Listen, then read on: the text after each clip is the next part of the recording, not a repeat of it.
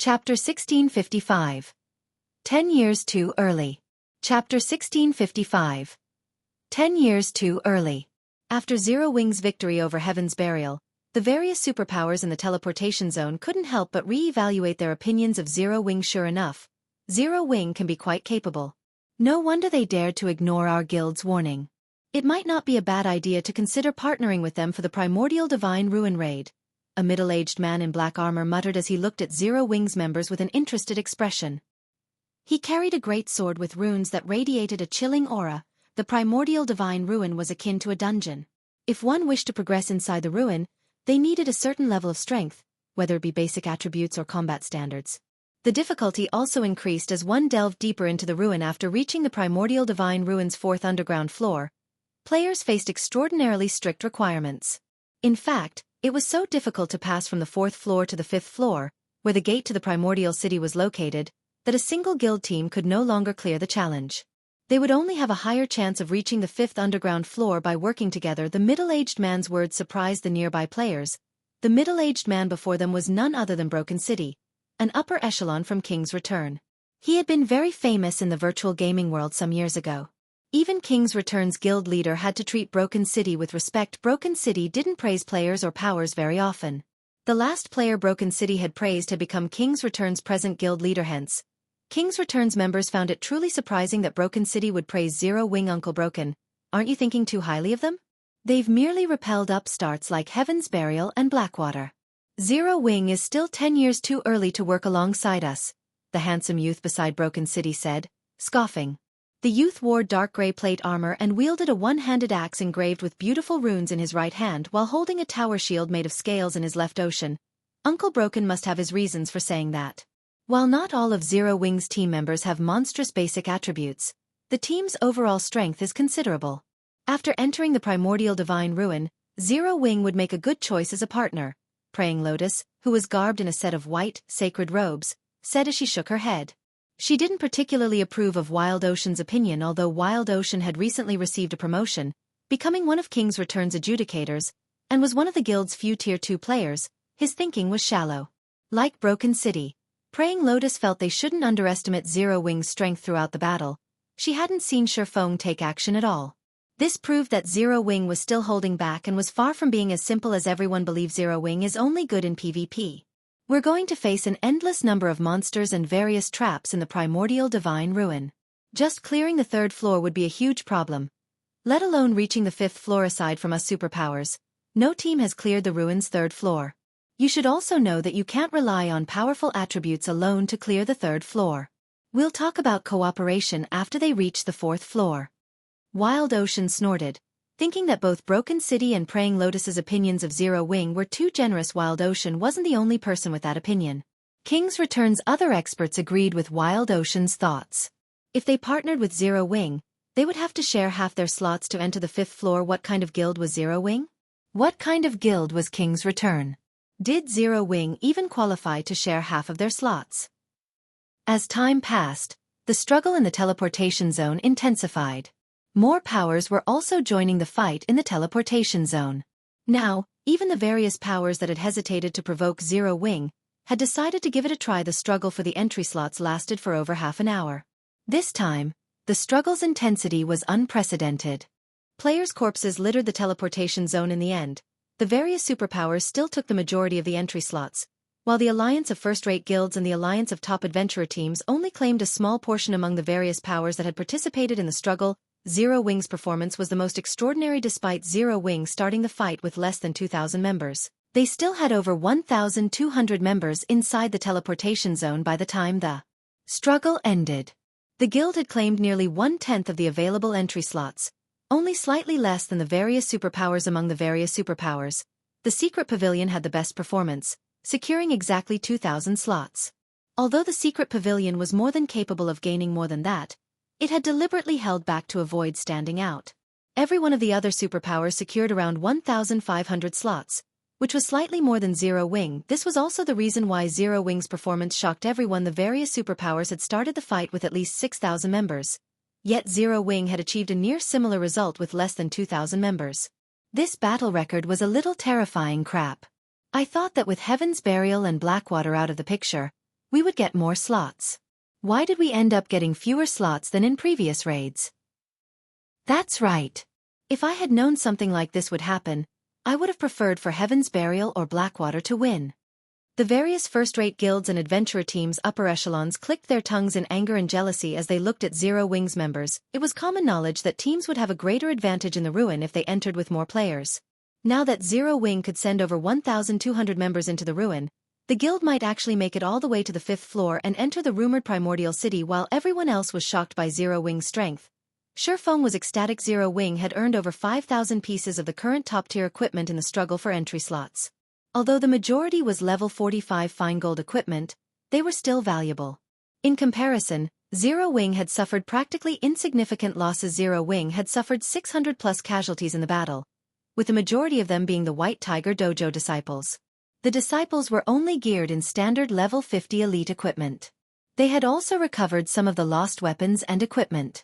Hence, Zero Wing had made a fortune in this battle. When there were fewer than 15,000 players in the teleportation zone, a blue glow enveloped the area. The players inside the zone disappeared a moment later, leaving an empty plot of land behind. The members of the various major powers that remained inside the tower quickly spread the news of the battle's outcome with the teleportation array's help. Zero Wing's surviving members instantly arrived at Dark Canyon. There were 3 shining, silver moons hanging in the sky. The visibility within the canyon was also very poor. At best, they could see 200 yards around them, and they couldn't sense any other creatures, which instilled a deep fear and insecurity. So, this is the Primordial Divine Ruins 1st floor? Aqua Rose muttered as she curiously surveyed her surroundings. With her physique as a Tier 2 player, she soon discovered the hidden threats around them. A group of skeleton undead hid at the top of the canyon, carrying heavy crossbows that could launch bolts with the power to rival Tier 2 skills. It was obvious that these skeletons had already locked onto their team and were ready to fire their crossbows at a moment's notice. Aside from the crossbow-wielding skeletons, Aqua Rose noticed a large number of ghosts flickering in and out of existence on the path ahead. The ghosts wandered around the bottom of the canyon, and even the weakest among them was a level 50 chieftain while the strongest were level 55 grand lords. If players accidentally provoked these monsters, the consequences would be unimaginable. As if they had long since familiarized themselves with this floor, the various superpowers teams quickly advanced on a predetermined path. As they advanced, the superpowers teams skillfully pushed away any ghosts they came across while dodging the heavy crossbow bolts. In comparison, the alliance formed by top adventurer teams quickly had their advance halted by powerful ghosts, their members peppered by the crossbow bolts from above the canyon. Damn it. Why is it so difficult? The various adventurer teams' upper echelons frowned at the 1st floor's difficulty. They were at a loss. Seeing this, the superpowers members shook their heads disapprovingly. The Primordial Divine Ruin was an extremely dangerous place, yet the various adventurer teams had believed that getting into the ruin was the most difficult part. The struggle in the teleportation zone was simply a prelude for what was to come. Before the adventurer team alliance could think of a plan, they noticed Zero Wing's members taking large strides towards the gateway to the next floor. Have they lost their minds? The various adventurer teams' upper echelons gaped as they watched Zero Wing fearlessly advance. Chapter 1656. Dauntless Zero Wing. Chapter 1656. Dauntless Zero Wing. The Adventurer Team Alliance wasn't the only force confused by Zero Wing's sudden advance. The several superpowers upper echelons and the first-rate guilds alliance also flashed Zero Wing incredulous looks. What's Zero Wing trying to do? Zero Wing's behavior confused everyone. The Dark Canyon's terrain was complex. Although there appeared to be many paths that would lead to the top of the canyon, only a few were actually viable. Moreover, timing was very important when traversing the various paths. A single mistake could easily put an entire team in a dangerous situation. It wouldn't be surprising if the team were even eliminated, although players would lose only 20% of their EXP and be sent back to the starting point when they died in the Primordial Divine Ruin. Multiple deaths would significantly weaken a team and increase the raid's difficulty for newcomers to the Primordial Divine Ruin, such as Zero Wing and the Adventurer Team Alliance. The safest way through the Dark Canyon was to follow the various superpowers, who were already familiar with the 1st floors. Trial, of course, tagging along didn't necessarily mean safety. Even if 2 teams took the same path, their timing wouldn't be the same. In this case, it would depend on the commander's abilities. Although, for the 2 superpowers that raided the ruin for the first time, this wouldn't be a problem. The force's leadership had a perfect grasp of their team's positioning, and could minimize their losses as they followed the other superpowers. The Adventurer Team Alliance's chain of command, however, was chaotic due to its multiple leaders. As a result, the Adventurer Team Alliance suffered many casualties as it attempted to follow after a superpower. But the Alliance still fared better than if it pioneered a path of its own yet. Zero Wing did not even understand such a basic principle and had made a beeline for the top of the canyon. Moreover, Zero Wing's members moved with large strides, paying no attention to the monsters in their way, unlike the other teams who carefully and steadily advanced. Suddenly, Cola, Turtledove, Yi Wumian, and Violet Cloud rushed ahead of Zero Wing's team, charging onto the gravel path that contained a plethora of wandering ghosts. Meanwhile, the 15 MTs of the Magic Light Team's 15 MTs guarded the rear of the team, while the Conqueror parties split up and covered the sides.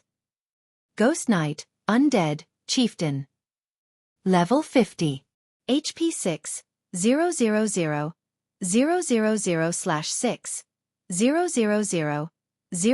000, Ghost Berserker, Undead, Lord. Level 52. HP 17, 000, 000/17, 000, 000, Ghost General, Undead, Grand Lord. Level 55. HP 85, 000, 000/85, 000, 000. As Cola and the others moved through the canyon, the wandering Ghost Knights and Ghost Berserkers quickly discovered their presence. Like hungry wolves that had just discovered meat, the ghosts surged towards the empty trio. Are they trying to get themselves killed?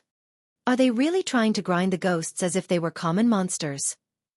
Everyone was stupefied as they watched Cola, Turtledove, and Yi Wumian attract more and more Ghost Knights and Ghost Berserkers. The Primordial Divine Ruin had an endless supply of monsters, and even if players killed these monsters, the awarded EXP and loot was insignificant compared to monsters outside of the ruin. Grinding these monsters simply wasn't worth the effort. Though to the various powers present, it did not really matter even if a large number of Ghost Knights and Ghost Berserkers ganged up on them, as they were more than capable of defeating these monsters instead. The canyon's true danger came from the numerous skeletons stationed at its top. The bolts they fired from their heavy crossbows were as powerful as Tier 2 attacks. Even level 50, Tier 1 MTs would be forced to retreat by several steps and lose around 4,000 HP if they blocked one of these bolts with their shields. If struck directly, they would be dead after 2 or 3 hits. Hence, it was important when selecting a path through the canyon to choose one with favorable terrain that could be used to block the crossbow attacks and lower the chances of encounter Ghost Generals in the blink of an eye. Over 500 Ghost Knights and dozens of Ghost Berserkers chased after Cola and the others. Moreover, the skeletons on both sides of the canyon had aimed and fired their crossbows at the MT trio. However, Cola and the others paid no attention to the countless incoming attacks and continued to advance mindlessly, attracting more monsters as they went. The commotion had even lured some of the wandering Ghost Generals. Good. Everyone, charge. Follow Cola's group.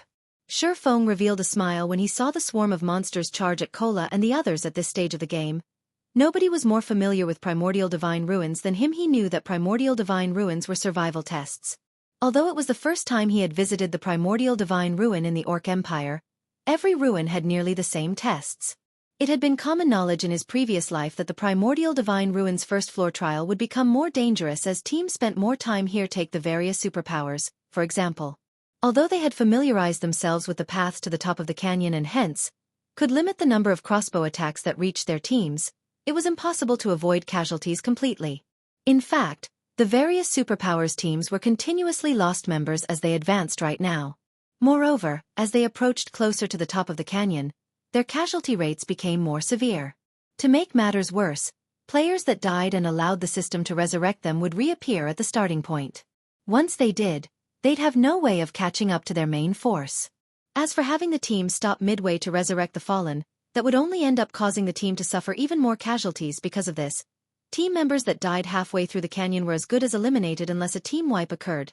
The best way to challenge the first floor trial was to send a player in as bait and draw the enemy fire while the rest of the team followed behind. Doing so would greatly reduce the number of attacks the team received and was much safer than following one of the more protected routes. The only problem with this method was that the players acting as bait needed to be strong enough.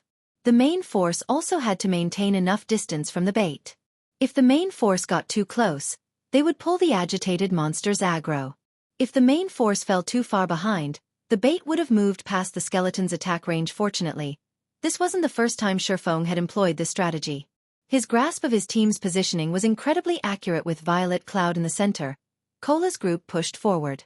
As they faced numerous attacks, their HPs steadily decreased. Fortunately, the chieftain-ranked ghost knights and lord-ranked ghost berserkers were not much of a threat. The true threat came from the ghost generals and the heavy crossbow attacks from both sides of the canyon, in particular. Currently, a swarm of ghost knights chased after Cola's group of 4, and although the situation looked dire, it worked in the group's favor as the ghost generals had a hard time reaching the players. Unfortunately, the same couldn't be said for the crossbow attacks when Cola, Turtledove, and Yi Wumian used their shields to block the incoming crossbow bolts. They'd stiffen slightly and lose around 1,500 HP. When the other powers noticed the damage Cola and his team received, they couldn't help their jealousy. Unlike Cola and the others, their MTs received over -4,000 damage even when they blocked the crossbow bolt successfully. This meant that the MT trio from Zero Wing could endure 3 times the attacks that their MTs could. However, they still ridiculed Zero Wing for its foolish leadership.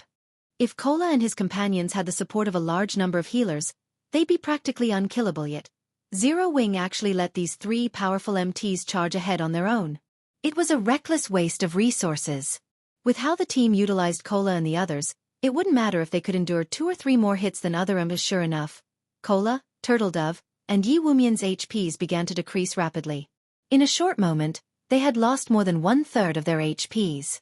The various superpowers' upper echelons lamented the loss. The MT trio only had a single healer to support them, and it simply wasn't enough to keep the 3 players alive. But after another moment, the superpowers noticed something strange. Despite Cola, Turtledove, and Yi Wumian's HPs having already fallen below the 25% mark, Violet Cloud hadn't prepared to cast any spells. What's going on? Isn't that girl a cleric? Or does she have some kind of grudge against those MTs? Everyone watched Violet Cloud in confusion. However, while the spectating crowd wondered about the young woman's hesitation, Cola took a look at his own HP bar. Let's begin, Cola said. Rather than panicking, his voice contained a hint of excitement. Turtledove and the others then nodded in response, following which, Cola shouted before releasing a blinding golden glow. Suddenly, a golden pillar of light descended from the sky and enveloped Cola's group, illuminating the dark canyon suddenly. For golden barriers enveloped each member of the group. The move Cola just used was none other than the Tier 2 skill, Divine Shield, which Shurfeng had obtained from the Boneless Land. When activated, the skill granted the Divine Shield buff, which lasted 30 seconds, to a maximum of 10 players. The buff decreased incoming damage from Tier 3 or below attacks by 50% and attacks above Tier 3 by 20%. The buff also increased attack speed and movement speed by 20% and healing effects received by 100%. Divine Shield was a very powerful skill, though it had a downside. A 1-hour cooldown. Violet Cloud also used the Tier 2 spell, Holy Prayer. The spell affected all allies within a 50-yard radius, and granted them an hot buff that healed them based on Violet Cloud's mana. Moreover, players affected by Holy Prayer would receive a 20% damage reduction buff. The spell had a 1-minute duration and a 20-minute cooldown. Under the effects of these 2 skills, Cola's group members each recovered over 8,000 HP every second.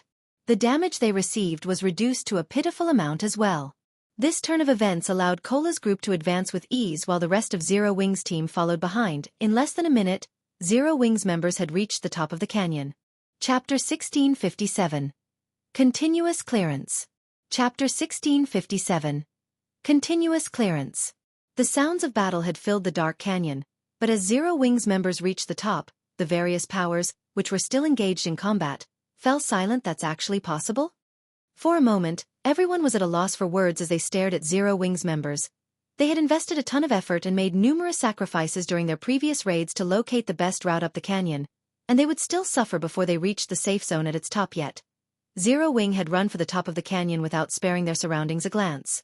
Not only had the guild team succeeded, but they had only lost a few dozen players, which was practically negligible. Sure enough, Zero Wing is extraordinary, Praying Lotus muttered, her eyelashes fluttering as she watched Shurfeng, the commander of Zero Wing's team. No other guild would dare to be so bold. The 2 skills Cola's group had used were particularly powerful. Although they were not invulnerability skills, the combined effect had nullified the threat from both the ghosts and the heavy crossbows. They only got through thanks to powerful attributes and skills, Wild Ocean said, clicking his tongue. The next floors will be even more difficult, and basic attributes will become less important. If they try to pull another stunt like that, they'll get themselves killed. MHM. Praying Lotus did not rebuke Wild Ocean's words this time. After all, What the Shield Warrior youth had said was true. As players delved deeper into the Primordial Divine Ruin, the trials they faced would become more difficult. They would also encounter more and different traps. Rather than simply relying on raw power, players would have to rely on their technical abilities in the lower floors. The brute force method Zero Wing had used was only viable on the first floor. It wouldn't be possible to clear the following floors with the same method correspondingly, though players would have higher chances of encountering opportunities and treasure the further they explored. There was practically nothing noteworthy in the ruins' first underground floor. One would be extremely lucky if they even came across a bronze treasure chest. Although players could also find combat techniques on the first underground floor, the chances of that were extremely slim. If one wanted better loot, they'd have to reach the Primordial Divine Ruins' third underground floor. Only the third floor and down offered level 50+ top-tier equipment. At the same time, the chances of finding combat techniques and other treasures also increased. Feng didn't hurry towards through the ruin after reaching the top of the canyon.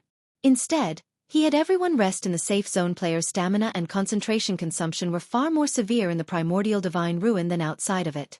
If they did not rest, they might fail trials that should be passable. Meanwhile, the only places in which players could rest in the Primordial Divine Ruin were the system-established safe zones.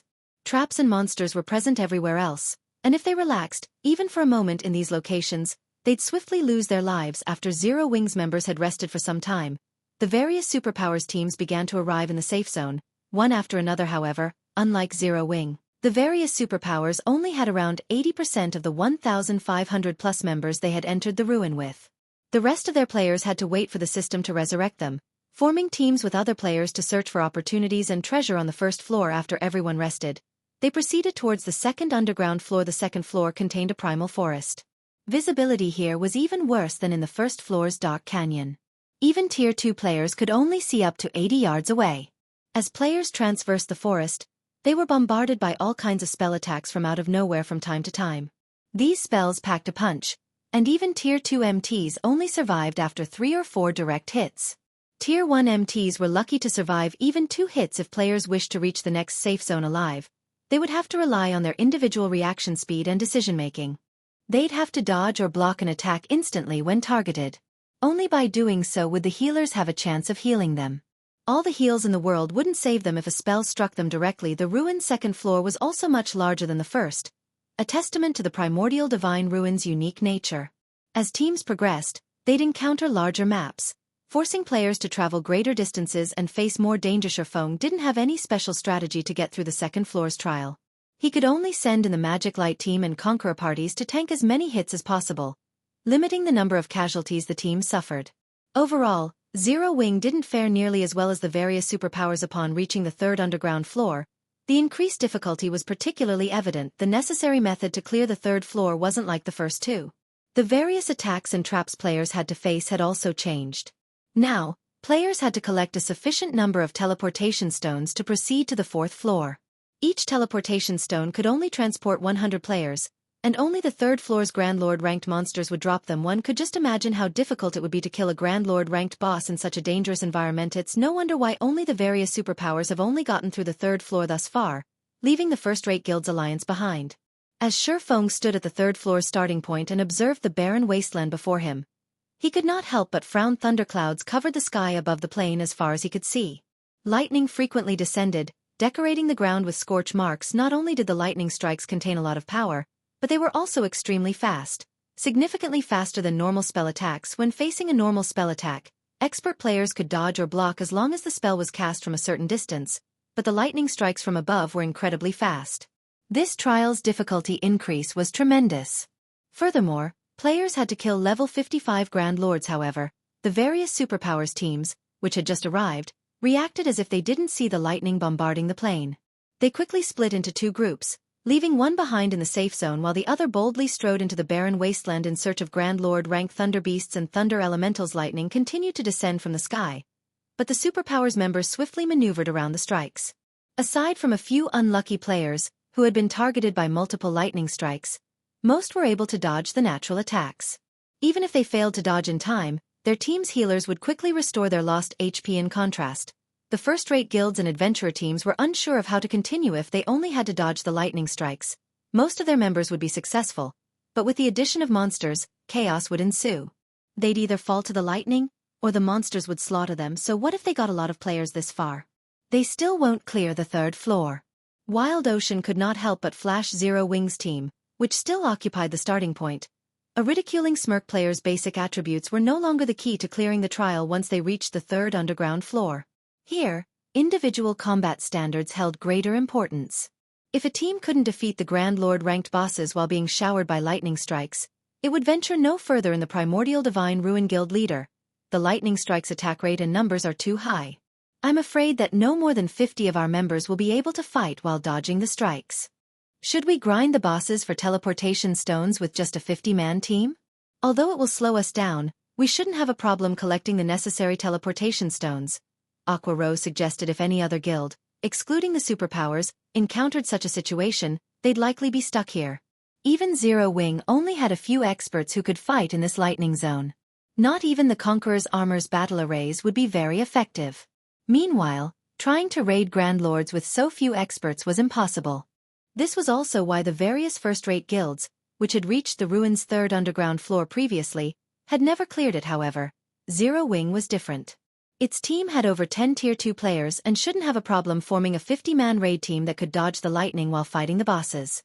Unfortunately, raiding level 55 Grand Lords with only 50 members would take a lot of time.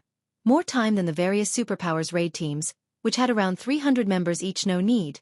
We'll all go together. Shurfeng said, smiling as he shook his head. Everyone? For a moment, Aqua Rose thought she had misheard Shurfeng relax.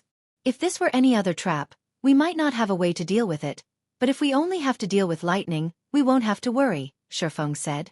He then took a thick, ancient tome from his bag. This item was none other than the Ancient Weather Book. Chapter 1658. Might of the Ancient Book. Chapter 1658. Might of the Ancient Book. Across the vast wasteland, the various superpowers hunted bosses with organized precision. Meanwhile, the first-rate guilds and top adventurer teams could only watch from within the safe zone. Although these teams had a few experts who could dodge the lightning strikes, players who could dodge while fighting a Grand Lord were as rare as a Phoenix's Feather A level 55 Grand Lord was already an extremely difficult foe, and teams lost players even during a normal raid. Hence, trying to raid one while severely handicapped would simply be suicidal. To compensate for their lack of numbers, the various first-rate guilds and top adventurer teams had tried to pool their experts to raid the bosses. However, despite multiple attempts, they had failed. Although the alliance of the various first-rate guilds and adventurer teams had formed allowed them to build a raid team with sufficient manpower, the environment favored the Grand Lord-ranked Thunder Elementals and Thunder Beasts. The third floor's environment enhanced all lightning-type skills and spells by 30%. Cloth armor classes, which had low HP and defense, would likely die instantly if they failed to dodge the Thunder Elementals or Thunder Beast skills. Zero mistakes were allowed in battle. However, players would be hard-pressed to avoid mistakes while constantly bombarded with lightning. In the end, the Alliance team wiped after losing so many members midway through the battle. As the first-rate guilds and top adventurer teams rested, Shurfeng led his entire team into the lightning zone. It was as if he had missed their tragic downfall after fighting in the wasteland. They going all together? Have Zero Wings members lost their minds? What are they trying to do? Even if a single death only costs 20% EXP, do they have to be so reckless? When the members of the various first-rate guilds and adventurer teams saw Zero Wing head into the plains, they thought that Zero Wing's members had gone mad in this lightning wasteland. A player's basic attributes didn't matter as much as on the previous floors. Here, combat standards were far more important. Even if a team charged into the lightning wasteland with 1,000 members, each member would suffer the same number of lightning strikes. In fact, the players would have a higher chance of being struck. This was because players would have less space to maneuver in a larger group. Moreover, if players were not careful when they dodged, they'd likely avoid their own lightning strike only to get hit by their neighboress. The various powers weren't the only ones confused by Shurfeng's ludicrous decision. Even Zero Wings members were confused. They had seen how the experts from the various first-rate guilds and top adventurer teams had ended up after fighting in the wasteland. They also knew that those expert standards were much stronger than theirs. If they rushed into the plains, they'd doubtlessly suffer a similar fate. As Zero Wings members approached the safe zone's boundary and were about to enter the lightning zone, they couldn't help their growing nerves. Why are they here? Wild Ocean, who currently fought within the zone, was surprised to notice Zero Wings' team enter the lightning wasteland. Are they that tired of living? Zero Wings' team had over 1,000 members, and if it tried to enter the zone with so many players, the number of lightning strikes that would descend on the team would be staggering. Not even superpowers like King's Return would pull such a stunt. Could Zero Wing be experimenting and trying to see how many of its members can survive a battle in the lightning zone? Praying Lotus, who was casting a healing spell, was just as stunned to see Zero Wing's advance as the various superpowers members wondered. One player from Zero Wing after another stepped into the zone. Watching 1,000+ players set foot into the lightning wasteland was extraordinarily eye-catching. Almost everyone kept a curious eye on Zero Wing's team, wondering how it planned to deal with the countless lightning strikes that would fall upon them. 3 seconds passed. 5 seconds passed. 10 seconds.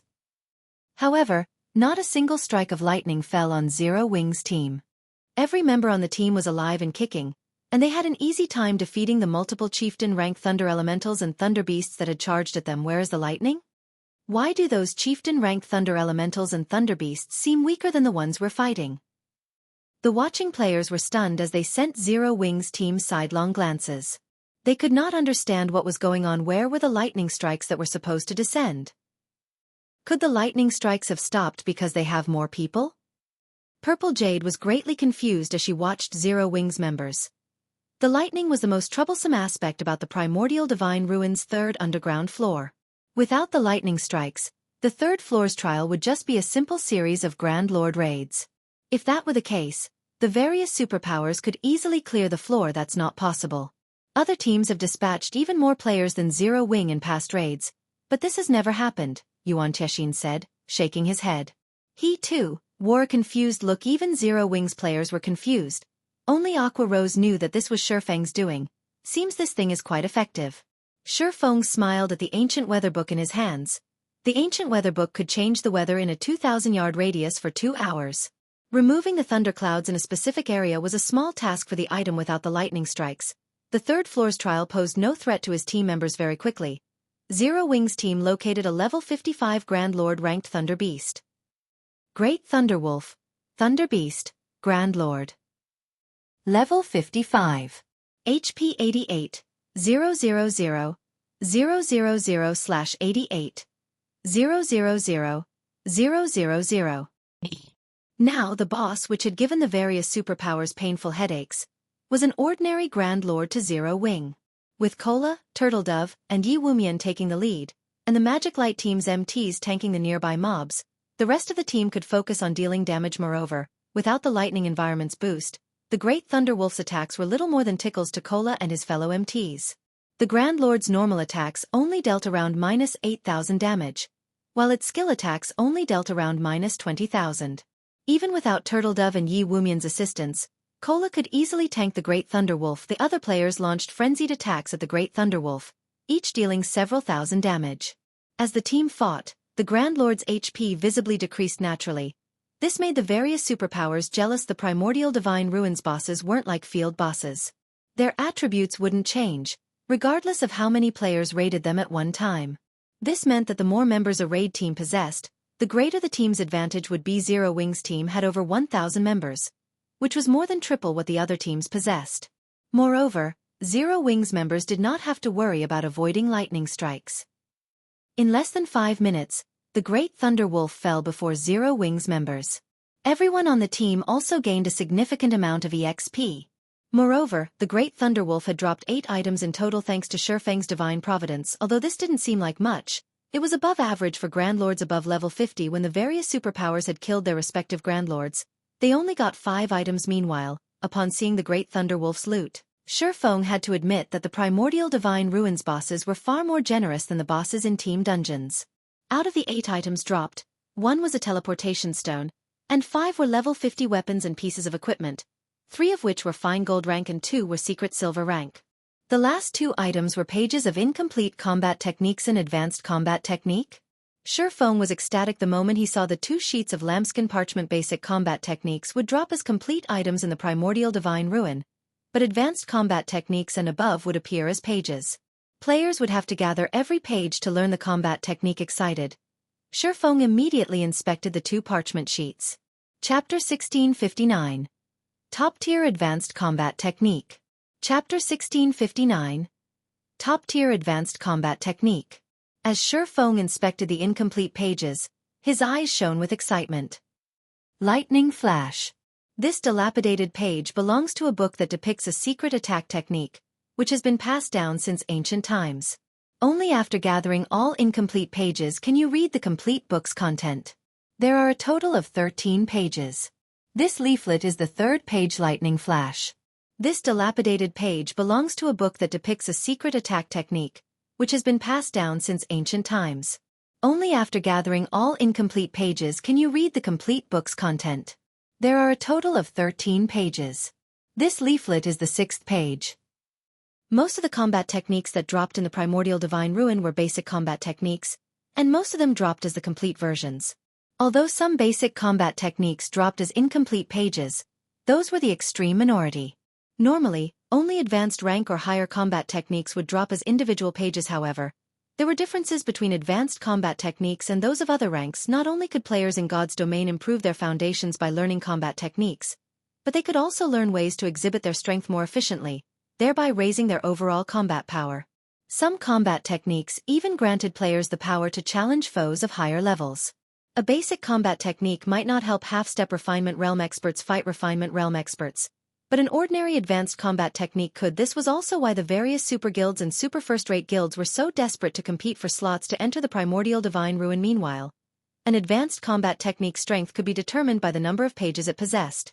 An ordinary advanced combat technique would only include 6 to 8 pages, a first-rate advanced combat technique would possess 9 to 12 pages, and a top-tier advanced combat technique would possess 13 to 15 pages. An ordinary advanced combat technique could only help a half-step refinement realm expert qualify to fight a refinement realm expert. Meanwhile, a first-rate advanced combat technique allowed refinement realm experts to face flowing water realm experts. As for top-tier advanced combat techniques, if flowing water realm experts learned one, they could even pose as a threat to void realm experts. Even throughout God's domain, void realm experts were extremely rare. Yet, with a top-tier advanced combat technique, a flowing water realm expert could stand against void realm experts. One could just imagine how valuable such a combat technique was. There was no doubt that Lightning Flash was a top-tier advanced combat technique. Shifeng had never expected to get lucky enough to find a top-tier advanced combat techniques pages, and moreover, it was an attack-type technique. Zero Wing didn't actually have any of these. If it were possible to collect the complete Lightning Flash secret technique, it would certainly help the guild's experts. Learning the technique would likely offer more benefits than the Conqueror's armor. The Conqueror's armor only gave its wearer the power to face refinement realm experts temporarily, and after all was said and done, it was only a piece of level 50 equipment. Once players leveled up, the equipment would be useless. It could not truly become part of a player's strength. An advanced combat technique was different. Once players learned it, they could put it to good use regardless of their level. It would also offer significant help when players challenged their promotion quests. Moreover, a complete advanced combat technique was different from secret technique tablets. Although the combat techniques one could learn from a secret technique were more powerful than advanced combat techniques, very few players could learn them. It was impossible to share those techniques with a significant number of players. However, a complete advanced combat technique took the form of a book. He could store the book in the guild warehouse, and guild members could read it as they wished. Setting aside whether or not players could actually learn the technique successfully, at the very least, everyone would have the opportunity to learn in the past. The reason that experts from the various superpowers had an easier time with their promotion quests, rising through the tiers, than experts from first-rate guilds and below wasn't just better weapons and equipment. Rather, it was because their access to combat techniques was superior in both quantity and quality. Thinking up to this point, Shifeng led his team in search of another boss rather than resting. The ancient weather book only had a 2-hour duration, whereas it had a 10-hour cooldown. He might be able to wait for such a long time, but the Primordial City would not wait for him. Who knew if the Primordial City had an entry limit? If there wasn't one, they might be alright, but if there were, he and Zero Wings members would lose their chance to enter the legendary city if they were too late. Hence, he had to cherish every second and minute of these 2 hours. Zero Wings members continued to hunt one Grand Lord rank Thunder Elemental or Beast after another. When the team encountered a Grand Lord in the barren wasteland, they'd pounce like a pack of hungry wolves. They behaved nothing like the players from the various superpowers, who returned to rest in the starting area after slaying 1 or 2 bosses. The various superpowers grew envious at seeing this. Without the threat from the lightning strikes, Zero Wing could casually slaughter these ready-made Grand Lords. Not only were the team members able to earn an abundance of EXP, but they also secured plenty of top-tier equipment. The Primordial Divine Ruin's third underground floor had practically become a sacred leveling spot for Zero Wing. How is this possible? King's Return's Wild Ocean was at a loss as he watched the scene before him. He had assumed that Zero Wing would be stuck on the 3rd floor, yet based its pace, it'd likely be the first team to reach the 4th underground floor. Uncle Broken, should we contact them? Praying Lotus whispered to Broken City, who stood beside her. Thus far, the various superpowers had only reached the 4th floor. Not one of their teams had made it to the 5th yet. The 4th floor was simply too difficult, and there was no comparing it with the 3rd floor. With the current strength of King's Return's team, it could not clear the 4th floor alone. If King's Return wished to reach the 5th floor, it would have to ally with another team. However, doing so would leave the team fewer entry slots to the 5th floor. No. It is too soon. We'll send them an invite once they experience the 4th floor's wall, Broken City said, smiling as he shook his head. The 3rd floor's trial was child's play compared to the 4th floor. Not only did players have to face all sorts of attacks, but the Guardian boss was also a bona fide level 58 Grand Lord ranked archaic species. Even now, not a single superpower had dealt any damage to the Guardian boss. Although King's Return had prepared thoroughly this time, they had no more than a 30% chance of defeating the Grand Lord. Needless to say, Zero Wing's chances were even lower. While the various powers grinded bosses on the Primordial Divine Ruins 3rd underground floor, news of Zero Wing's team completing the 3rd floor's trial quickly spread among the participating teams. The various large guilds and top adventurer teams from the kingdoms and empire neighboring the Orc Empire, in particular, had to re-evaluate their opinions of the guild. The various superpowers had, thus far, monopolized the Primordial Divine Ruins 4th floor. The fact that Zero Wing had reached that floor proved that it could nearly rival those superpowers in terms of top-tier experts. At the very least, Zero Wing was definitely superior to first-rate guilds and top adventurer teams in this regard. However, a deathly silence had fallen over the meeting room within Heaven's Burial's ancient Rock City residence. Due to this latest information, nobody could have imagined that, in one short day, Heaven's Burial would lose the massive advantage it had cultivated. And it was all due to Zero Wing. First, Zero Wing had shattered ancient Rock City's defensive magic arrays. Then, the guild had plundered their entry slots for the Primordial Divine Ruin. Now, Zero Wing was about to set foot on the ruin's 4th underground floor. Zero Wing. Singular Burial's expression twisted as he read the latest report. Heaven's Burial's reputation was in tatters. If they did not figure out a way to deal with this problem now, the guild would likely have a rocky path ahead even if they held on to ancient Rock City. Singular Burial spun towards Flame Blood, who sat beside him wrapped in bandages, and growled. Flame, didn't you say that Beast Emperor needs the souls of 400,000 elite players to display his full strength in Star Moon Kingdom? Go. Tell him that I will fulfill that request. Guild leader, are you planning on giving up on Star Moon Kingdom entirely? Flame Blood could not help his surprise. Beast Emperor's request was no laughing matter. It was both the last and worst option Heaven's Burial had. That's right. Since we can't have Star Moon Kingdom, what's the point in leaving it alive? Singular Burial nodded, a hint of madness flashing in his eyes. Although he did not want to admit it, he had to acknowledge the fact that Heaven's Burial had lost the struggle for Star Moon Kingdom. Regardless of whether or not they defended ancient Rock City, the necessary funds to repair it was still a problem. They also had to pay plenty in bounty claims each day. If they continued the battle with Zero Wing, it would only be a matter of time before the guild was finished. Even if Heaven's Burial had the support of major corporations, if he wanted Heaven's Burial to survive, he had to give up on Star Moon Kingdom. I understand. I'll contact Beast Emperor right away. Seeing how serious Singular Burial was, Flame Blood inwardly lamented the fact that the man had become like this. He never thought that a guild like Zero Wing could actually corner Singular Burial, a genius, to this extent. Of the many years he had followed Singular Burial, this was the first time something like this had ever happened. Chapter 1660. Lightning Flash Secret Technique. Chapter 1660. Lightning Flash Secret Technique. In a certain mountain range covered with dense forests, countless powerful monsters roamed about the area. Every monster here was above level 100, and quite a few were mythic rank. However, none of these monsters dared to approach the forest in the mountain range's inner regions. Suddenly, a figure appeared at the forest's entrance. It was none other than Flame Blood. When Flame Blood appeared, several massive, humanoid creatures appeared around him, each radiating the terrifying aura only Tier 4 mythic monsters had. Amazing. After not seeing him for some time, he's already developed to this point? Flame Blood was stunned when he noticed the 6 mythic-ranked evil demons around him. Mythic-ranked evil demons. Evil demons were far more difficult to nurture than evil beasts. Previously, Beast Emperor had only been able to nurture a Grand Lord-ranked evil demon. Although Grand Lord-ranked evil demons were very powerful, they were not invincible. If numerous experts worked together, they'd still be able to kill one. However, it was a different story for Mythic-ranked evil demons. At this stage of the game, Mythic monsters were insurmountable, even to the various superpowers. Otherwise, the level 50 super large-scale team dungeon in God's domain would not stand empty. Moreover, evil demons commanded superior intellect and could exhibit greater combat power than evil beasts. Most importantly, they could be summoned at any time, unlike evil beasts, which could only move from location to location of their own power. Now that Beast Emperor commanded Mythic-ranked evil demons, he had the equivalent of Mythic-ranked bodyguards at all times. Having Mythic-ranked evil demons would undoubtedly increase the safety and survivability of controllers like Beast Emperor by a significant margin.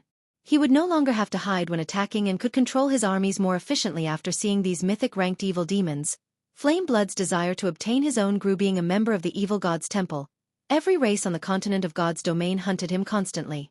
Surviving in the game had become exceedingly difficult.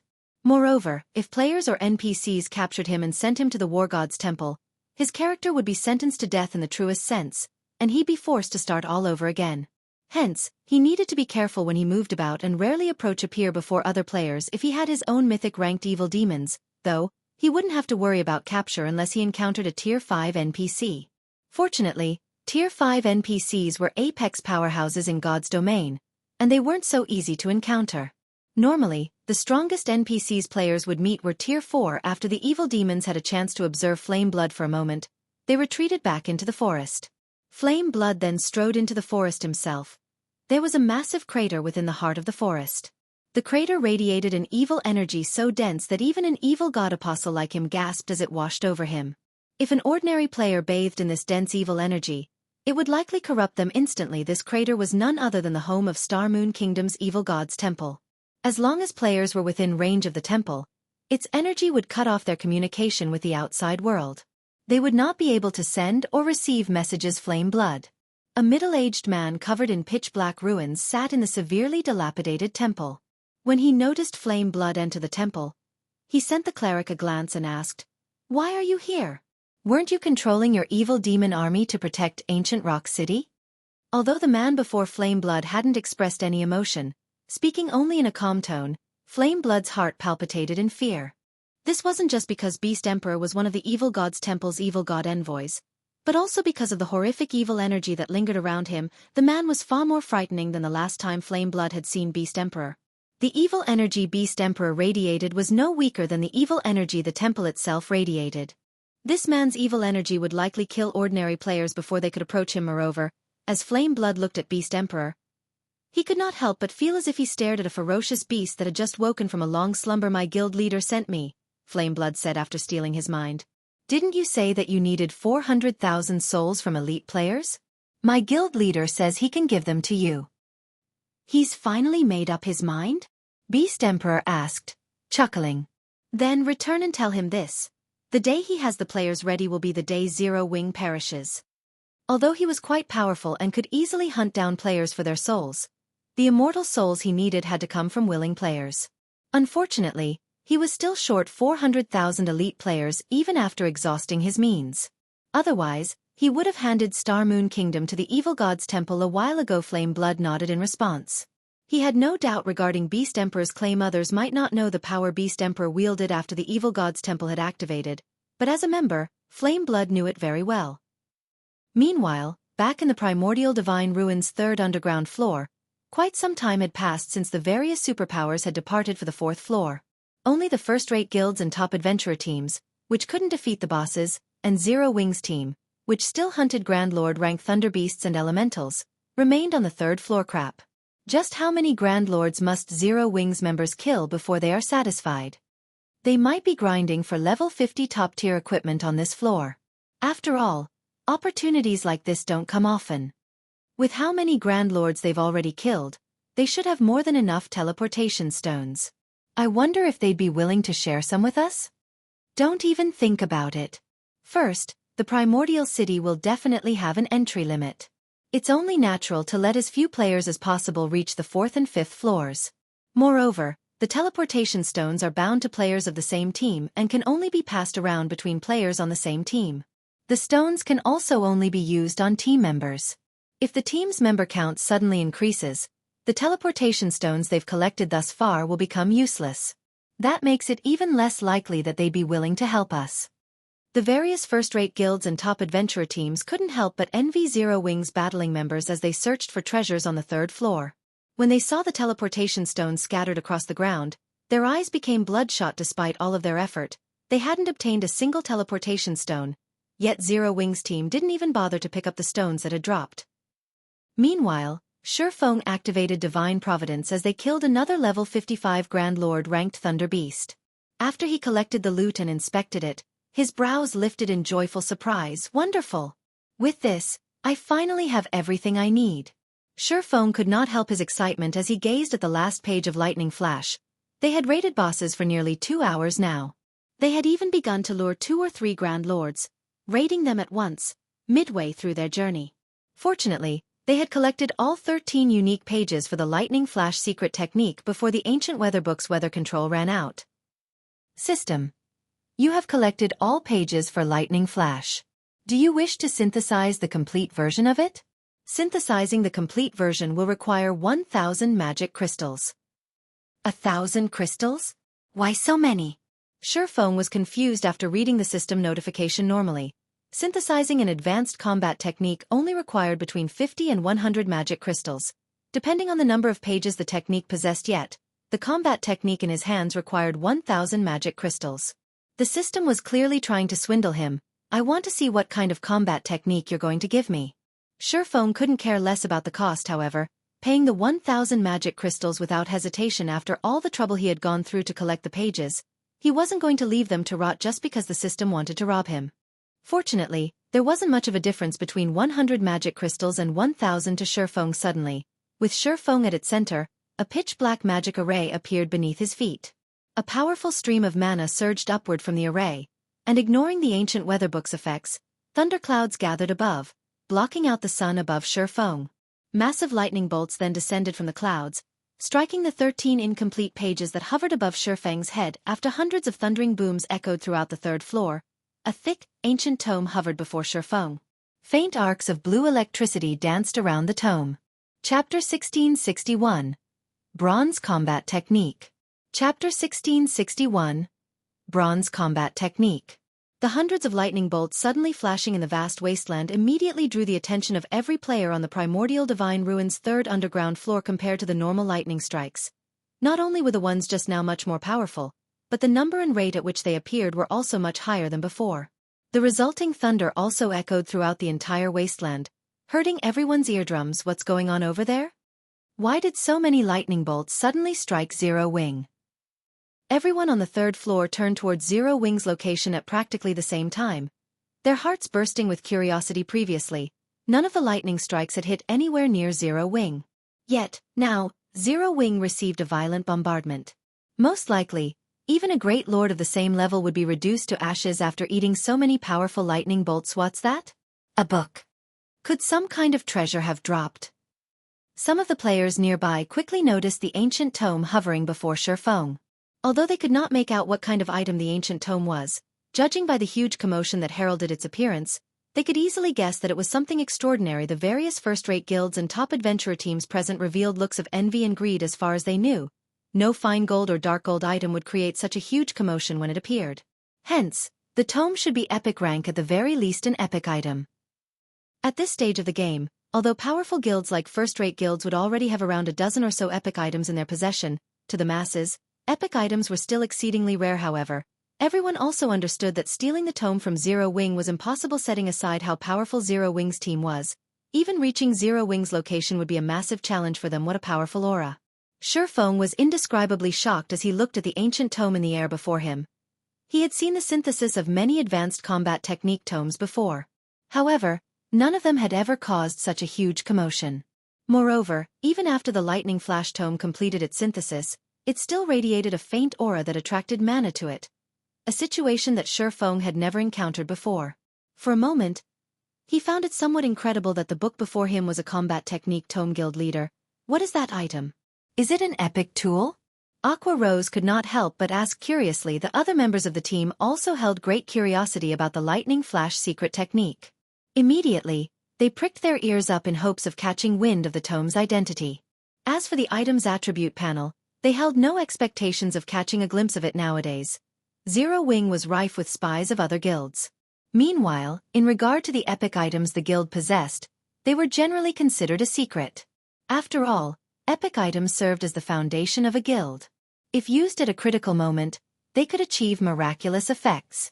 Naturally, the guild wouldn't reveal such an important secret unless necessary, hence, the members of the team did not hope to find out the exact details of the tome. They only wished to know what kind of item it was. No. Shifeng shook his head. Smiling, he said, "This is a combat technique." A combat technique? Aqua Rose could not help but narrow her eyes at Shifeng skeptically. She suspected that Shifeng was simply messing around with her. What kind of combat technique could cause such a huge commotion? Even a secret technique tablet would not create such a commotion. When it dropped, Shifeng's words stunned everyone. Although they refused to believe Shifeng, they all knew what kind of personality he had. He would never lie about something like this. Moreover, if he did not wish for them to know what the tome was, he could simply say that it was a guild secret. In that case, they naturally would not pursue the matter yet. Everyone also found it unbelievable that a combat technique could cause such a huge commotion, of course. Moreover, it isn't just any ordinary combat technique, Shifeng said, a hint of excitement in his voice. This is a bronze combat technique with a complete legacy. Advanced combat techniques was something that countless expert players wished to learn. Even the various superpowers only possessed a few in the past. Advanced combat techniques had also been the strongest combat techniques Shifeng knew of. However, after finding out about secret technique tablets, in addition to the relevant information Phoenix Rain had provided him, he discovered the existence of combat techniques that were even stronger than advanced combat techniques, bronze combat techniques. Normally, secret technique tablets were the only source of bronze combat techniques. Meanwhile, the power one could exhibit using such a technique was beyond imagination. Even Void Realm experts would have difficulty coping against a bronze combat technique. Shifeng had never expected to obtain a bronze combat technique on the third floor of the Primordial Divine Ruin compared to a bronze tablet. A tome that recorded a complete bronze legacy technique was undoubtedly much better. Although a bronze tablet contained numerous bronze combat techniques, only 10 players could enter a bronze tablet each month, which meant that the guild could use it to nurture a mere handful of players. However, a combat technique tome did not possess such a restriction. As long as he willed it, he could let however many players learn from it as he wished. A bronze combat technique? Most of the Zero Wing members present revealed looks of confusion when they heard Shifeng's words. They did not understand what a bronze combat technique was. At Alas for Aqua Rose and the others who had previously entered the legacy space for the secret spellcasting technique, they could not help but gape in shock. They knew what exactly a bronze combat technique represented. Something much more powerful than an advanced combat technique. Only players like them, who had entered the bronze temple of a secret technique space, would know about bronze combat techniques. However, back then, they received only one learning opportunity for each floor they ascended in the bronze temple. Moreover, each floor became increasingly difficult to clear as they reached higher floors, which severely limited the number of learning opportunities they had now. However, they had a complete bronze combat technique tome. This meant that they could learn the combat technique recorded on it at any time and without limit. Now that we have achieved our goal here, it's about time we headed down to the 4th floor, Shifeng said, chuckling. He then used the teleportation stones to send everyone to the 4th underground floor of the Primordial Divine Ruin. Zero Wing's team of 1,000+ players vanished from the lightning wasteland. Primordial Divine Ruin's 4th underground floor. The setting here was a quiet valley abounding with lush vegetation. A towering set of doors could be seen situated at the heart of the valley. Even if one stood at the summit of the mountains that formed the valley, one could still see this towering set of doors very clearly. Not only were the doors 100 meters in height, but they also sported plenty of divine runes carved on them. The doors radiated a powerful aura that would probably deter ordinary players from approaching them at this moment. However, a flashy light show could be seen taking place before the massive stone doors. At the same time, sounds of explosions kept echoing throughout the entire valley. In the next moment, a two-headed, three-tailed earth dragon, which stood before the stone doors, could be seen letting out a deafening roar. Meanwhile, encircling this earth dragon was a team of 1,000+ experts. Currently, these expert players were attacking the monster in a frenzy, bombarding the 50-meter-tall earth dragon with one attack after another. However, despite the spectacular phenomena accompanying their attacks, the attacks themselves dealt only around -400 damage. From beginning to end, not a single attack inflicted over -1,000 damage to the monster. What a powerful monster! An archaic species? Or is it a ferocious beast? Zero Wings members could not help but stare wide-eyed at the monster guarding the massive stone doors, their hearts filled with shock. Chapter 1662. Edgeless Blade and Earth Dragon. Shurfeng could not help but be astonished as he looked at the 50-meter-tall monster standing inside the valley. Frost Flame Two-Headed Earth Dragon, Archaic Species, Inferior Dragon, Grand Lord. Level 58. HP 270, 000, 000/270, 000, 000. Compared to other archaic species of similar rank and level, the Frost Flame Two-Headed Earth Dragon was clearly stronger. Its HP already rivaled that of mythic monsters of the same level. It did not look like a Grand Lord at all. Moreover, aside from the Earth Dragon having superb defense, the battlefield it fought in was surrounded by pools of scorching lava. From time to time, jets of lava would shoot up and rain down on random locations of the battlefield. Even MTs would be able to endure a direct hit from the lava only 3 or 4 times. Should they successfully block the lava rain, the durability of their weapons and equipment would decrease significantly. In addition to the lava rain, the Earth Dragon itself attacked with its 3 tails and spewed out frost or flame breaths frequently. As a result, the expert players of the superpowers currently raiding the boss turned into streaks of light and disappeared from the battlefield one after another.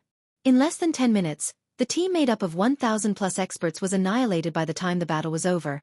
The entire area before the massive stone doors had transformed into a world of flames and frost, the scene both mesmerizing and shocking at this point. The spectating members of the various superpowers wore somber expressions on their faces as they looked at the Earth Dragon looming over them arrogantly before the stone doors. The Earth Dragon's defense and HP were both ridiculously high. In addition, players raiding the Earth Dragon had to keep an eye out for the lava that would rain down from the sky. However, after Shurfeng and the others arrived inside the valley, the various superpowers all shifted their sights towards them. When these superpowers saw Shurfeng's group moving past them, heading straight towards the Frost Flame Two-Headed Earth Dragon, none of them displayed any hostility. They simply watched quietly as Zero Wings' team approached the boss. Although there was only one boss on the entire 4th floor, they were not in a hurry to fight it at all. The reason for this was their confidence in the Earth Dragon's strength. The task of killing the Earth Dragon was no longer something a single superpower or large guild could achieve. Multiple superpowers would need to cooperate to deal with the boss. They couldn't possibly intend to take on the boss on their first visit, right? Wild Ocean could not help but laugh in ridicule when he saw Zero Wings' team showing signs of wanting to raid the Earth Dragon. The team that tried raiding the Earth Dragon just now consisted of the strongest experts of 2 superpowers. In the end, however, they were still no match for the boss. The Earth Dragon itself was already a massive challenge to players. The lava rain launched at random intervals from the surrounding lava pools only served to further increase the demands on players' combat standards. Meanwhile, the standard of Zero Wings members was significantly inferior to that of the members of the various superpowers. Of course, it would be a different story if Zero Wing could replicate its feat on the 3rd floor and prevent the lava attacks from occurring entirely. However, how could such a thing happen time after time? It's better for us if they try. Once they realize where the difficulties of the raid lie, we'll have an easier time negotiating conditions for cooperation with them later on, Broken City said, chuckling nonchalantly. Though, I do wonder how much of the boss's HP Zero Wing will be able to shave off. Zero Wing was behaving similarly to how the Sacred Temple and Crimson Emperor had before, although both guilds had known that the boss was not easy to deal with. As this was their first time raiding the Primordial Divine Ruin, they had felt that they should have no problem taking down the boss if they worked together. In the end, however, their combined forces got annihilated before they could even get the boss's HP below the 80% threshold. Now the upper echelons of both guilds were wearing exceedingly ugly expressions on their faces. Even the combined forces of the Sacred Temple and Crimson Emperor managed to lower the boss's HP only to 81%. I'm guessing Zero Wing will have trouble taking away even 5% of the boss's HP. Just the first 2 lava showers will most likely wipe out over 80% of Zero Wing's members. With the remaining members, they would be fortunate if their overall DPS exceeds the boss's battle recovery, Praying Lotus said, shaking her head in disapproval as she looked at Zero Wing's team. Although Zero Wing's previous performances had indeed exceeded expectations, the guild's deficient foundation would be its downfall on this floor. Meanwhile, the other guilds present were sitting back, eagerly awaiting the start of the upcoming show. After all, as more teams fought the Earth Dragon, spectators like themselves would be able to uncover more of the Earth Dragon's secrets, which would, hopefully, eventually allow them to defeat the boss. Uncle Yuan, how far do you think Zero Wing will be able to go? Purple Jade asked curiously as she looked at Shurfeng, who stood in the middle of Zero Wing's team. Other guilds might not have a clear idea of Zero Wing's strength, but the secret pavilion was well informed on matters regarding God's domain. They were quite aware that, when Phoenix Rain's Phoenix Pavilion and Zero Wing obtained the first clear of the Sunset Forest, Zero Wing had played an indispensable role in the raid. I'm not sure. Maybe they'll shave off around 20% of the boss's HP. Hopefully, they can get the boss to enter its second phase. That way, we can get a better understanding of the boss, Yuan Tianxin replied, shaking his head. Meanwhile, just as Yuan Tianxin and Purple Jade were conversing with each other, Zero Wing's members were also looking at and discussing the Earth Dragon Guild leader. Let's go. Kola urged excitedly as he looked at the distant Earth Dragon. Truthfully, dealing with the bosses on the third floor had not posed a challenge to him whatsoever. He had not been able to fully exhibit the Titan Guard's capabilities when going up against those bosses. Now that the Frostflame two-headed Earth Dragon was before him, he was very eager to use it as a sparring partner to improve himself. Guild leader, why not let me be the lead MT this time? Turtledove eagerly recommended herself at this moment. Kola and the other MTs weren't the only ones itching for action. Fire Dance, Shadow Sword, and the other DPS of the team were also bursting with fighting spirit. As long as Shurfeng gave the command, they would immediately charge at the Earth Dragon without hesitation. Hold on a moment. Shadow, take this weapon and use it for this raid, Shurfeng said after pondering for some time. He then took out the Tier 3 mana weapon Edgeless blade from his bag and handed it over to Shadow Sword initially.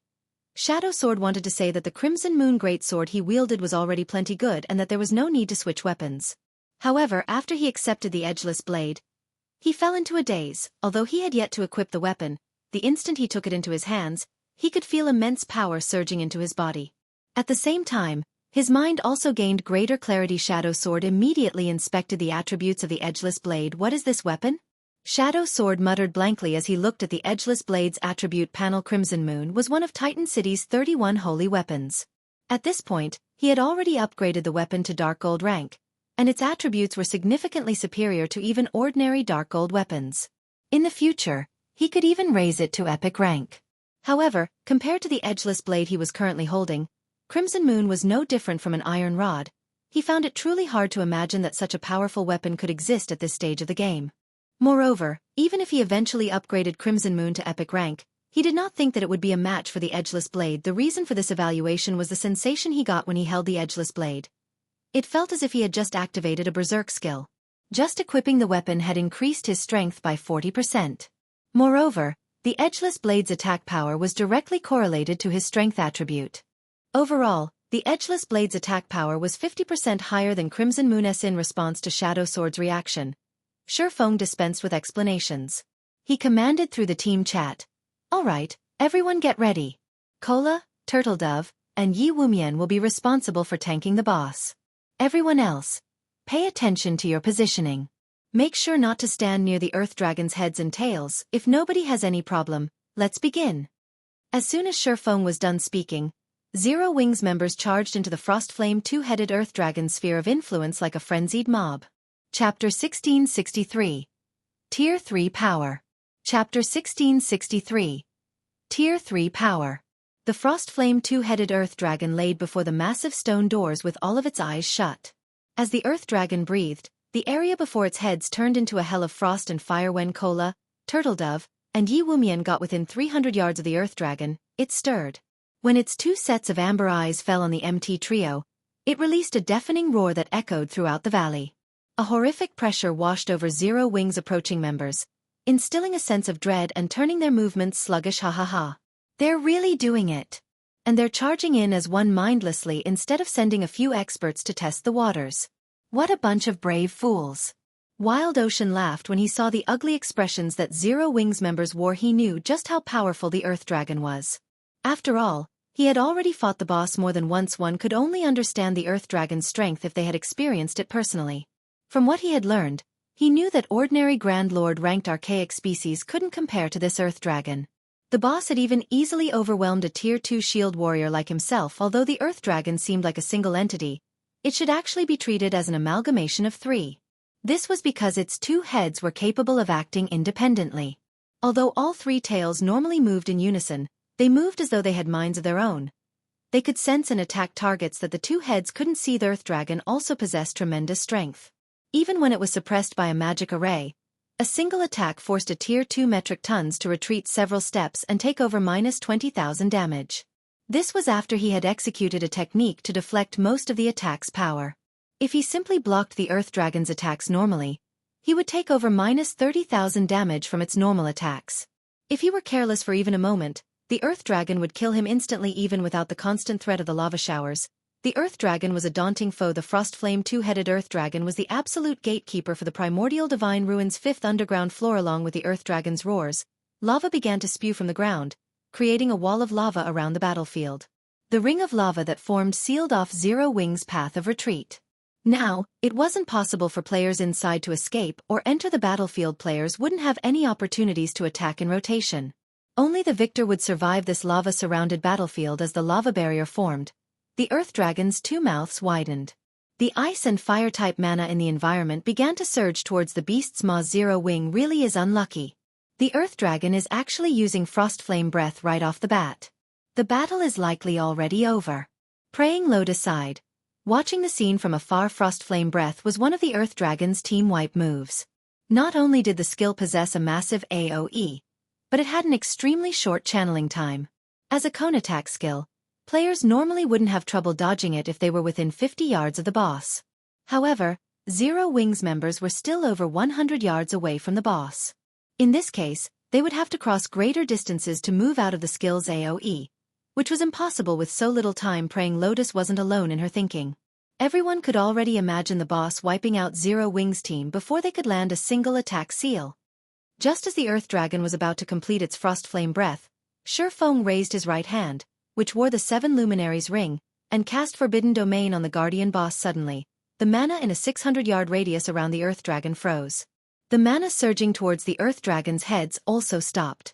In turn, the magic arrays, which Frostflame breath had formed, began to crumble due to a lack of mana. Started crumbling due to a lack of mana. What a powerful silencing effect. Zero Wing has such a powerful silencing skill. The distant spectators gasped. None of them could believe that a player was actually capable of stopping the Earth Dragon's Frostflame breath as it activated. God's Domain might have many players who had learned silencing skills, but there were differences in these skills' strength. Normally, silencing skills would have striking effects against Tier 0 and Tier 1 players, but most of the silencing skills they've seen thus far had little effect on Tier 2 players. Much less boss monster silencing skills that could affect boss monsters were incomparably valuable, even more so than large-scale destruction spells. Being able to silence a boss even for a moment could save a team from instant annihilation and turn the tide of battle, and most superpowers would offer astronomical prices to purchase such skills according to their knowledge. Aside from Tier 3 silencing magic scrolls, there had yet to be a player that had learned a silencing skill capable of affecting a Grand Lord-ranked boss. Even silencing skills that could affect Great Lords had yet to be discovered, but Zero Wing actually possessed one. Zero Wing's value rose even higher in the various spectating superpowers' eyes. At the very least, Zero Wing now possessed an advantage none of them had against the Frostflame two-headed Earth Dragon. With this silencing skill, raiding the Earth Dragon would be considerably easier. After being silenced, the Earth Dragon became enraged. Letting out a powerful roar, it charged towards Shurfeng. Having expected such a reaction, Shurfeng leisurely commanded, "Kola, you three will intercept the boss." "Guild leader, leave it to us." Kola and the others smiled as they moved to meet the boss in battle. To the Earth Dragon, the MT trio was little more than a group of ants. The Earth Dragon lifted one of its claws and swept it horizontally at the approaching pests. Come. Seeing the massive claw approach, Kola's lips curled into a grin. He then raised his shield and charged forward. Pung. When the Earth Dragon's massive claw swept across the uneven ground, it removed all obstacles without slowing in the slightest, yet when its claw collided with Kola's Titan guard, its speed sharply decreased. The claw completely stopped after another 10 yards or so. What strength? Kola was surprised when he blocked the Earth Dragon's claw. This claw swipe had taken nearly 40,000 of his HP.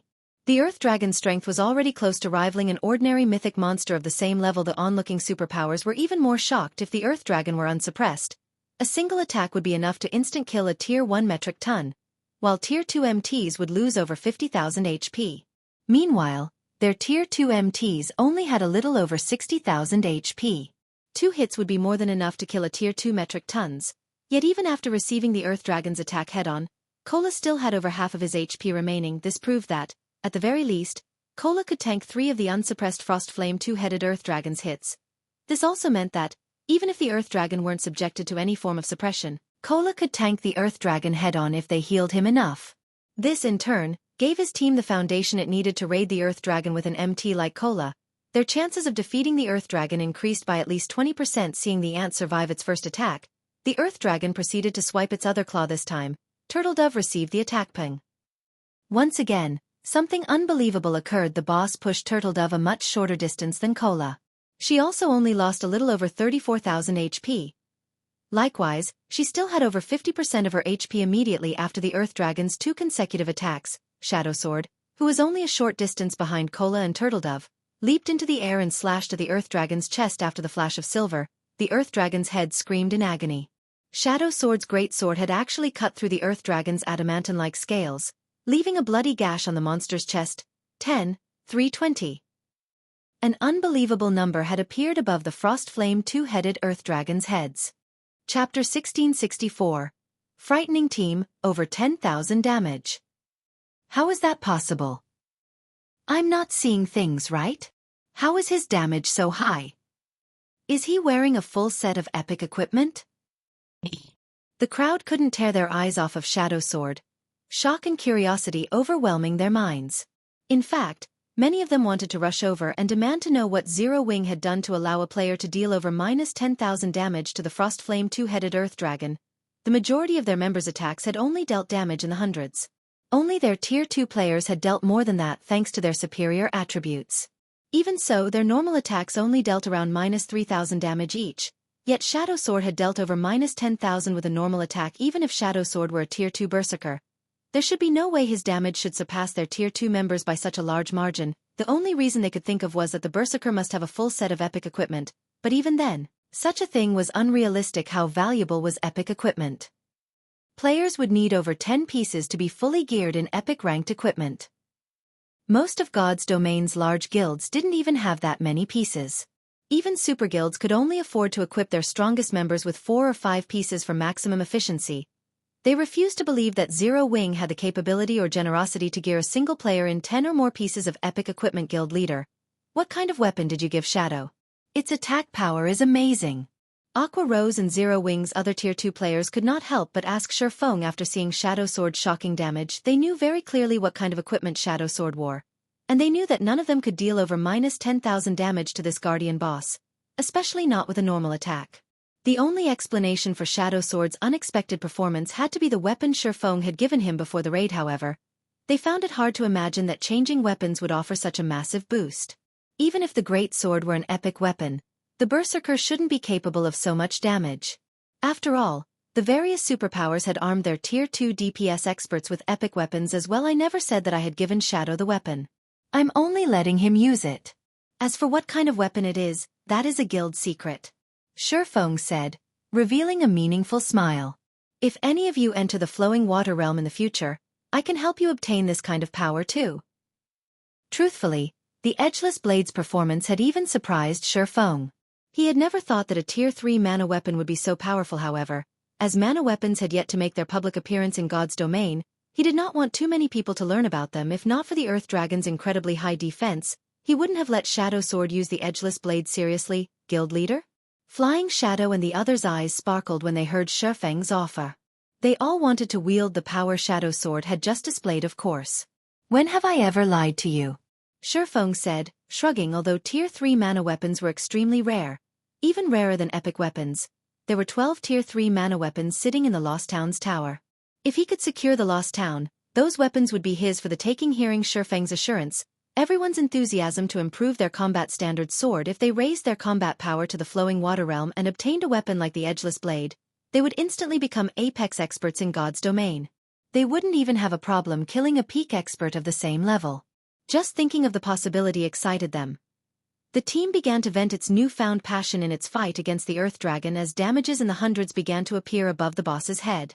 Only the Magic Light team and Zero Wing's Tier 2 players dealt over -3,000 damage, with some even reaching -5,000 damage when Shurfeng and Fire Dance joined the fray.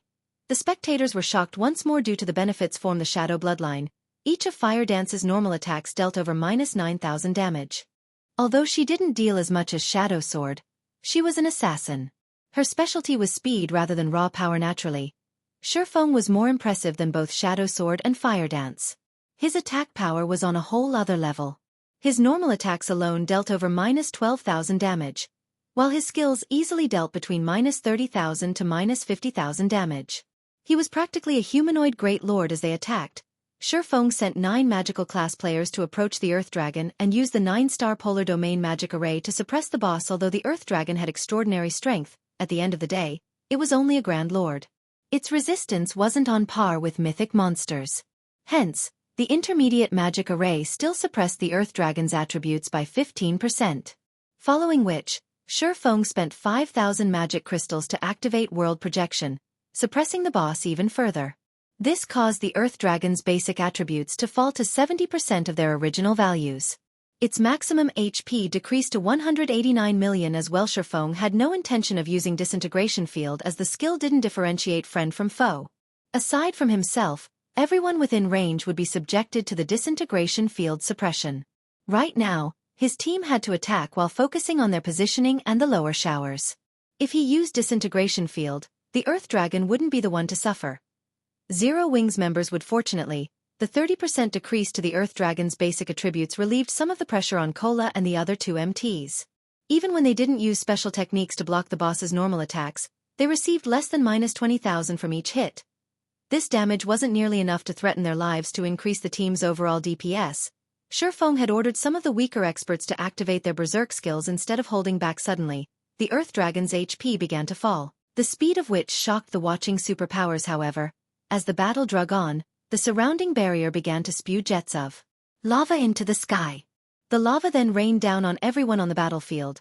Not even Shifeng had a good solution for countering this massive AoE.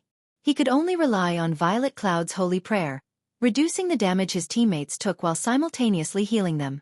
As for Cola, he used Divine Shield to protect the MTs fighting on the front line when the lava shower ended. Even with Violet Cloud's assistance, Zero Wings' team had lost over 100 members.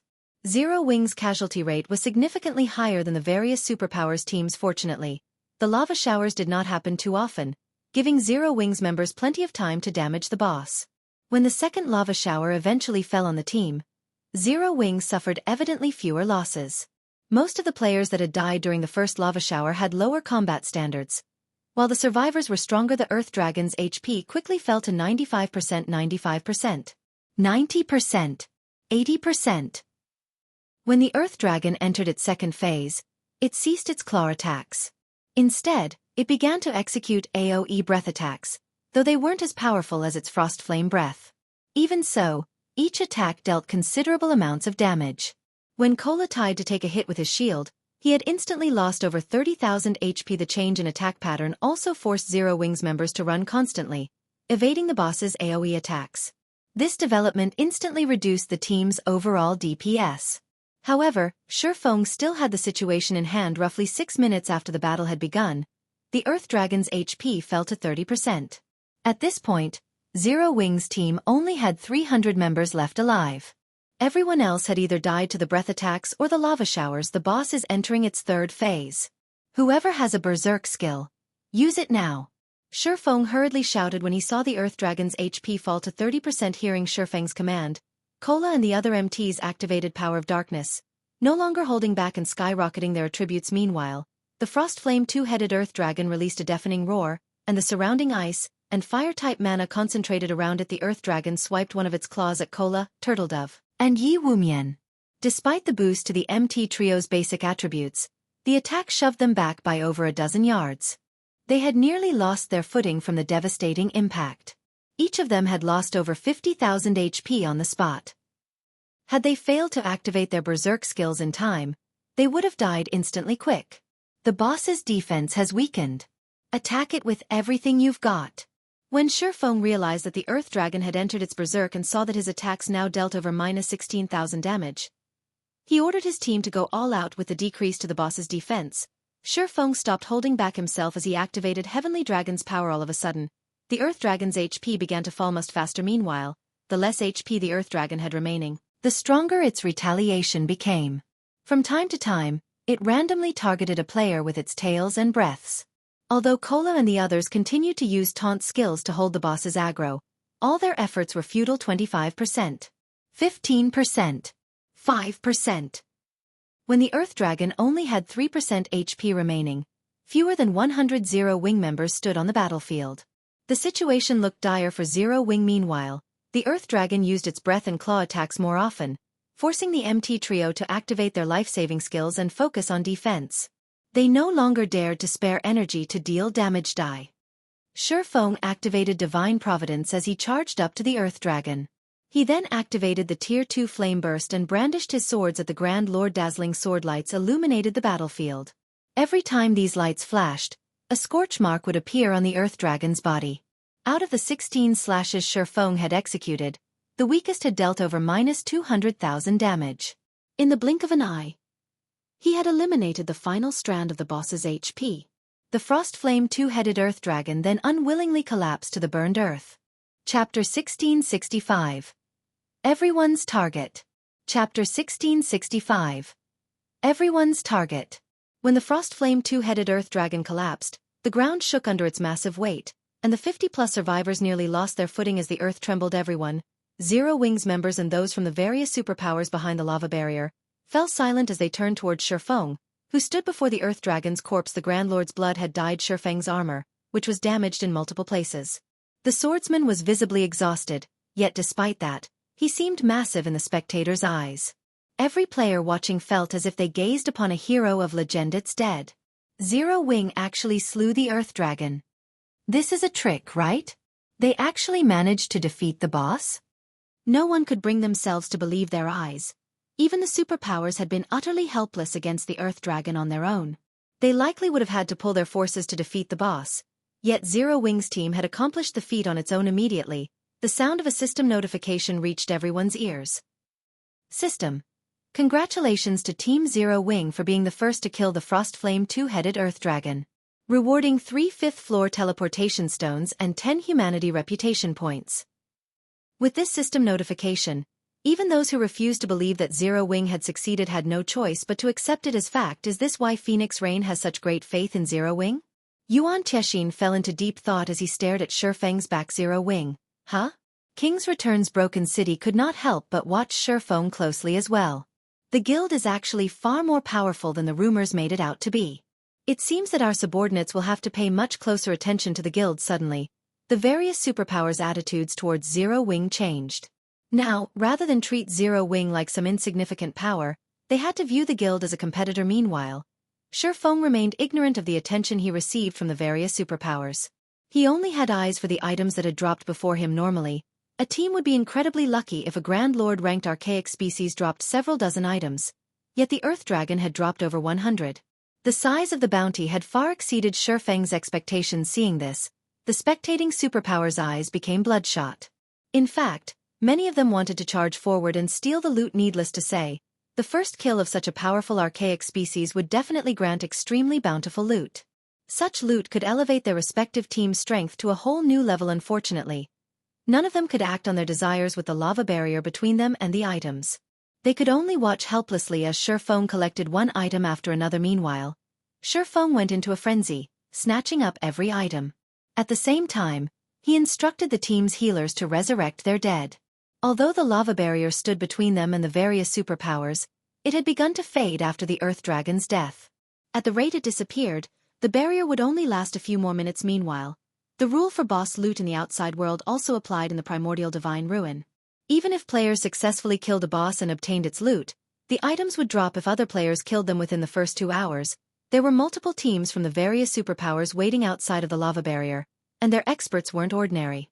If all of these experts attacked, they could very easily annihilate Zero Wing's players. Hence, he needed to collect the loot and leave before the barrier vanished. Zero Wing's members quickly realized their situation, and the team's healers rushed to resurrect their fallen companions. Sure enough, the lava barrier completely disappeared around 4 minutes after the Earth Dragon's death. But before the various superpowers could take action, Shifeng used the 8 teleportation stones, 5 from the boss and 3 from the system reward. Instantly, Zero Wing's 800 living members transformed into streaks of light that faded into the massive stone doors. They sure ran quickly. Wild Ocean was slightly disappointed to see Zero Wings members vanish. A colossal fortune had just disappeared before his very eyes. If not for the lava barrier, Zero Wing wouldn't have gotten away with the boss's loot as expected of Zero Wing. They certainly react quickly. Yuan Tiexin chuckled. Everyone dreamed of obtaining items that could improve players' strength, and superpowers were no exception. Even though Zero Wing had proven to them all that its combat power and growth potential was extraordinary, that would do little to deter them from attacking Uncle Yuan. What should we do? With the boss dead, we won't be able to move on to the 5th floor, Purple Jade said. She felt a slight headache brew as she gazed at the empty battlefield. Although the 4th underground floor had plenty of monsters, only the Frostflame two-headed Earth Dragon dropped teleportation stones. Since the only Earth Dragon on the 4th floor had just died, other players had no way of proceeding to the next floor. Don't worry. The Earth Dragon is both the guardian boss and the only monster that drops the teleportation stones. It should respawn shortly. However, even if we kill it, we won't get as much loot as Zero Wing, Yuan Tiexin said, a hint of envy flashing in his eyes as he stared at the massive set of stone doors, which Zero Wing's members had disappeared into. News that Zero Wing had secured the first kill of the 4th floor's guardian boss quickly spread past the Primordial Divine Ruin, causing a commotion among the powers interested in the Orc Empire. Nobody had expected that the first guild to set foot on the Primordial Divine Ruins. 5th underground floor would neither be a super first-rate guild or a super guild, but an up-and-coming guild like Zero Wing. For a time, a significant number of guilds and adventurer teams became interested in cooperating with the guild, although they weren't strong enough to reach the 5th floor and subsequently, Primordial City on their own. They could hire Zero Wing to carry some of their members. They might be able to learn all sorts of combat techniques from the guild, as well as for purchasing these services from the various superpowers. They had no hope of such a thing. They had nothing the various superpowers wanted. But Zero Wing was a different story. Zero Wing was a guild with very shallow foundations. It lacked both manpower and resources. Moreover, as a developing guild, Zero Wing definitely needed a large amount of funds and resources, which their guilds and adventurer teams could provide. With this, they would have the basis for cooperation. Meanwhile, on the Primordial Divine Ruins' 5th underground floor. After leaving the 4th floor, Shifeng's group was transported to a quiet lakeside surrounded by forests. So, this is the 5th floor? Everyone turned as they observed their surroundings. Unlike on the previous floors, they didn't feel danger from the area around them. On the contrary, they felt comfortable and at peace. Everyone, rest up. We'll search for the path to Primordial City later, Shifeng instructed as he noticed his recently resurrected team members' exhaustion. Every 5th floor in the Primordial Divine Ruin was a milestone. The 1st floor would test players, while the 5th would allow them to rest. The 5th floor's mana density was so high that players could swiftly recover their stamina and concentration even as they moved about. The recovery effects on this floor were no weaker than those in NPC cities' hotels in the past. Some guilds had even established temporary towns on the Primordial Divine Ruins' rest floors. These temporary towns had provided a safe haven from other players and a place for players to trade and replenish their supplies. Unfortunately, the services these towns had provided had been exceedingly expensive, but that couldn't be helped. Once players left the Primordial Divine Ruin, not only would they have to start over with the 1st floor's raid, but they'd also have to wait a full day before entering again. Just re-entering the ruin would be a problem. If a team wanted to resupply inside the ruin, they had to accept the atrocious prices. Hence, the temporary guild towns on the ruins' rest floors generated considerable profit each day.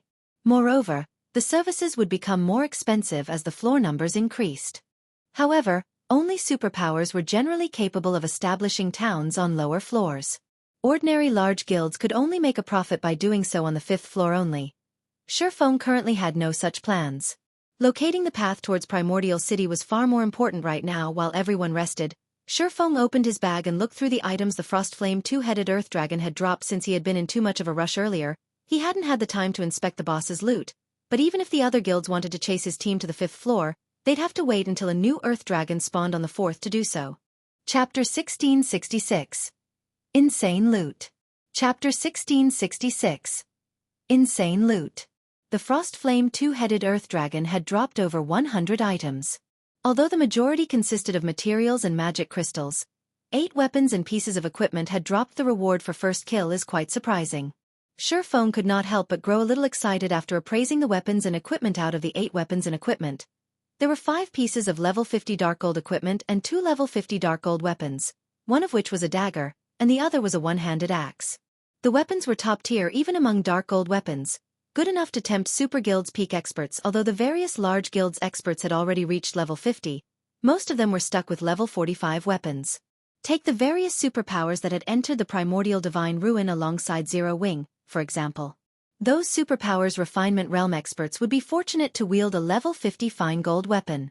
Unfortunately, most were stuck with level 45 dark gold weapons, which had both lower basic attributes and attack power than level 50 fine gold weapons. Surprisingly, the 5 pieces of dark gold equipment that had dropped were pieces of the Berserker class's Mad Gale set and the Elementalist class's Frostflame set.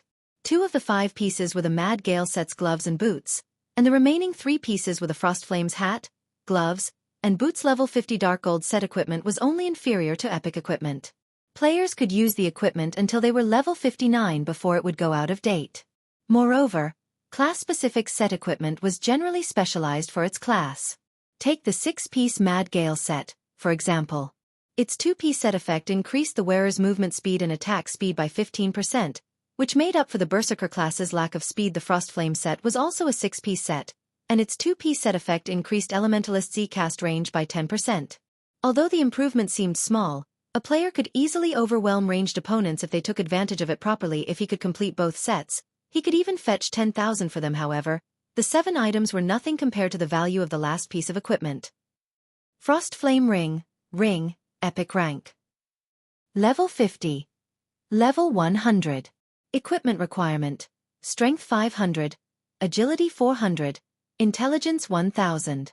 Strength plus 55, Agility plus 42, Endurance plus 45, Intelligence plus 74, level 50.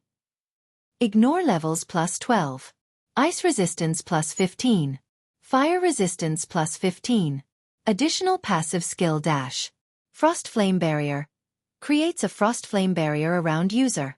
As long as the user is standing, the power of all ice and fire-type spells increases by 20% and channeling time reduces by 10%. Additional active skill 1 dash. Frost Flame's Descent.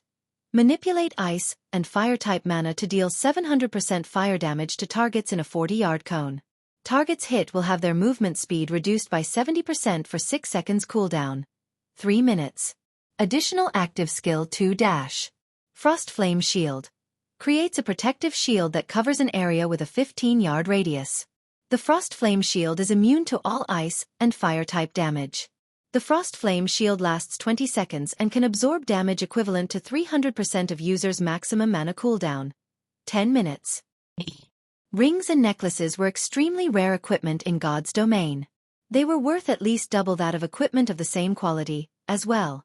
An epic ring was far more valuable than a piece of epic equipment. If an elementalist equipped the Frost Flame ring, their combat power would increase by at least 20%.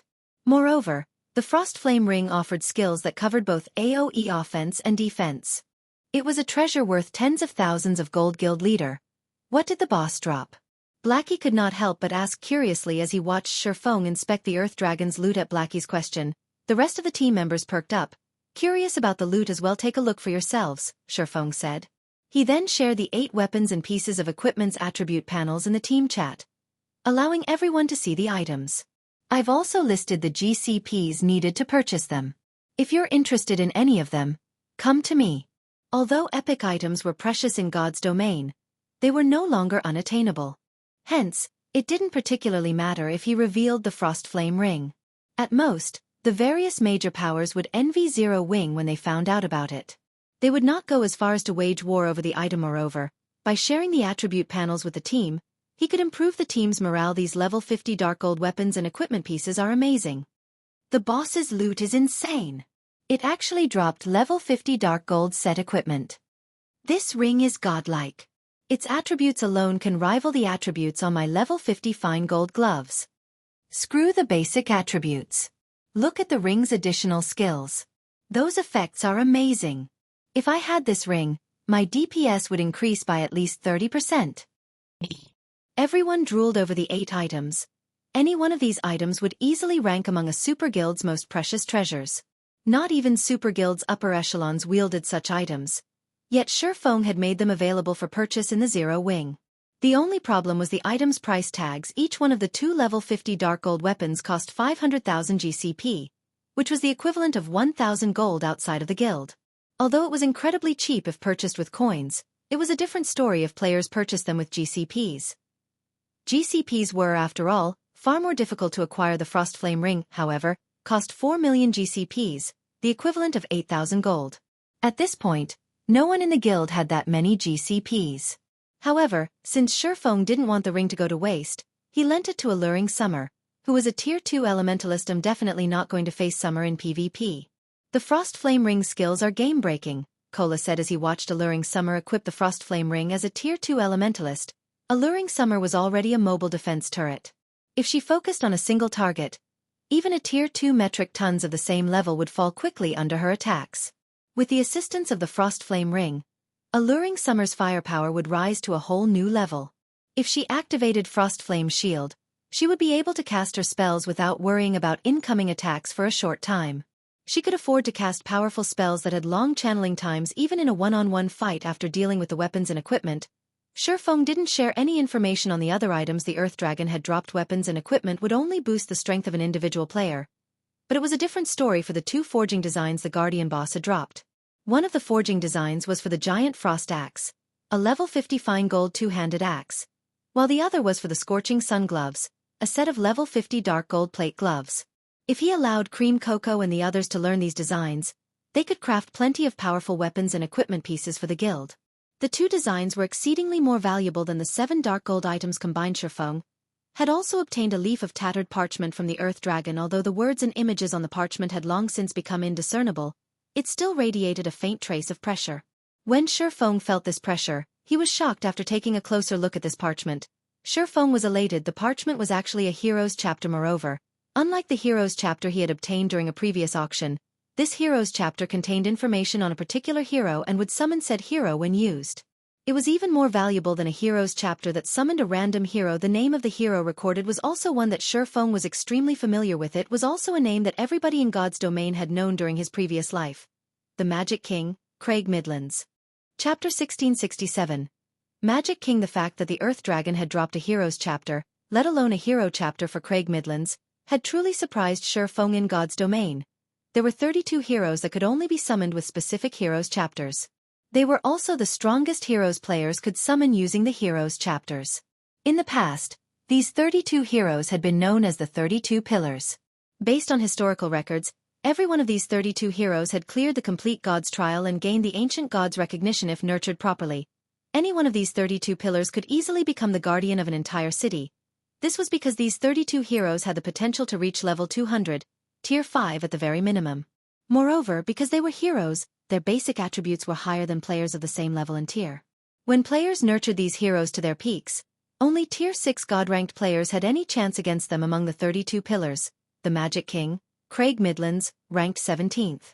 He had been a famous NPC in God's domain who had mastered the 6 major elements.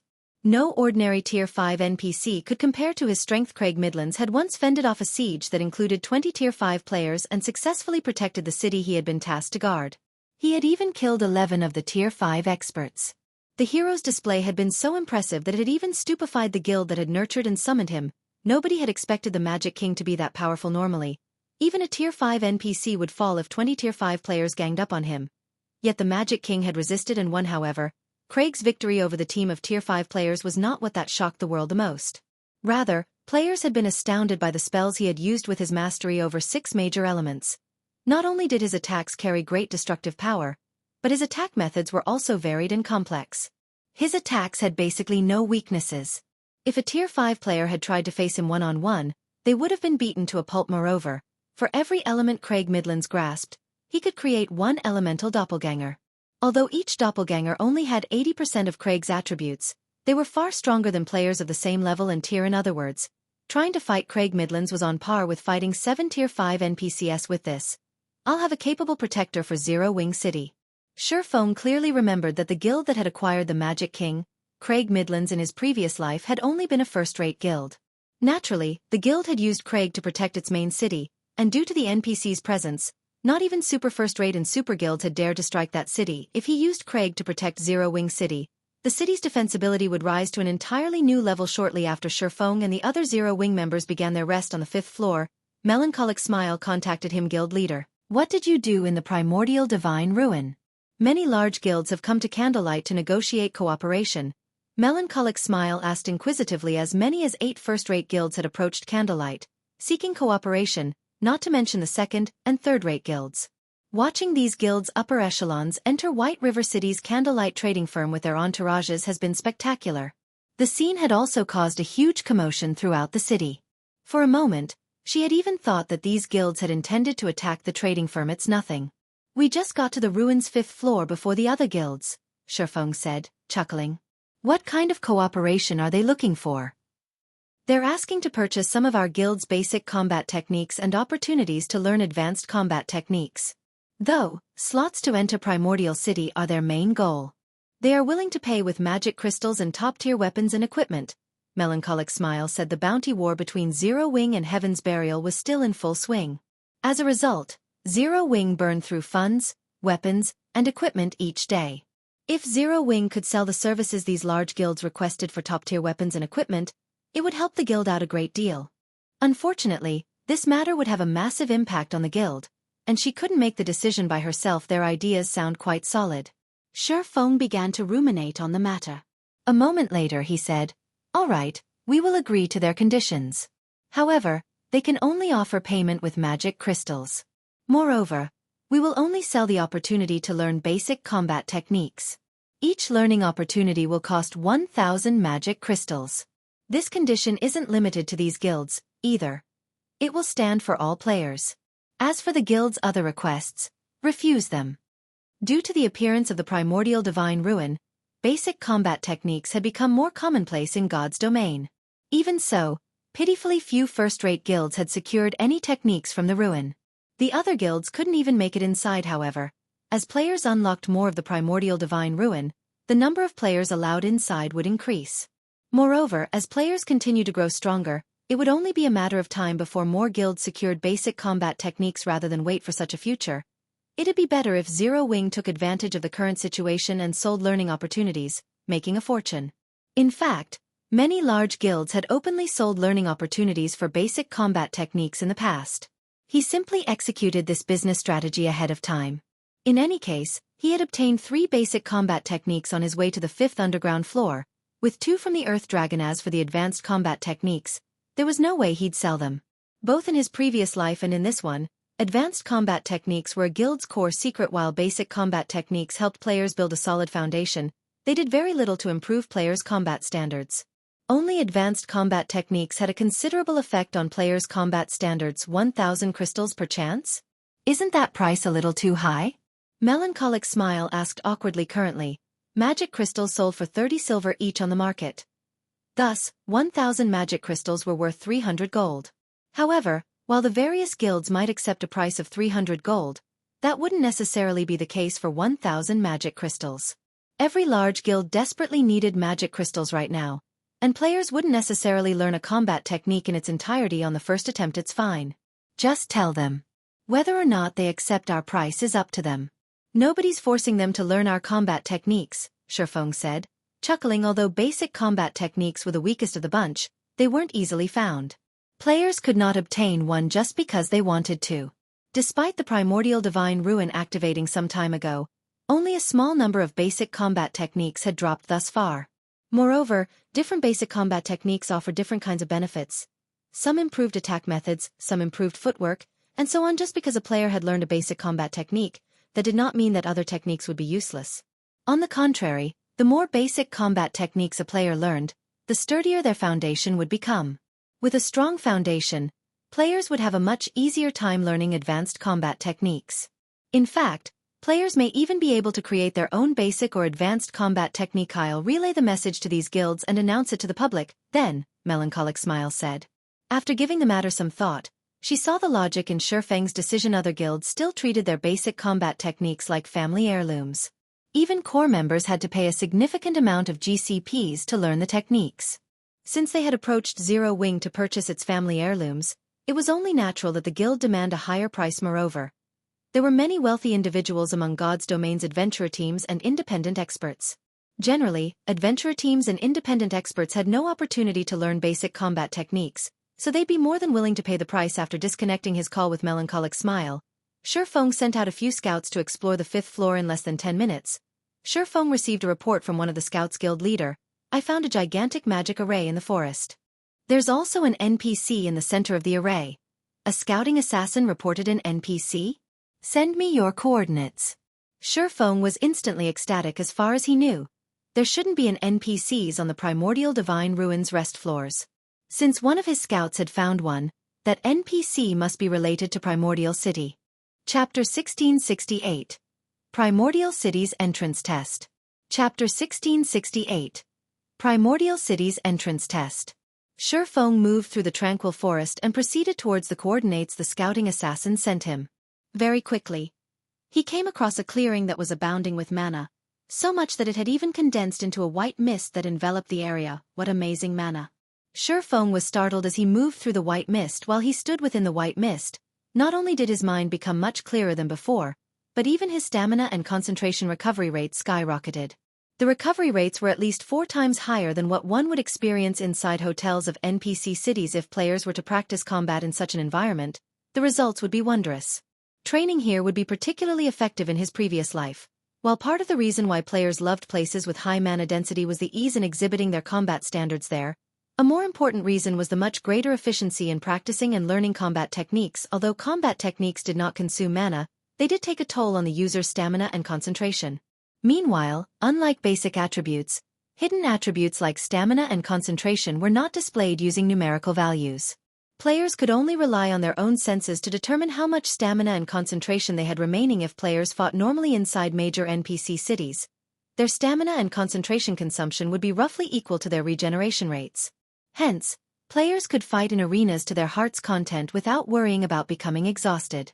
However, it was a different story if players started incorporating combat techniques in battle. Combat techniques placed a significant burden on stamina and concentration.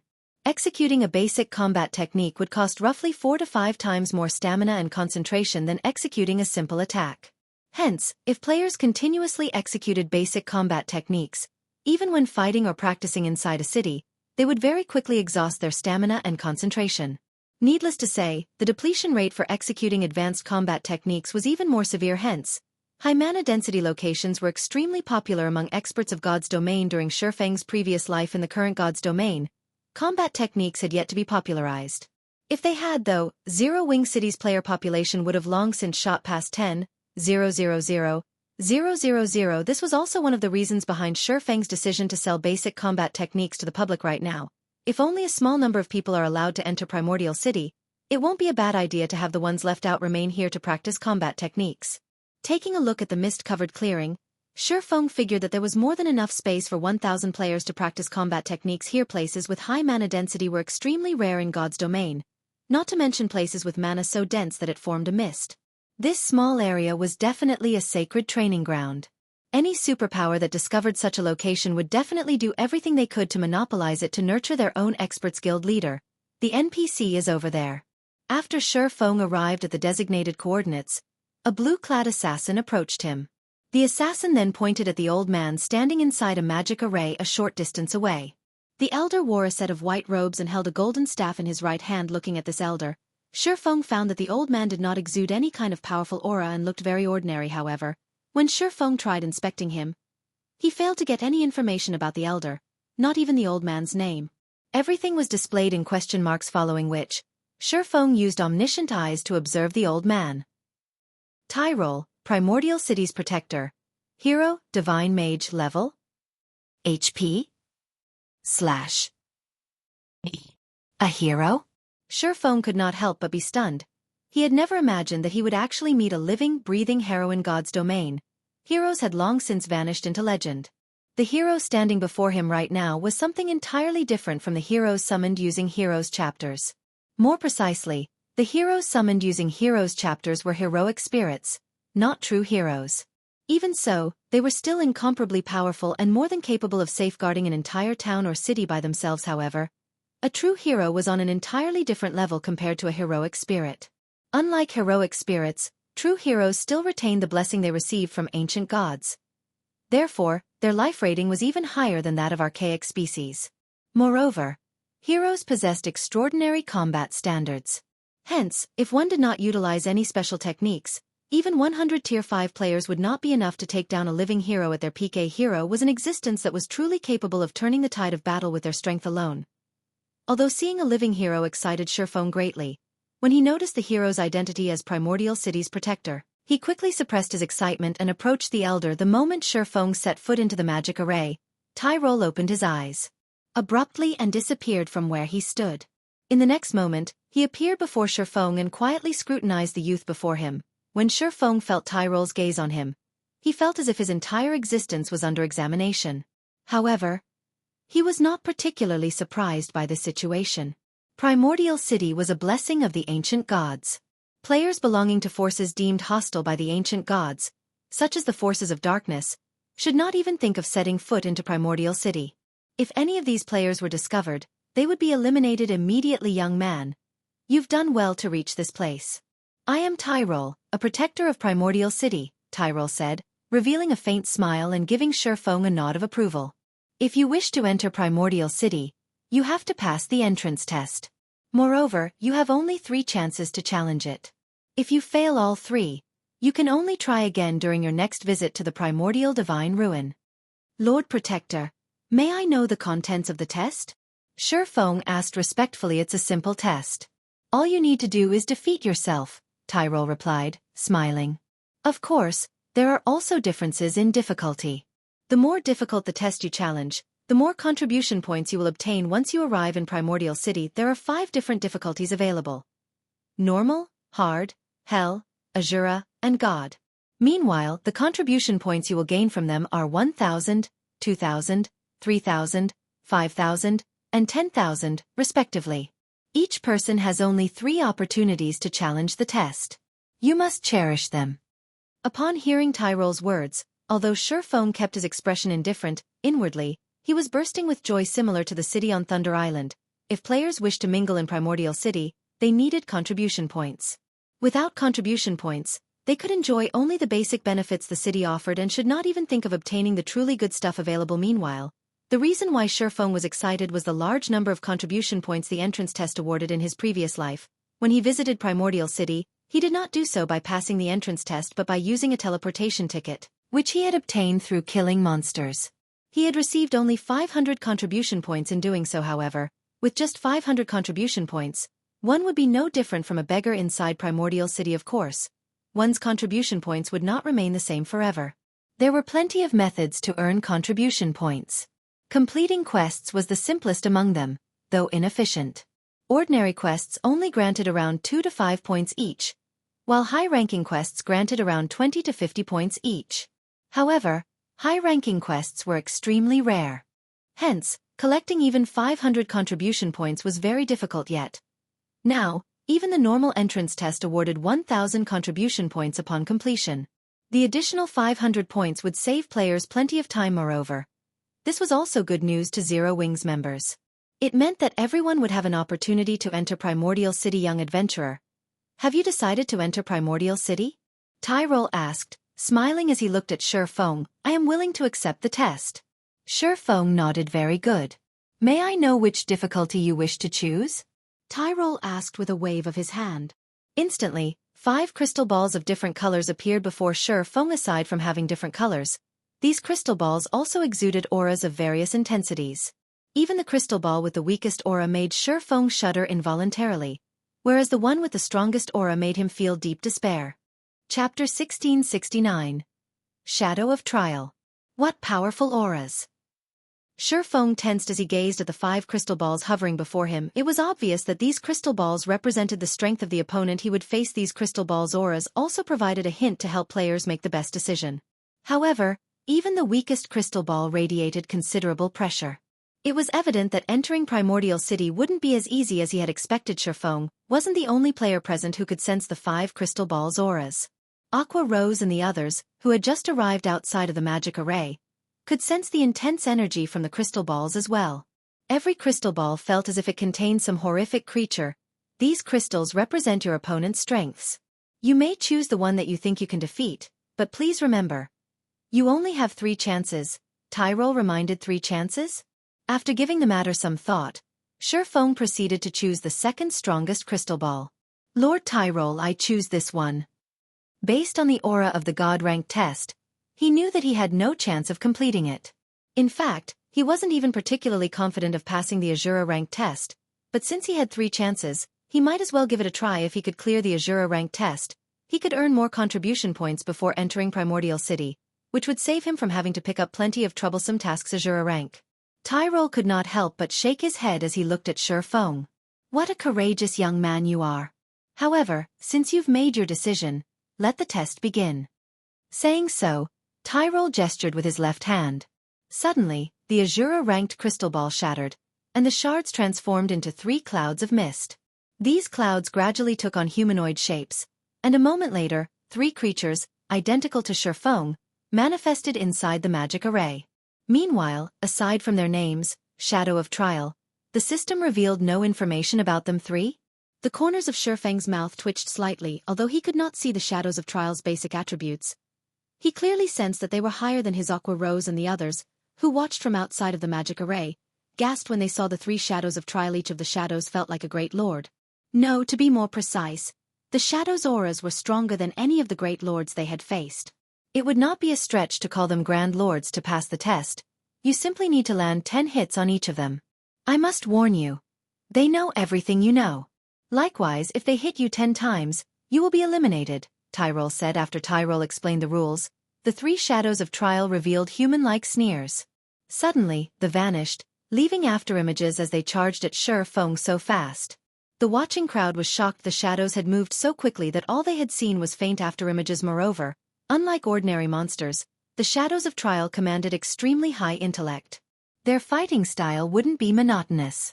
Moreover, all 3 shadows coordinated perfectly, each striking at Shifeng from different directions. As soon as the shadows appeared around Shifeng, each launched a different attack. Illusory Shadow, Purgatory Pentaslash, Shadow Blade. The Shadows of Trial's attacks sealed off Shifeng's escape paths. To make matters worse, the illusory shadow attacks couldn't be blocked. Crap. Shifeng paled as he realized his situation. Not even he dared to receive all 3 skill attacks head-on. If he tried to, he would undoubtedly end up dead in the blink of an eye. Just before the attacks landed, Shifeng activated Divine Steps, and 10 doppelgangers split from his body. He immediately switched positions with a nearby doppelganger and used Shadow Blade against the nearest Shadow of Trial. However, before the Shadow Blades could reach the Shadow of Trial, 10 doppelgangers split from its body. Shifeng's 10 Shadow Blades then pierced through the Shadow of Trial's form. However, it was evident that he had nearly struck a doppelganger. How is this possible? They have my weapons and equipment skills, as well? Shifeng was shocked when the shadow also used Divine Steps. However, before Shifeng could regain his senses, all 3 Shadows of Trial activated Heavenly Dragon's power, their attributes soaring. They slashed their blades at their target, the intensity of their strength creating powerful gales. With no better plan, Shifeng continued to switch positions with his doppelgangers to avoid the incoming attacks. Although Heavenly Dragon's power was strong, it was a berserk skill that focused on boosting strength. Its buff to speed was only subpar for a time. Shifeng was at a complete disadvantage as the 3 Shadows of Trial chased him relentlessly. The spectating players outside of the magic array were flabbergasted. They were literally watching 3 doppelgangers gang up on their guild leader. Moreover, the doppelgangers' basic attributes were even higher than Shifeng's. If they had to face 3 of those doppelgangers at once, they'd likely die in an instant. However, Divine Steps had a limited duration. The instant those allied doppelgangers vanished, Shifeng gritted his teeth as he also activated Heavenly Dragon's power. Upon activating the berserk skill, he darted for one of the 3 Shadow Swords' orbit. Suddenly, brilliant stars bombarded the Shadow of Trial, one after another. However, before the hits landed, they abruptly halted before a protective barrier. Absolute Domain. When Shifeng's targeted Shadow of Trial had activated Absolute Domain, the other 2 shadows also gained invulnerability. Giving Shifeng no time to react, one of the 3 shadows activated Instant Strike and swung its blade fiercely at the player. Shifeng knew that he couldn't dodge the attacks in time.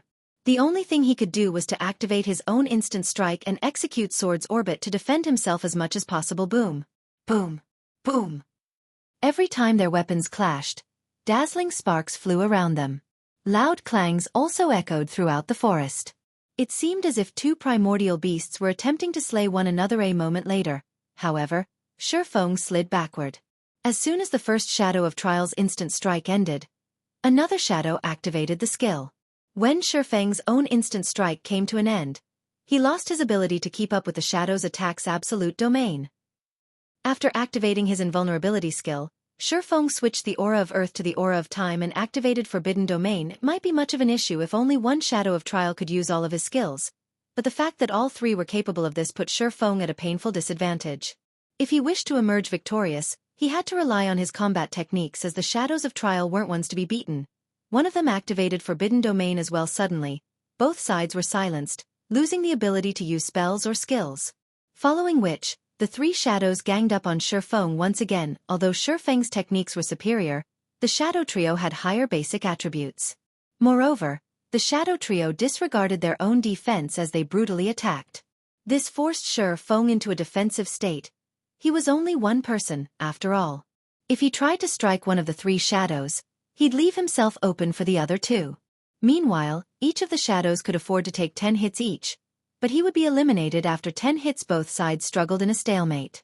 Shifeng focused on a single shadow, using his superior techniques to create gaps in its defenses and attack. The bitter struggle inside the magic array made the spectating players anxious, but they also knew that such an intense battle wouldn't last long.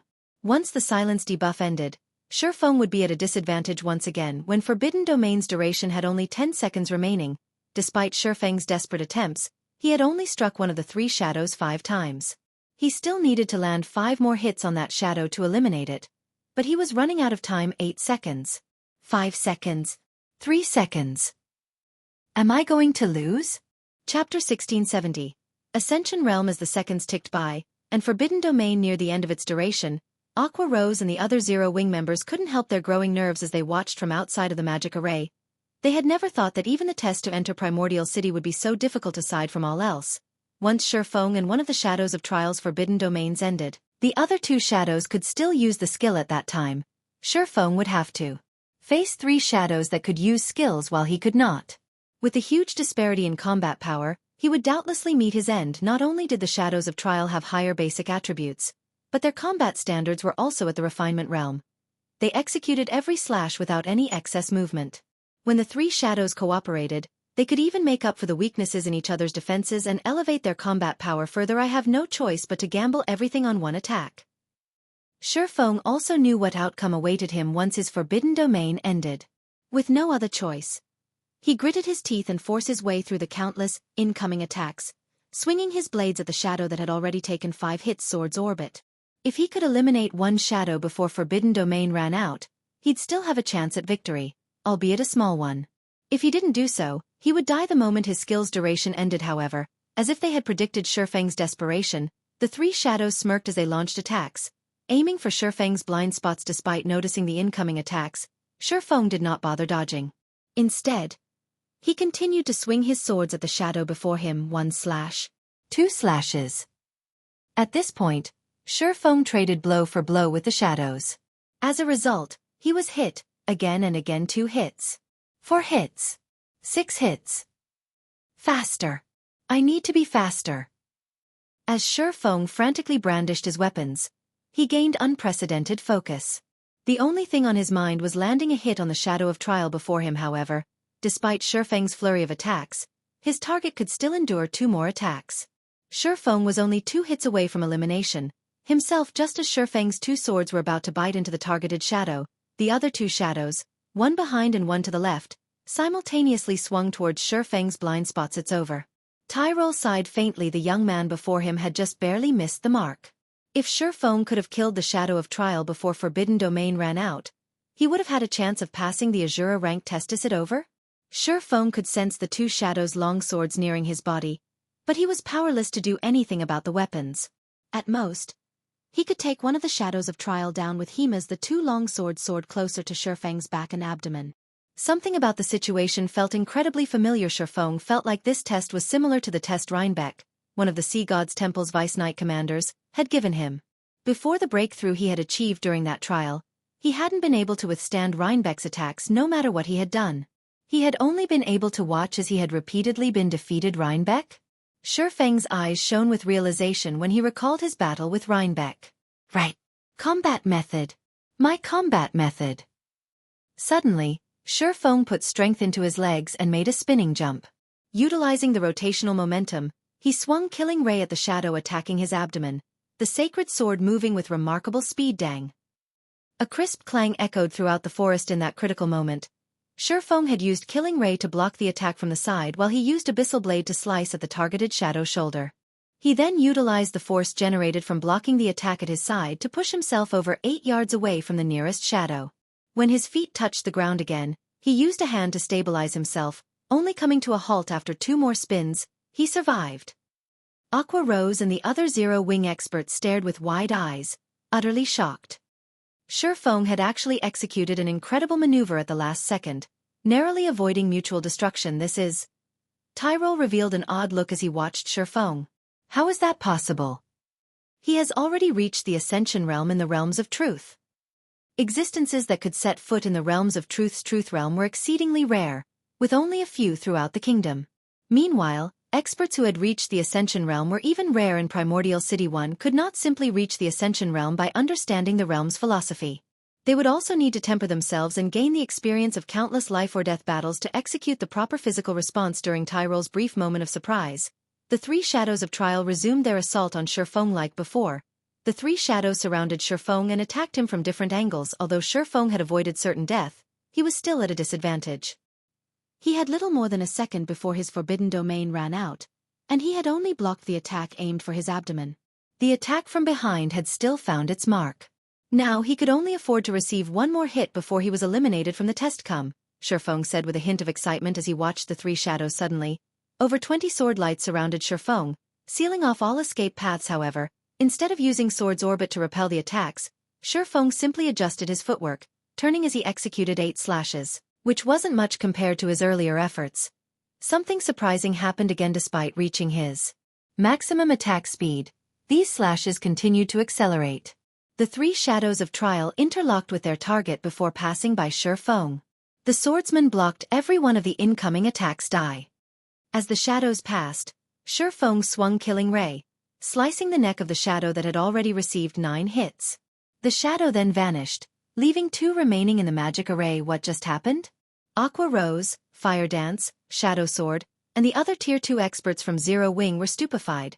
Not only had Shifeng blocked every incoming attack without using Sword's orbit, but he had also created a gap in the shadow's defenses and eliminated one of them.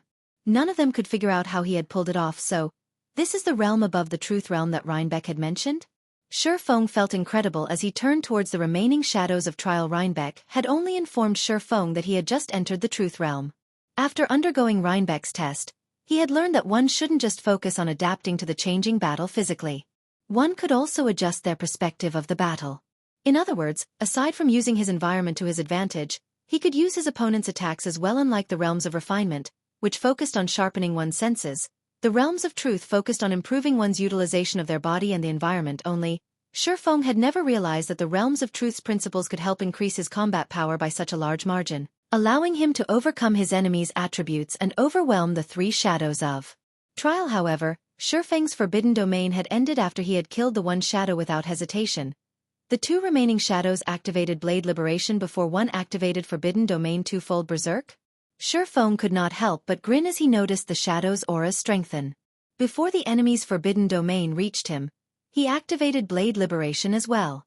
Fortunately, his skill's cooldowns had reset when he had first entered the magic array.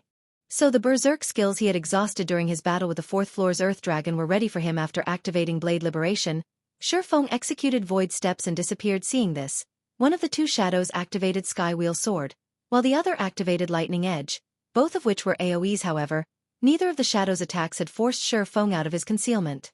For a time, the shadows attacked their surroundings randomly in confusion. Yet even after dozens of seconds, Shifeng remained hidden. He only revealed himself after both shadows had used up their forbidden domains, and when he did, he already stood beside them, illusory shadow. Suddenly, 5 crisscrossed slashes bombarded one of the shadows. Although the targeted shadow responded quickly and tried to dodge, it still received 3 hits. Realizing the danger they were in, the 2 shadows decided to end the fight quickly, both activating Chilling Field. The domain skill covered a 50-yard radius and was capable of both offense and defense. The skill's movement speed reduction effect also prevented Shifeng from moving about freely. Seeing this, Shifeng responded in kind, activating his own Chilling Field. Suddenly, 27 icicles covered the battlefield, 9 belonging to Shifeng and 18 from the Shadows of Trial. Following which, the 27 icicles danced and clashed repeatedly and rapidly. Despite outnumbering their target, the two shadows failed to land a single hit on Shifeng. In fact, Shifeng only needed 6 of his icicles to defend himself, attacking with the remaining 2 hits. 3 hits. 5 hits. The two shadows rapidly accumulated hits, and eventually, Shifeng landed the 10th strike on both Shadows of Trial, killing them. Chapter 1671. City Rookie He won. Our guild leader is amazing. As the Zero Wing team watched the Shadows of Trial in the magic array gradually fade, they couldn't believe their eyes. The battle that had just occurred had overwhelmed them mentally. If they had been distracted for a split second, they would have missed the instant Shifeng and the Shadows had clashed. Both sides' basic attributes were ridiculously high, and they could clash multiple times in the instant it took to blink. The several dozen White Tiger Dojo disciples that had joined the team on the 5th floor were utterly dumbfounded. They had witnessed many expert battles in the past and had even fought experts in the battle arena. But if they had to rank the experts they've seen thus far, the player before them would doubtlessly rank at the very top. It's finally over. Shifeng breathed a deep sigh of relief once the battle had ended. He hadn't expected the Azura rank test to be so difficult. If not for the epiphany regarding the realms of truth, which had allowed him greater use of his own body and everything around him, including his opponents, the Shadows of Trial would have defeated him. However, this experience had taught Shifeng one thing aside from improving in the realms of refinement, which focused on one's senses and physical control. It was very important that players climb the realms of truth. The realms of refinement were akin to the body. As one became physically stronger, they'd be able to exert more strength. However, the realms of truth were like a weapon. Although an individual could rely on physical strength to pose a threat, there was a limit to how much of a threat they'd become. But if that person were given a weapon to complement their strength, they could pose an even greater threat. Naturally, the better the weapon one wielded, the more power they could exhibit. This also why experts who had yet to reach the refinement realm were sometimes capable of defeating refinement realm experts with their combat techniques. Combat techniques made use of the realms of truth's principles. It seems that we'll need to increase everyone's familiarity with the realms of truth in the future. Shifeng thought to himself. There was a limit to how fast one could reach higher realms of refinement, and reaching higher realms of truth wouldn't conflict with a player's growth in the realms of refinement. In fact, the two realms would even complement each other, helping one improve their combat power far faster. Only introducing everyone to the realms of truth wouldn't be easy. First, he needed a proper training ground. It was obvious that neither the battle arena nor the Divine Colosseum could offer similar benefits as Rhinebeck's test. Without such a training ground, players wouldn't be able to comprehend the realms of truth's principles regardless of how many times he explained them. Moreover, understanding theory and putting said theory into practice were two different things. Wait, that's not right. There's one. Suddenly, Shifeng recalled the White Tower within the Lost Town. While the White Tower seemed like a device designed to help players improve their combat standards and gain a better feel for the refinement realm, it actually operated very much like Rhinebeck's test. Hence, Shifeng should be able to use the tower to help his players comprehend the realms of truth. Furthermore, God's Domain's lore never mentioned the realms of refinement, only the realms of truth. The more Shifeng thought about it, the more he felt that the White Tower was a suitable training device to help players grasp the realms of truth. A sacred land to train in the realms of truth, huh? Shifeng had begun to give up on the Lost Town, preparing to accept the system's penalty. But now, his desire to secure the town had reignited. It's no wonder why the quest to obtain the Lost Town is so difficult. So, this is why training one's grasp of the realms of refinement had long since become common in the virtual gaming world. The various super guilds already had complete training systems for just that, while super first-rate guilds had partial systems. However, not one of these guilds had a training system for the realms of truth. They most likely didn't even know how to train players' grasp of the realms of truth. If he could secure the Lost Town, he'd have a sacred land for players to focus on the realms of truth. With the help of the White Tower, players would not have to waste time poking around in the dark like the Freedom Alliance's Silent Entropy, and could grasp the realms of truth with much greater efficiency. With the Boneless Land's Lost Town housing such a sacred tool, it was only natural that the quest to obtain it would be insanely difficult. As Shifeng tried to figure out how to complete the Demon's Nest quest, he heard the sound of a system notification. System. Congratulations! You are the first player to complete the Azura rank entrance test. Rewarding 3,000 Primordial City contribution points and 1 Primordial City Rookie emblem. Young adventurer, congratulations on passing the test. As the first heaven-blessed individual to pass the Azura rank test, this City Rookie emblem belongs to you. Make good use of it. Who knows? It might even help you improve further within Primordial City, Tyrol said after appearing before Shifeng. He then took out a silver emblem in the shape of a crescent moon encompassing a sun and passed it to Shifeng. The instant the emblem appeared, the surrounding mana gravitated towards and circled the emblem city rookie emblem. After recovering from his shock over the additional 3,000 contribution points, Shifeng gave the emblem a curious look. This was the first time he had heard of this item. Based on Tyrol's tone when he had mentioned it, it should be extraordinary immediately. Shifeng tried to inspect the emblem's attribute panel. City Rookie Emblem. Dark Gold Rank. Primordial City's Emblem of Honor. When worn, user will enjoy the authority of a bronze adventurer in Primordial City. In addition, user may teleport to Primordial City from any location. Cooldown: 2 natural days, 96 hours. User restriction: Yi Feng. Amazing. It's giving me the authority of a bronze adventurer right off the bat. No wonder why he told me to make good use of it. Shifeng was ecstatic as he gazed at the city rookie emblem. At this point, the term bronze adventurer was still foreign to God's Domain's players. This was because the title was unique to Primordial City. Bronze adventurers in Primordial City were the equivalent of nobles in NPC cities. Only, as the ancient gods had specifically created Primordial City for adventurers, noble ranks didn't exist within its walls. Rather, special ranks were granted to adventurers based on their contributions to the city. The available ranks included Common Adventurer, Bronze Adventurer, Silver Adventurer, and Gold Adventurer. Each subsequent rank enjoyed greater authority and treatment in Primordial City than the last. However, it was extremely difficult for players to rise through the ranks as they weren't based on Primordial City contribution points. Instead, they were determined by one's Primordial City honor points. One had to earn 1,000 honor points just to become a bronze adventurer. Moreover, players would be fortunate to receive 1 honor point even after completing a high-rank quest in the city. If players wanted to earn more than that per quest, they'd have to complete Primordial City's trial quests, which were exceedingly challenging. Unfortunately, failing to complete the trial resulted in an unusually severe death penalty in the past. Most players had opted for the safe and reliable method of completing high-rank quests to collect honor points rather than challenge Primordial City's trial quests. Because of this, very few players had become bronze adventurers, let alone silver or gold adventurers.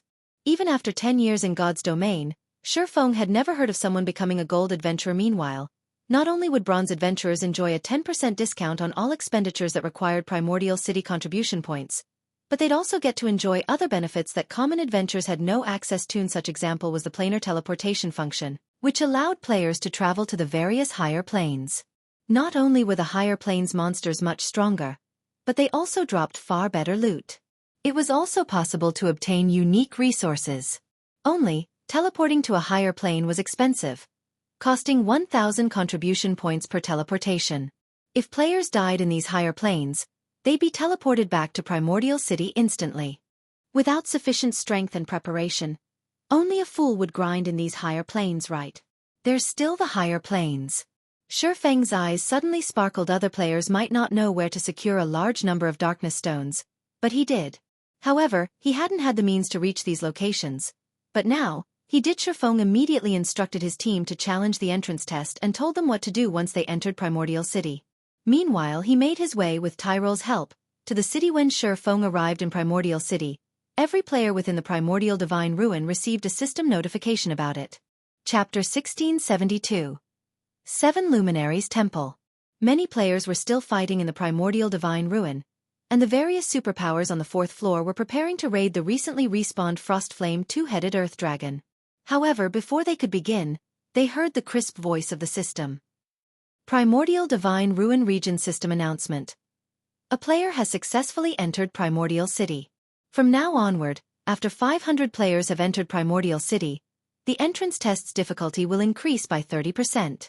After 1,000 players have entered Primordial City, the difficulty will increase by 50%. Count resets once per day. The system announcement repeated 3 times, its message becoming ingrained in everyone's minds. How did Zero Wing get into Primordial City so quickly? After the 500th player, the difficulty to enter Primordial City will increase. The upper echelons of the various superpowers stuck on the 4th floor revealed somber expressions upon listening to the system notification. Based on the system notification, they discovered that Primordial City did not have an entry limit. Players only needed to pass a test to enter the legendary city. However, as many as 800 Zero-Wing members had proceeded to the Primordial Divine Ruins 5th floor. If the entrance test were not particularly difficult, then Zero-Wing would claim the first 500 slots. This meant that the tests the various superpowers would have to pass to enter would become far more difficult. Due to the increased difficulty, players who would have been capable of passing the test might fail. This, in turn, would decrease the number of players the various superpowers could send into the city. Now that they had a clearer understanding of the situation, these superpowers became even more desperate to reach the 5th floor as soon as possible. Meanwhile, news of Zero-Wing entering Primordial City quickly spread outside of the ruin. What? Zero-Wing is the first guild to send players into Primordial City? Doesn't that mean Zero-Wing will be the first to pioneer and explore the city? I'm afraid that it's not that simple. I've heard that only the first 500 players will face the normal difficulty entry tests, whereas other players' tests will be more difficult.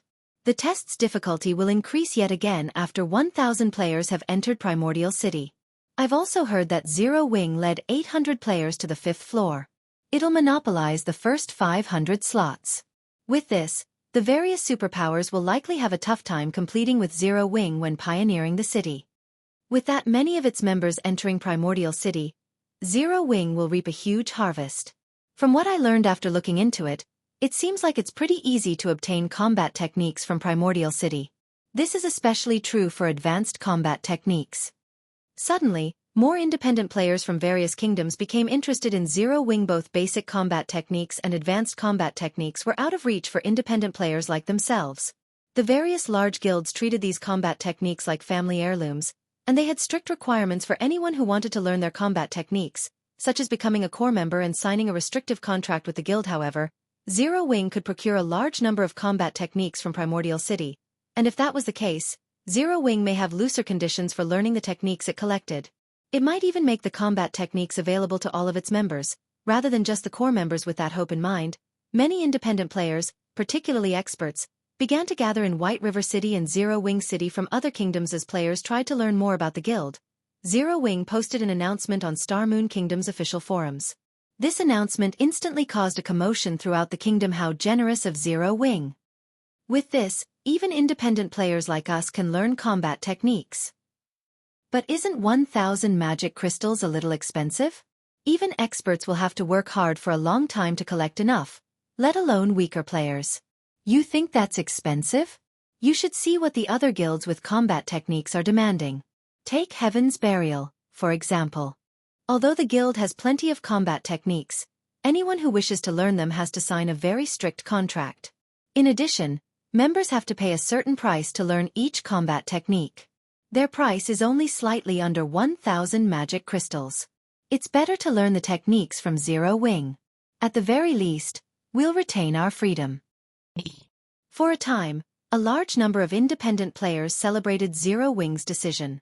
The news excited many adventurer teams as well. Independent players might struggle to collect 1,000 magic crystals, but it wasn't any trouble for an adventurer team with several hundred members. When the various large guilds discovered the announcement, however, they fumed with fury. This was especially true for the guilds that had acquired combat techniques of their own. They had planned to use their combat techniques to attract loyal experts and gain an advantage over their competitors, but Zero-Wing's latest announcement had ruined that idea. Black flames means truly are amazing. Heaven's Burial is likely doomed to fall now, Xianxia said. He could not help his rueful sigh as he read the report a subordinate had just sent Uncle Yuan. What happened? Purple Jade asked curiously. Take a look for yourself, Xianxia said as he forwarded the report to Purple Jade. When Purple Jade read the report, her eyes widened in shock. She found it truly hard to believe that Zero-Wing would actually be so generous as to offer its combat techniques to other players. By doing so, it would undoubtedly deal a massive blow to the various first-rate guilds that had acquired their own combat techniques. Naturally, Heaven's Burial was no exception. The guild's upper echelons would weep and rage once they heard about this. While everyone discussed Zero-Wing, Shifeng arrived in Primordial City's teleportation hall. The teleportation hall's main hall looked like a massive cave. The hall's ceiling was at least 100 meters from the ground. It also seemed like some kind of miniature sun was stuck in the ceiling, illuminating the hall. As Shifeng looked around, he discovered numerous mano-operated elevators, which led towards various spatial junctions. NPCs could arrive and leave Primordial City through these spatial junctions at any moment, These NPCs weren't limited to the human race, including members from other races as well. The instant Shifeng had arrived, both his mind and body had felt energized. The mana density here was no lower than that of Titan City. Players would definitely have an easier time practicing their combat or producing items here than elsewhere. Since Shifeng had visited Primordial City many times in his previous life, he didn't bother to look around the teleportation hall like some curious tourist. Instead, he quickly left the hall and ventured to Primordial City's streets. Primordial City was a city of legend. The city had as many NPCs as the most populated NPC cities in God's domain. There were easily over 4 or 5 million NPCs within the city at all times, which was more than 10 times the number of NPCs in Star Moon Kingdom's capital. Moreover, unlike the NPCs in ordinary NPC cities, those in Primordial City were at least level 150. Tier 2 NPCs were insignificant here, usually serving as gate attendants. Tier 3 NPCs, which were rare in other NPC cities, strode down almost every street in Primordial City. One would even find Tier 4 NPCs window shopping. After leaving the teleportation hall, Shifeng summoned his demonic flame tiger and made his way towards the heart of Primordial City. Although Primordial City's layout was complex, Shifeng knew the city like the back of his hand. After traveling for around 20 minutes, he reached a towering temple. The temple before him was over 300 meters tall and occupied enough space to accommodate 100,000 people. It looked more like a mountain than a building. This temple was also the most important structure in Primordial City, the 7 Luminaries Temple. Chapter 1673. Primordial Scroll. Chapter 1673. Primordial Scroll. 2 mechanical puppets at the temple's entrance stopped Shifeng before he could enter the building. This is the 7 Luminaries Temple. Unauthorized individuals are not allowed entry. The 2 mechanical puppets crossed their great swords before the entrance, preventing Shifeng from proceeding. If any other player saw these mechanical puppets, they would definitely be given a fright. Both mechanical puppets were level 200 mythic monsters. They weren't ordinary mechanical puppets, either, but magically enhanced puppets. Not only did they possess extremely high intellect, but they also wielded domains. In other words, they were Tier 4 mythic monsters with domain skills. Even Tier 4 NPCs with domains would not be a match for these magically enhanced puppets. Furthermore, these magically enhanced puppets were only the 7 Luminaries Temple's gate attendants. There were much stronger guards within the temple itself. Based on Shifeng's knowledge, not even Tier 6 God-ranked players would dare to act presumptuously in the 7 Luminaries Temple without losing their lives. Primordial City was one of the safest cities throughout God's domain. Neither monsters nor players dared to cause trouble here, and those who did were killed without question. Meanwhile, Shifeng wasn't surprised to find these magically enhanced puppets barring his path. The 7 Luminaries Temple was one of Primordial City's core buildings. It was also where players could exchange their contribution points for items. But only players who had become adventurers within the city were allowed inside. Everyone else would be stopped at the door. If players wanted to become adventurers here, they had to pick up an adventurer quest from Primordial City's Adventurers Association. After completing their adventurer quest, players would be granted a Primordial City Adventurer emblem. Players would only be considered a common adventurer in the city once they had this emblem, and it would allow them to enjoy some of the benefits the city offered. However, since Shifeng was in a hurry, he hadn't stopped by the Adventurers Association to pick up the adventurer's quest. In response to the crossed greatswords before him, Shifeng took out his city rookie emblem and showed it to the guards, asking, "Can I enter now?" The city rookie emblem granted him the status of a bronze adventurer in Primordial City. Although the status couldn't be upgraded, it was enough for now. If he had free time in the future, he could simply pick up the adventurer quest and obtain the real adventurer emblem. City rookie emblem confirmed. Identity confirmed. You may enter. After the 2 puppets inspected the city rookie emblem, they relaxed into their original stances and turned their attention away from Shifeng. Seeing this, Shifeng made his way into the 7 Luminaries Temple. The 7 Luminaries Temple's lobby was a beautifully decorated plaza. The scenery was spectacular. It contained areas where people could rest and chat, and it even offered open-air restaurants and bars. The food and beverages sold here were unique to Primordial City and couldn't be removed from the city. But the taste of these items was simply unforgettable. Even players who enjoyed delicious delicacies every day longed to dine here. But very few players could afford to do so. Every item in the 7 Luminaries Temple cost Primordial City contribution points. Neither coins nor magic crystals were accepted as currency. Meanwhile, a single meal here cost at least 100 CPs. Of course, players who consumed the meal would receive benefits that corresponded to the 100 CPs they paid, improving perception and focus. Unfortunately, the effects from a 100 CP meal would only last 2 hours. During that time, However, players could make use of the buff by renting a training room in the 7 Luminaries temple to practice the combat techniques they had recently purchased. Likewise, the training rooms cost CPs to rent, with the basic training rooms costing 10 CPs per hour, intermediate training rooms costing 30 CPs per hour, and advanced training rooms costing 100 CPs per hour to most players, though this cost was astronomical. The system only granted free CPs on players' first visit to Primordial City, rewarding nothing for subsequent entries. Hence, it was very important that players carefully decide how to enter the Primordial City for their first visit. Aside from the first entry bonus, players could only obtain more contribution points by completing quests and through achievements in Primordial City. Shurfeng didn't bother to look around after entering the 7 Luminaries temple as he made his way for the exchange counter. Sir, may I know what item you wish to purchase? An elven beauty behind the counter asked with a smile. Although the female elf looked like a simple administrator for the exchange department, if one paid close attention, they'd discover that she was actually a level 150, tier 3 great mage. Moreover, as a member of the elven race, her innate affinity with mana was incredibly high, making her slightly stronger than ordinary tier 3 great mages of the same level inside a minor NPC city. This female elf could easily serve as the city's magistrate. If this elven woman decided to attack Shurfeng now, he'd die instantly unless he activated an invulnerability skill in time. I wish to purchase primordial souls. Shurfeng said primordial souls are extremely rare, so each will cost you 200 contribution points. We also have a daily exchange limit on primordial souls. Only 100 primordial souls are made available each day, the elf explained. May I know how many primordial souls you wish to purchase, sir? 20. Shurfeng stated primordial souls were rare tools that could help players when they challenged their promotion quests. They were also unique to Primordial City. Naturally, Shurfeng had to purchase as many primordial souls as he could afford now. Meanwhile, aside from the 5,000 CPs he had gained for clearing the Azura ranked entrance test, he had received a bonus of 3,000 CPs from the system, giving him a total of 8,000 CPs, so spending 4,000 on primordial souls wouldn't put him in the red. He also wasn't sure how many Zero Wing members would make it into Primordial City. Fortunately, unlike other players, he had the City Rookie emblem, which allowed him to earn CPs far more easily. Alright. The elf administrator then retrieved 20 bottles from the spatial storage unit behind her and said, Sir, as a City Rookie, you enjoy a 10% discount on all purchases. Your total bill comes to 3,600 contribution points. Do you wish to purchase anything else? After giving the matter some thought, Shurfeng gritted his teeth and said, I want to purchase 12 primordial scrolls and 1 teleportation stone to the darkness plane. Initially, he had planned to purchase advanced combat techniques after reaching Primordial City, but obtaining the Boneless Lands Lost Town was far more important right now.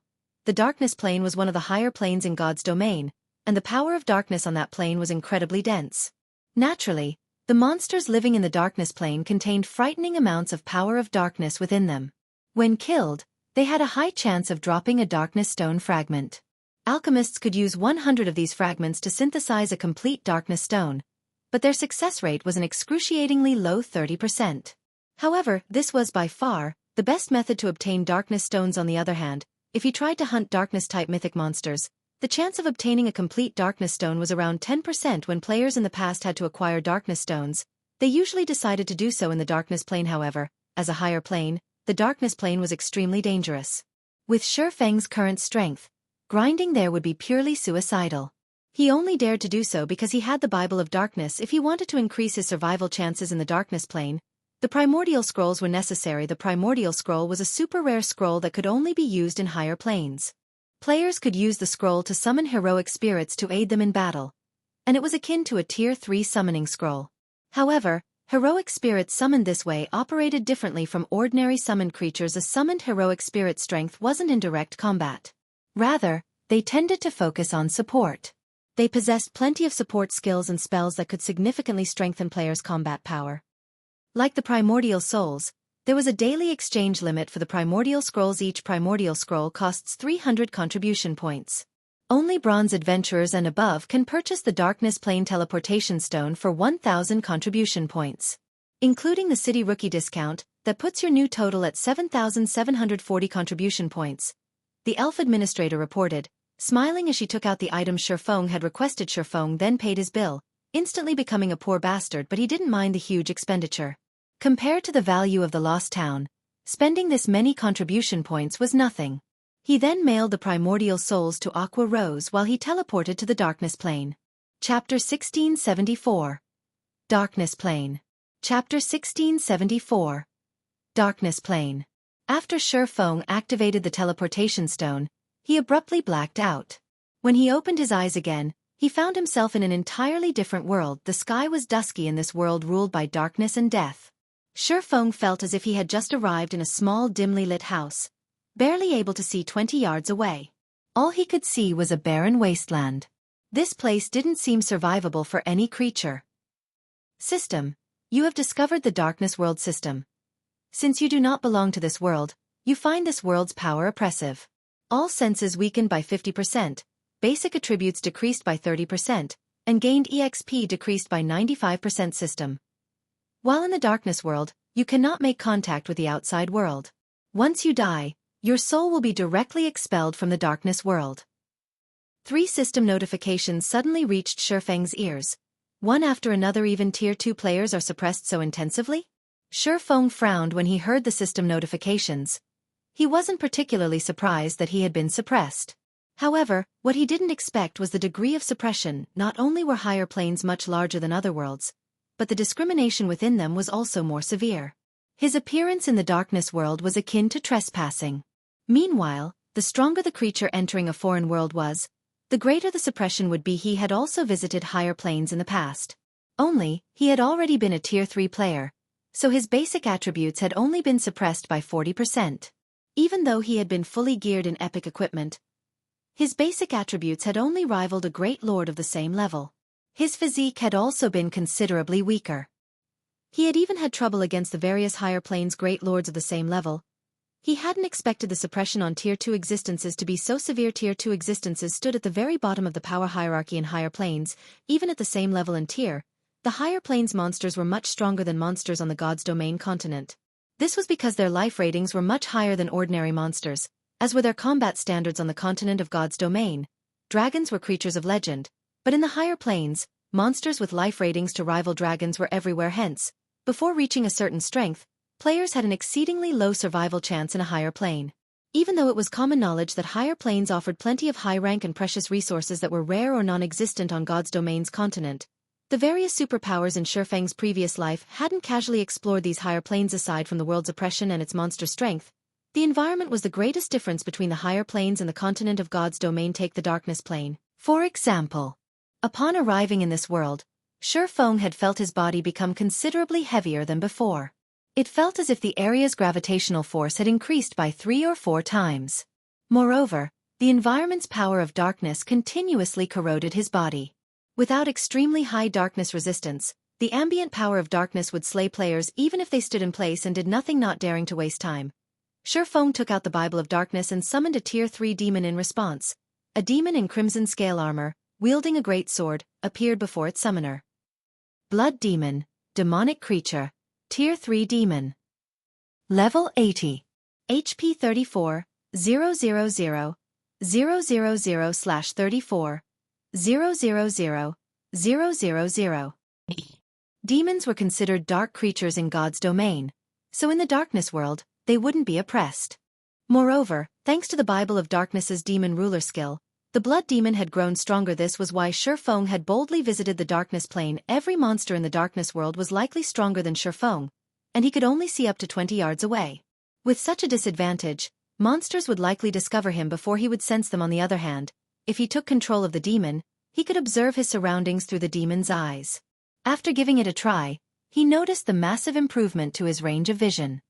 By seeing through the demon's eyes, Shi Feng could see up to 500 yards away.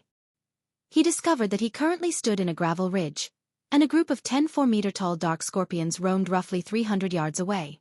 9 of the 10 dark scorpions had 3 tails, and the last had 5. Moreover, the 5-tailed scorpion radiated a light purple glow.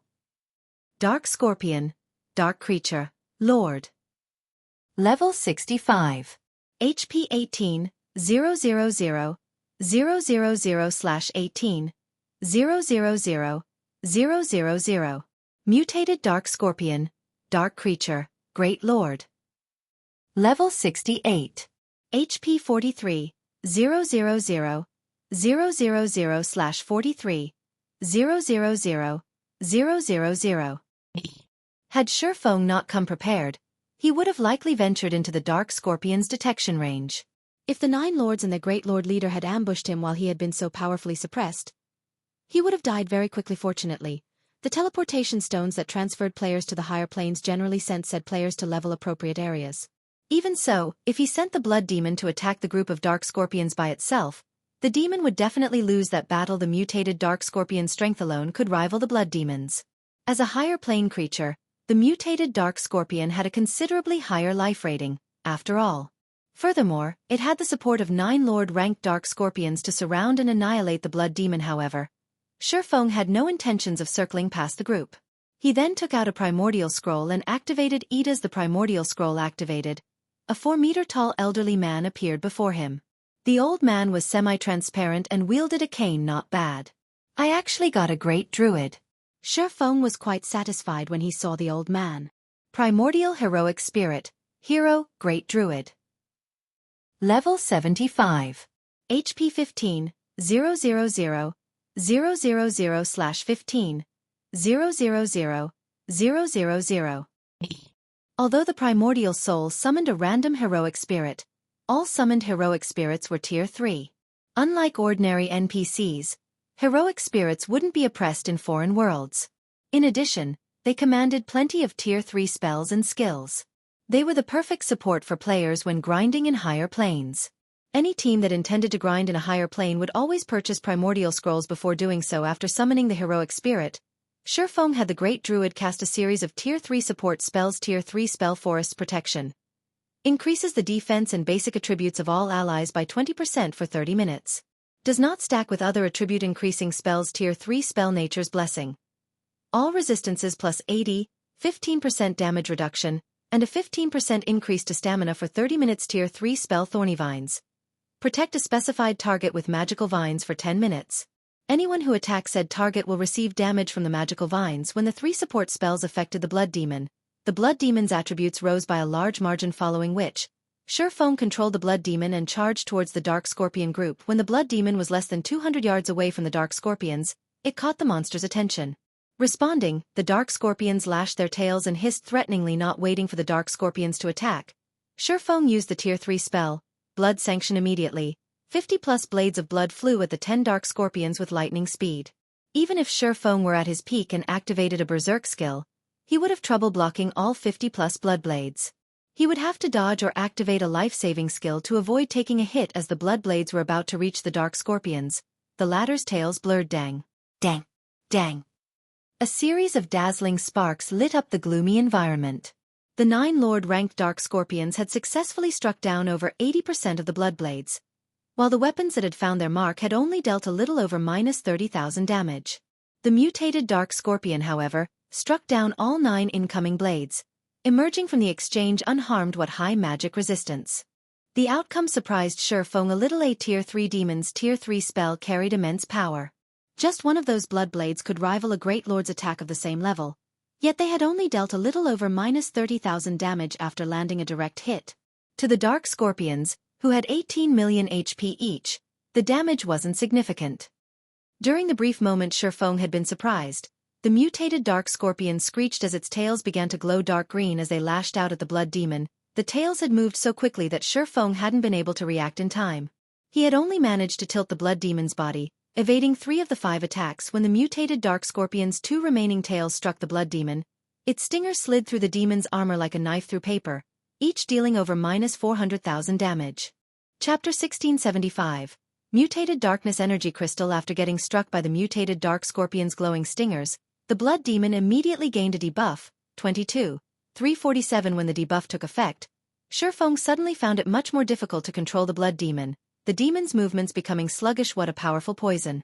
Shifeng was slightly surprised when he checked the debuff. Paralyzing Venom. Inflicts 30,000 damage every 0.8 second for 12 seconds. While the venom is still in effect, decreases reaction speed by 40%, attack speed by 30%, and movement speed by 30%. Effects can be stacked up to 10 times. The majority of toxins in God's domain only caused victims to lose HP over time. Very few could inflict a paralysis effect, much less be stackable. Although the blood demon possessed high magic resistance and could mitigate a portion of the damage it received, if the toxin was stacked 10 times, even the blood demon would fall in no time. Moreover, the toxin being stacked boosted not only the dot but also the speed reduction debuff. If that happened, the blood demon would have an increasingly difficult time blocking the attacks of the dark scorpions, which possessed considerably high combat standards. The mutated dark scorpion's combat standard was even at the level of an ordinary expert player. In the next moment, the dark scorpions launched another wave of attacks at the blood demon. Due to the venom, the blood demon had great difficulty defending itself. A series of damages ranging from several tens of thousands to several 100,000 appeared above the blood demon's head, its HP plummeting. The number of paralyzing venom stacks also increased from 1 to 4 now. The blood demon was taking minus 120,000 damage from the venom every 0.8 second. Its reaction speed had also decreased by 60%, and its attack and movement speed by 50%. Even though the blood demon was higher leveled, it would not last very long against the dark scorpions at this rate. Thank goodness I prepared primordial scrolls. Glancing at the mutated dark scorpion, Shifeng then commanded the heroic spirit to cast the Tier 2 spell healing wind. A light green gale immediately enveloped the blood demon. In the next moment, not only did the paralyzing venom debuff disappear altogether, but the blood demon also rapidly recovered the 10% or so HP it lost. In the blink of an eye, it was already back to full HP once healing wind ended. Shifeng had the heroic spirit cast the Tier 3 spell Earthen Vine. Suddenly, vines sprouted beneath the dark scorpion's legs and bound the monsters completely. Although the dark scorpions managed to cut and snap the vines in their struggles, new vines would always replace the broken ones, greatly restricting the mobility of the dark scorpions. Moreover, the earthen vines also dealt minus 50,000 damage every second to the dark scorpions, and the skill lasted for a full 20 seconds. This skill was perfect against monsters without control removal skills. After the dark scorpions were restricted, the blood demon brandished its great sword and began exterminating the dark scorpions. Each of its normal attacks caused around minus 40,000 damage, while its skills dealt over minus 100,000 damage each. Meanwhile, Shifeng also cast Flame Domain on the group of monsters. Although Shifeng was suppressed by the world and his basic attributes had decreased significantly, the sacred sword he wielded doubled the damage he dealt dark creatures, following which, damages over minus 200,000 appeared above the dark scorpions' heads. Moreover, the damage Flame Domain dealt also increased by 20% with every passing second.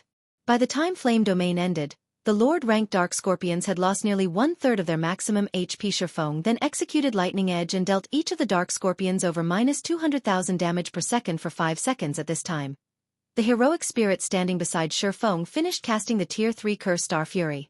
Suddenly, streaks of starlight started raining down from the sky and bombarding the Dark Scorpions.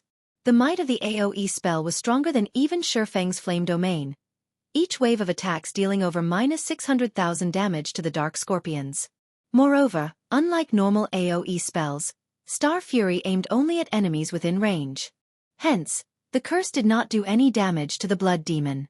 In total, 7 waves of starlight descended on the Dark Scorpions. By the time Star Fury ended, not only had the Dark Scorpions lost a significant amount of their HPs, but they also fell into a heavily injured state, their basic attributes, defense, and combat power decreasing to a certain extent. This turn of events allowed the blood demon to deal even more damage.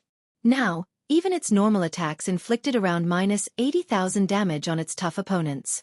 Very quickly, the first Dark Scorpion fell to Shifeng's group. Afterward, even after Earthen Vine's duration ended, the heavily injured Dark Scorpions didn't pose much of a threat.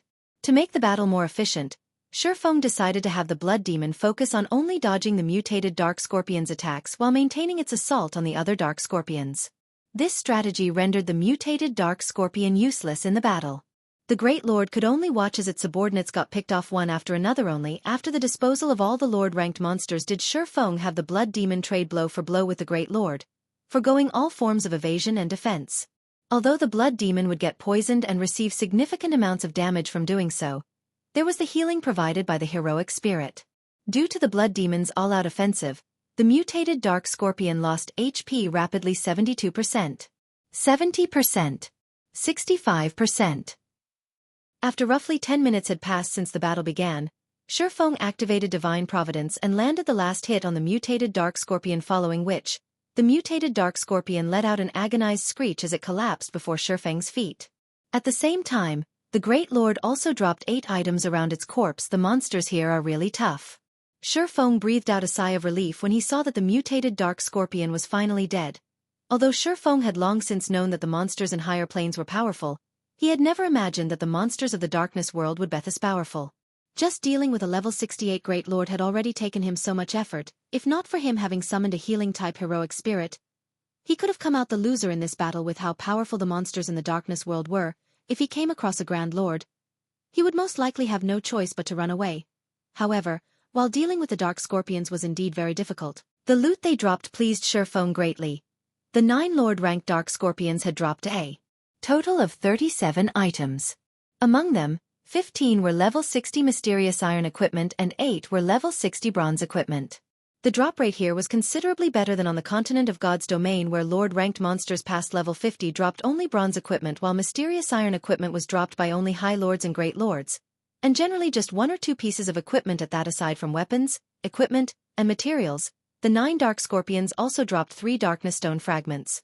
The drop rate for the fragments was considerably better than what Shifeng initially expected it to be. However, compared to the loot of the 9 dark scorpions, the loot of the mutated dark scorpion was much more attractive. Of the 8 items dropped, 3 were equipment. A level 60 secret silver cloth armor robe and 2 set pieces for the level 60 secret silver plate armor. Dark Devourer set. Level 60 secret silver set equipment would be considered top-notch equipment in the game when players reached level 60. Moreover, the Dark Devourer set was actually an 8-piece set. The set's level requirement would be lowered to level 55 when 4 set pieces were gathered, and further to level 50 if one managed to complete the set. If players could equip level 60 secret silver set equipment at level 50, just the basic attributes they could gain from the set alone would surpass that of level 50 dark gold set equipment. Not to mention, the Dark Devourer set's other set effects were also plenty amazing. The set's 2-piece set effect reduced the damage sustained from Tier 2 spells by 40% and spells below Tier 2 by 70%. Meanwhile, the 6-piece set effect raised the wearer's strength and endurance by up to 30% when attacked. If he could allow the guild's MTs and berserkers to equip the Dark Devourer set, they would be practically invincible among those of the same level. Aside from the 3 pieces of equipment, the mutated dark scorpion also dropped 2 darkness stone fragments. As for the remaining 3 items, 2 of them were paralyzing venom potions, which could be applied to weapons, allowing one's attacks to inflict a weakened version of the paralyzing venom debuff on targets. Each potion could be used 3 times, and each application lasted 30 minutes. Although the debuff imposed was nowhere near as strong as the mutated dark scorpions, it was still quite effective against both players and monsters, following which, Shifeng took out from his bag the last item the Great Lord dropped. This item was a crystal that gave off a black and white glow.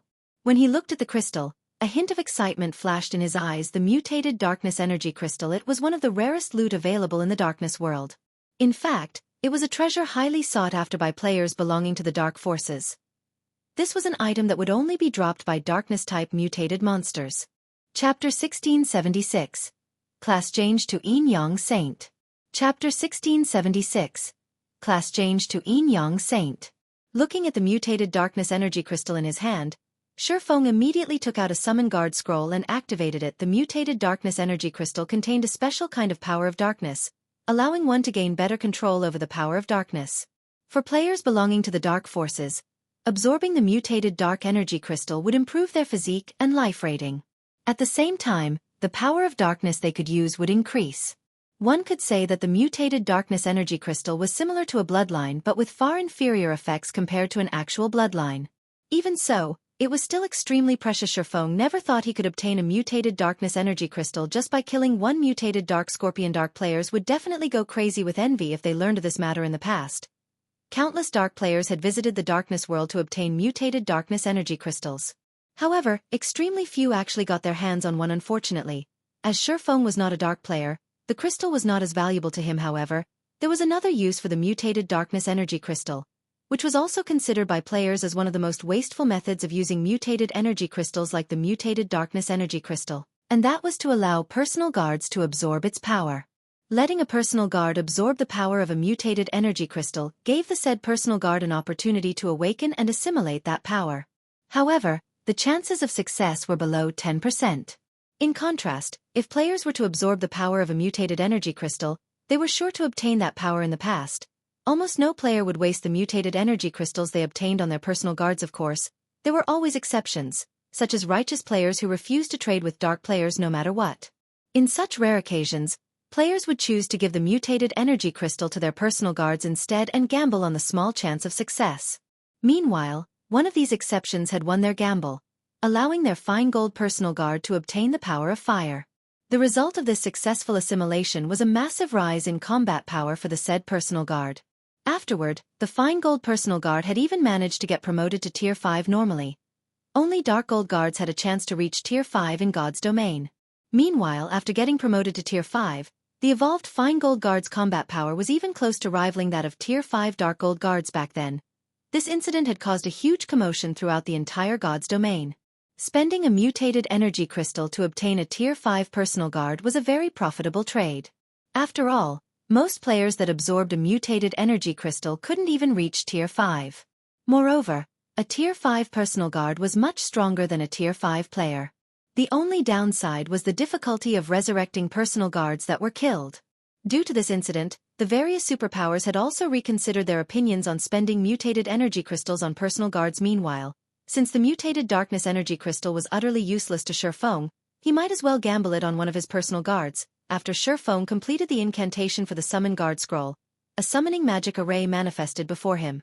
A moment later, the lithe figure of a woman appeared in it.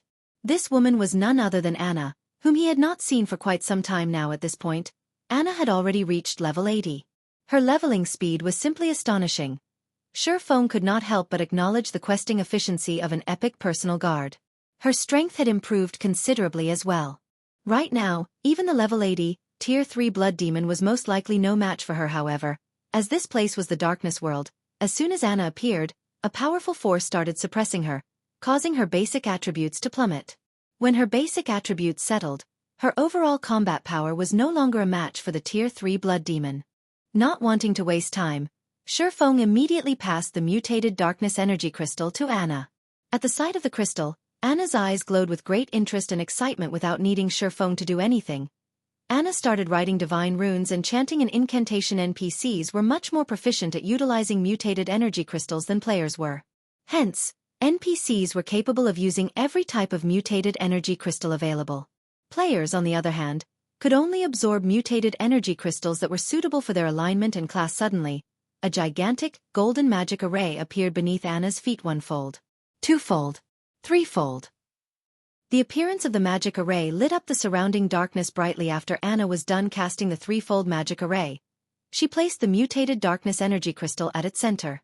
Suddenly, the surrounding power of darkness started surging towards the magic array, the massive flow of energy prompting Shifeng to step back in fright. As the magic array collected more power of darkness, the aura it exuded also steadily strengthened. At some point, the aura grew so overwhelming that Shifeng started to feel stifled. Even the monsters over 500 yards away unconsciously distanced themselves from the magic array.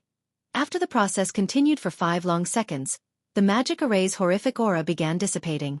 The gathered power of darkness then started flowing into Anna's body under the magic array's guidance. In the next moment, pitch-black runes appeared on Anna's body. As the number of runes increased, the feeling Anna gave off underwent a heaven-defying change. If in the past, Anna was an angel that represented the light, then now, she was a fallen angel that represented darkness. After runes covered Anna's entire body, she started giving off an unprecedented pressure. At this moment, Shifeng felt as if he was standing before Serena, the fallen angel guarding the world summit, again. If Anna willed it, she could easily kill Tier 3 and Tier 4 existences with a wave of her hand right now. However, the horrific pressure lasted for only 1 second, then vanished without a trace. At the same time, the 3-fold magic array Anna stood on also started disappearing into the void. As for Anna herself, she had reverted to her original state. The only differences now were a dark purple mark at the center of her forehead and a hint of coldness in her aura. Did you succeed? Shifeng could not help but ask curiously as he eyed Anna, who looked as she normally did in the past. He had heard that a huge commotion would arise whenever personal guards used mutated energy crystals. However, those commotions were far from being as massive as the one that just occurred. In fact, even the casting of a Tier 5 spell wouldn't cause such a massive disturbance. Lord Count, it should be a success? Anna said as she looked at herself, uncertainty in her tone. Shifeng could not help but fall speechless at Anna's reply. Immediately, he called out Anna's attribute panel. Anna, Yi Feng's personal guard. Class: Tier 2 Peak Class, Yin Yang Saint. Level 80. Loyalty, 97. Growth Potential, 113. Shifeng was at a loss for words as he looked at the updated values in Anna's attribute panel. He had never imagined that Anna would not only gain control over the power of darkness but also class change into a Yin Yang Saint, a peak class. Moreover, her growth potential had even risen from 105 to 113 points. Anna had actually improved that much just by using one mutated darkness energy crystal. This was definitely a massive jackpot after all. Every point increased in growth potential would allow a personal guard to gain considerably more attribute points with each level up. Now that Anna had 8 more points in growth potential, she would no doubt become an even more terrifying existence in the future. Not to mention, Anna had even class changed into a Yin Yang Saint in God's domain. Class legacies held much greater importance to NPCs than to players. In a situation where both sides were of the same level and tier, an NPC with a basic class had almost no chance of defeating an NPC with an advanced class, and likewise an NPC with an advanced class had no chance of defeating an NPC with a peak class. After Shifeng was done looking at the summary of Anna's attribute panel, he could not help but click to inspect her specific attributes. Is she a monster? Shifeng involuntarily gaped in shock when he saw Anna's basic attributes. Chapter 1677. Anna's Power. Chapter 1677. Anna's Power. Shifeng was dazed for a long moment after seeing Anna's basic attributes. If other players saw Anna's statistics, they'd be surprised by how high the values were at most. But Shifeng knew the implication these attributes had. A normal level 80, Tier 2 magical class NPC would only have around 3,600 intelligence, which was already far more than what magical class players would have at level 80, Tier 2. Even if a level 80 player were fully geared in epic equipment, they wouldn't have such a high attribute since every personal guard used epic weapons and equipment. Even the strongest magical class personal guard Shifeng had heard of in the past had only commanded 4,200 intelligence after reaching level 80. Tier 2. Although there was only a 600-point difference, the difference in magic damage and maximum mana would be massive in God's domain. The power of a spell heavily depended on the caster's intelligence. For example, if a Tier 1 player and a Tier 6 player cast the same Tier 1 spell, the power difference would be like heaven and earth. The outcome was due to the difference in their attributes. Meanwhile, high-tiered spells and skills only allowed one to display more of their raw power previously. Anna's intelligence had only risen to 4,346, and she had barely been able to contend with ordinary great lords of the same level in terms of raw magic damage.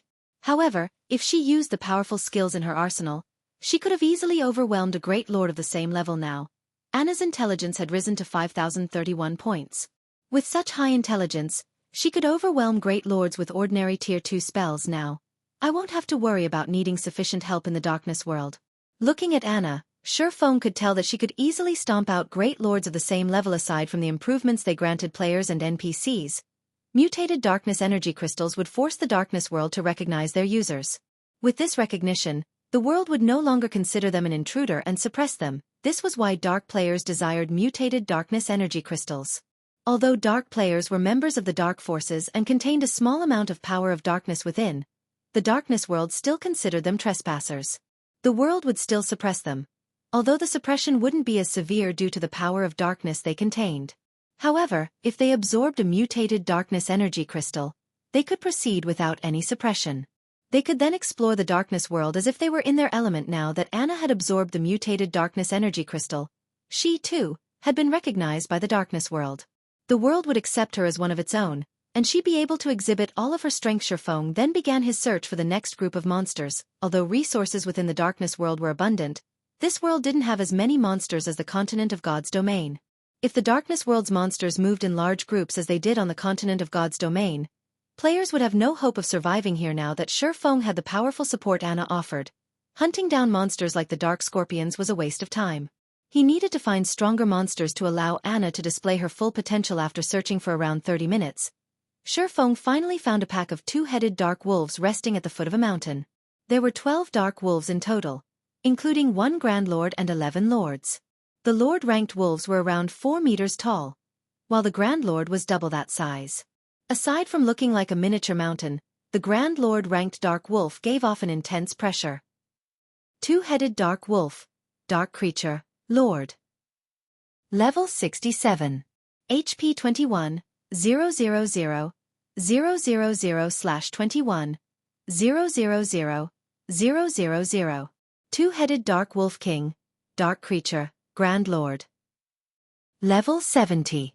HP 95, 000, 000/95, 000, 000. Challenging a Grand Lord in the Darkness world was very dangerous. But even if Shurfeng weren't a match for the monster, he was confident that he could retreat safely if needed. If he weren't, and he settled for weaker monsters, he wouldn't be able to acquire then 100 Darkness Stones he needed even after 10 solid days of grinding. The Darkness world's Grand Lords had a chance of dropping complete Darkness Stones. On the other hand, only Mythic rank or above Darkness-type monsters would drop the stones on the God's Domain continent. That being said, Grand Lords in this world had a slightly lower chance of dropping them however. He could use Icarus's heart to compensate for the low drop rate. As long as the Grand Lords had a chance of dropping the stones, it was worth a try. Shurfeng had only planned to challenge Grand Lords after he could summon 3 demons with the Bible of Darkness. He'd also be able to use another Primordial scroll in 2 hours. With 5 Tier 3 monsters and a healer, he had a considerably good chance of defeating the Grand Lords. At worst, he could always suppress his opponents with the Ring of Gospel, but now that he had a monster of a personal guard like Anna, there was no need to wait. Alright, let's begin. Shurfeng commanded. Once everyone was in position, Anna instantly began to write divine runes, chanting an incantation at the same time. A short moment later, 10 level 80 Lord-ranked Rock Guardians formed before Anna. A level 80 Great Lord-ranked Golden Giant had joined them. Due to the significant boost to Anna's intelligence, her summoned creatures had also received a boost to their attributes. The summoned creatures were 15% stronger than they had been previously, but Anna wasn't done yet. Following which, she cast Magic Strengthening, further increasing the Rock Guardians and Golden Giant's basic attributes in the blink of an eye. Shurfeng had a powerful monster army as the 11 summoned creatures prepared to charge. The old man beside Shurfeng cast enhancement buffs on them as well, strengthening the summoned creatures even further. Go. Shurfeng commanded. Once the preparations were complete, the Golden Giant and Blood Demon led the charge with the 10 Rock Guardians closely behind them. When the group of summoned creatures came within 200 yards of the Dark Wolf pack, the Dark Wolves howled with anger. The two-headed Dark Wolf King stood and glared at the Golden Giant and Blood Demon. Emanating a low growl, it pushed its paws against the ground and shot forward. The Dark Wolf King was as fast as lightning, leaving a trail of afterimages and powerful gales of wind. The Dark Wolf King arrived before the Golden Giant almost instantly, smacking the Great Lord with one of its front paws. Ping. Under Anna's control, the Golden Giant raised its arms to protect itself. When the Dark Wolf King's paw collided with the Golden Giant's arms, the ground beneath the summoned Great Lord cracked and shattered, and the Golden Giant sunk into the ground. The Dark Wolf King's strength was higher than Shurfeng had expected, and despite blocking the attack, the Golden Giant had lost over 100,000 HP. Realizing that its first attack had failed to get rid of its target, the Dark Wolf King turned and swiped its tail at the Golden Giant. As the Wolf King's bushy tail moved, power of darkness gathered around it, turning the harmless-looking tail into a sharp blade that sliced at the Golden Giant. Tier 2 skill, Darkness Blade. When the attack landed, the impact sent the Golden Giant flying over 20 yards back, following which, a damage of over -2,300,000 appeared above the Golden Giant's head. The Dark Wolf King's strength was on an entirely different level than the Grand Lords on God's Domain's continent. Fortunately, although the 2 attacks dealt a lot of damage, the Golden Giant had 55 million HP. Losing a little over 2 million HP was nothing. With the Primordial heroic spirit healing it from a safe distance, the Golden Giant could definitely withstand the Dark Wolf King's attacks. In contrast, the Blood Demon and 10 Rock Giants completely overwhelmed the 11 two-headed Dark Wolves that had followed their alpha. Even without any healing, the Rock Giants could dominate the Dark Wolves in a one-on-one fight. Furthermore, they had the help of the Tier 3 Blood Demon. Naturally, Anna didn't sit idle. After becoming a Yin Yang Saint, she had gained more than just summoning skills. She now had powerful attack spells in her arsenal. Anna cast Holy Light Spear, a Tier 2 Light-type spell, launching 18 Holy Spears at the Dark Wolf pack. Each spear carried nearly as much strength as a Tier 3 Great Lord of the same level. Moreover, the Holy Spears dealt an additional 50% damage to dark creatures. When the Holy Spears found their marks, the Dark Wolves cried in agony as damages of over -400,000 appeared above their heads in less than 10 minutes.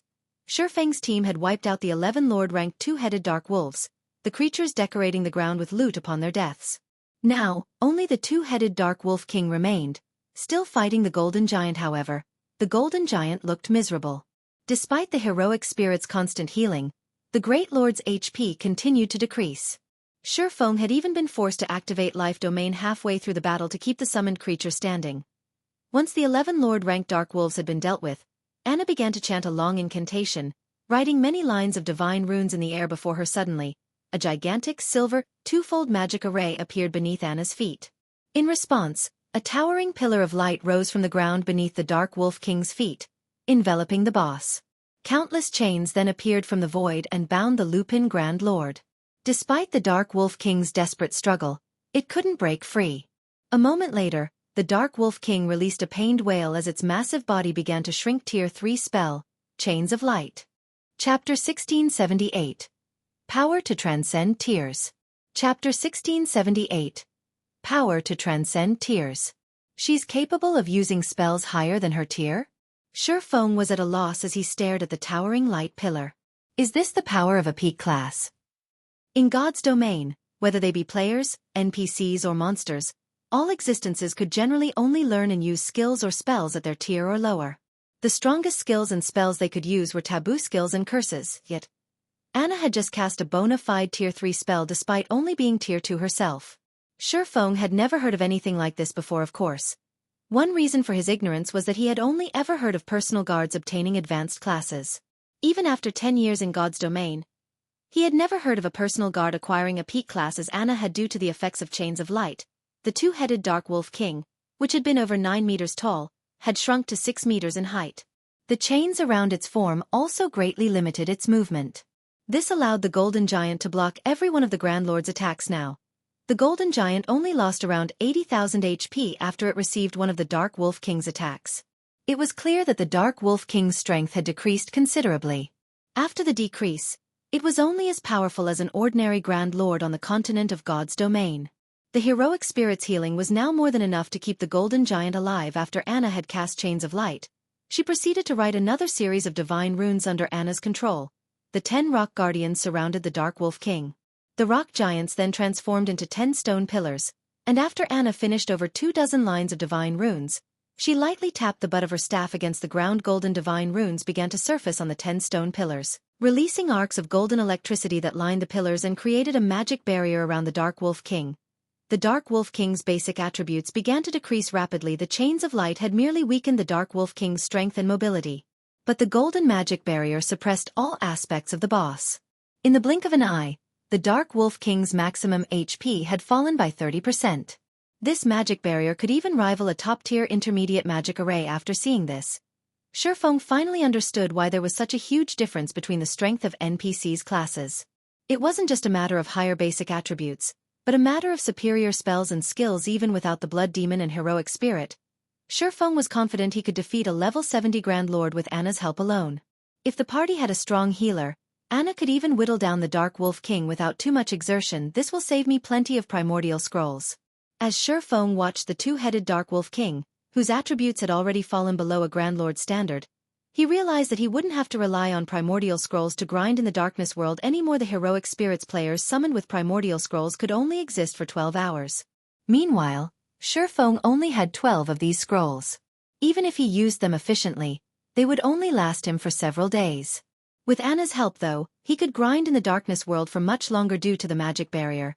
The Golden Giant had a much easier time dealing with the Dark Wolf King. The Great Lord even began to trade blows with the Grand Lord, increasing the party's overall DPS. After including the Blood Demon, Anna, and Feng's attacks, the Dark Wolf King's HP began to deplete steadily. Although the Grand Lord's battle recovery and high defense slowed their progress, it was only a matter of time before the Dark Wolf King died. 90%. 85%. 80%. When the two-headed Dark Wolf King's HP fell to 20%, it released a sudden, angry howl. Its two-headed body then split down the middle, each head taking on its own form division. Feng's expression darkened when he saw the two Dark Wolf King's bosses that had grasped doppelganger skills in God's domain were extremely difficult to defeat. Unfortunately, slaying bosses that had grasped division skills was even harder. With doppelganger skills, a boss's main body and its doppelganger shared HP. If either form were killed, regardless of whether or not players slew the main body, both would die. However, bosses with division skills were a different story. Each copy had its own, independent HP. This essentially meant that players had to face two bosses simultaneously. Moreover, When a boss used a division skill, all debuffs on the boss would be removed in the next moment. The chains of light originally binding the two-headed Dark Wolf King vanished. The two Dark Wolf Kings then revealed a sinister grin as they looked at Shifeng's group, their expressions seemingly saying, "You're dead meat now." The two Dark Wolf Kings immediately pounced on the Golden Giant and the Blood Demon.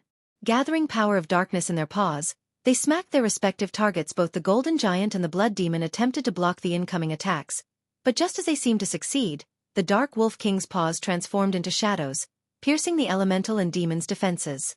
The attack struck their targets, and both the Golden Giant and the Blood Demon were thrown over 20 yards away, a damage exceeding -2 million appearing above each of their heads. Before the two summoned creatures could regain their footing, the two Dark Wolf Kings pounced again, launching the same attacks.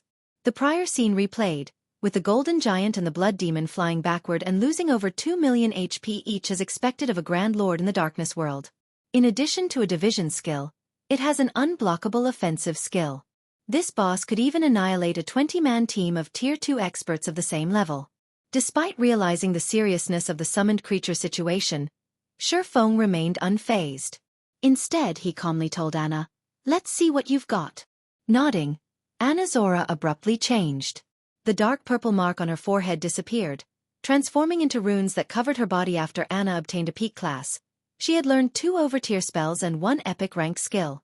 Although she had displayed the Tier 3 spell, Chains of Light, she had yet to reveal her other over-tier spell and epic skill. The move Anna had just used was none other than the epic skill, Yin Yang Power.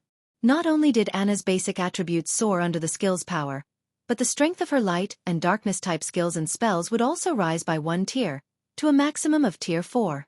This was the Berserk skill unique to peak legacies. Anna's Tier 2 spells and skills already had the power to rival Tier 3 attacks, but now her attacks were even more powerful than a Grand Lord's of the same level. Furthermore, while Yin Yang Power was in effect, all of her spells and skills would increase by 1 tier. It was by no means an exaggeration to consider Anna a level 80. Tier 3 NPC. Anna proceeded to cast the Tier 2 spell, Holy Light Spear, once more, but unlike her previous use, the number of holy spears she summoned had doubled to 36. Moreover, each spear carried more power than before under Anna's control. The holy spears transformed into streaks of white light that bombarded the two Dark Wolf Kings. While the two Dark Wolf Kings happily bullied the Golden Giant and Blood Demon, the holy spears appeared before them. Even with the Dark Wolf King's incredible reaction speeds, they only blocked half of the incoming spears. The rest of the shining weapons found their marks. When the holy spears met the Dark Wolf King's tough fur, the two Grand Lords howled in pain. Each spear dealt over -600,000 damage. By the time the two Dark Wolf Kings had recovered from the Holy Spear's bombardment, Anna had finished casting the Tier 2 spell, Feathers of Light. Suddenly, countless white immaculate feathers descended from the sky, decorating the area around the two Grand Lords. Anna, who stood outside of the rock giant's magic barrier, grabbed at a feather that had fallen before her. She then gave the feather a gentle pinch. Boom. Boom. Boom. The hundreds of immaculate feathers surrounding the two Dark Wolf Kings began to explode, one after another. Although each feather's explosion was not particularly powerful and only devoured a few tens of thousands of the Grand Lord's HPs, the total accumulated damage was frightening. After a short moment, the two Dark Wolf Kings, who had only held on by a small amount of HP, fell to Anna's spell. Anna had killed the two Dark Wolf Kings so quickly that Shifeng hadn't even had enough time to use Divine Providence and land the finishing blow. Chapter 1679. Ancient Rock City's Shocking Transformation. Chapter 1679. Ancient Rock City's Shocking Transformation. Seeing the corpses of the divided two-headed Dark Wolf King reaffirmed Anna's strength for Shifeng. Although light-type spells had striking effects against dark creatures, they shouldn't allow a level 80, Tier 2 NPC to overwhelm the two-headed Dark Wolf King to this extent. Not even ordinary Tier 3 NPCs of the same level were capable of such a feat. The only downside to Anna's Yin Yang power was its 100-second duration and a long 6-hour cooldown. If she could use this Berserk skill frequently, she could massacre one level 70 Grand Lord after another. When the two-headed Dark Wolf King had died, it had dropped a pile of loot before them. It had also granted both Shifeng and Anna a large amount of EXP. Although Shifeng's EXP gain in the Darkness world had been drastically reduced, his experience bar still increased by a noticeable amount. As for Anna, although her EXP gain was no longer affected, the EXP she had gained from killing the level 72-headed Dark Wolf King was insignificant compared to how much she needed to level up, since she had already reached level 80 as expected of one of the Darkness world's Grand Lords. Its loot is way better than an ordinary Grand Lord's. Feng couldn't help his surprise as he gazed at the items before him past level 50. Grand Lords generally only dropped 10 or so items. Moreover, the majority of the loot would even be materials, and one would be lucky if they got 3 or 4 pieces of equipment, even the best of which would be secret silver rank. However, the two-headed Dark Wolf King had dropped over 20 items. Although the majority of the loot was still materials, the boss had dropped 5 pieces of equipment. 3 of the pieces were level 60 secret silver equipment, including 1 pair of boots belonging to the level 60 secret silver ranked Dark Devourer set. The last 2 pieces were level 60 fine gold equipment, one of which was a set piece for the level 60 fine gold ranked Fantasy Demon set. Although the Fantasy Demon set was only a 6-piece set, players could equip the set at level 55 instead of level 60 once they had gathered 4 pieces. If the full set were given to a level 55 magical class player, that player would wipe the floor with other magical class players of the same level. Only players with multiple epic weapons and equipment would likely be able to contend with them. 2 master-ranked potions had also dropped. Among them, one was the Mana Awakening Potion. It was a rare berserk potion that increased players' spell effects by 200% for 30 seconds. The other potion was a Resuscitation Potion. If players consumed the potion after resurrecting, they could recover a portion of the lost EXP. These 2 potions had easily sold for over 100 gold each on the market in the past. In addition, the two-headed Dark Wolf King had dropped a Darkness Stone and 3 Darkness Stone fragments. However, what surprised Feng most was a translucent crystal ball, the Detection Crystal Ball. This was a top-tier item for outdoor explorations. It was particularly useful at night, when visibility was poor. The Detection Crystal Ball could be used to detect all monsters within a certain range, which was determined by the Detection Crystal Ball's rank. A bronze Detection Crystal Ball had a range of 500 yards, while mysterious iron-ranked crystal balls could detect enemies within 700 yards, and secret silver-ranked ones could reach 1,000 yards. It allowed players to avoid monster ambushes. The Detection Crystal Ball the Wolf King had dropped was fine gold rank, with a range of 1,500 yards. Not only could this item's detection reach further than the Blood Demon's vision, but it could also spot every monster within that range. It did not matter even if the monsters were camouflaged or hidden behind terrain. Unfortunately, it did cost 1 magic crystal to operate per hour. Ordinary players might not be willing to pay this price, but it wasn't an issue for Feng, and it would be of great help as he explored the Darkness World. There weren't as many monsters in the Darkness World as there were on the continent of God's domain, making them troublesome to find. Since Feng was looking for specific targets, his hunt was even more time-consuming. With the Detection Crystal Ball, however, he could save plenty of time and avoid unnecessary battles. This will save me a ton of time. Feng smiled. Without hesitation, he spent 1 magic crystal to activate the Detection Crystal Ball and looked for his next target. Although Anna wouldn't be able to use her berserk skill again for a short time, Feng had summoned another tier 3 demon to assist him as soon as the demon summoning skill's cooldown had ended. With the extra tier 3 demon, his party could slowly whittle down another level 70 Grand Lord even without the personal guard's berserk skill. In such a way, Feng continued to hunt Grand Lords in the Darkness World. As for his stamina and concentration recovery, Feng had used the life essence he had accumulated with the blood refining crystal to remain battle-ready. In addition, every monster he killed in the Darkness World granted varying amounts of blood energy, which he could use to create more life essence. In the end, Feng grinded monsters for a full day without rest.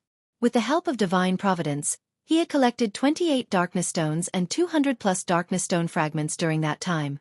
At this rate, he should be able to collect 100 Darkness Stones in no time.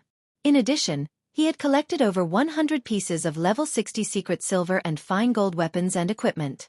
He also managed to complete 1 Dark Devourer set and now had 4 set pieces of the Fantasy Demon set, only missing the helmet and gloves. Although Feng was in high spirits and more than eager to continue his grind, his many years of experience in God's domain had taught him that it was important to balance work and rest properly. Although the life essence replenished his stamina and concentration, it was more of a stimulant than a replacement for actual rest. If he wanted to rest his mind, he had to log out of the game after returning to reality.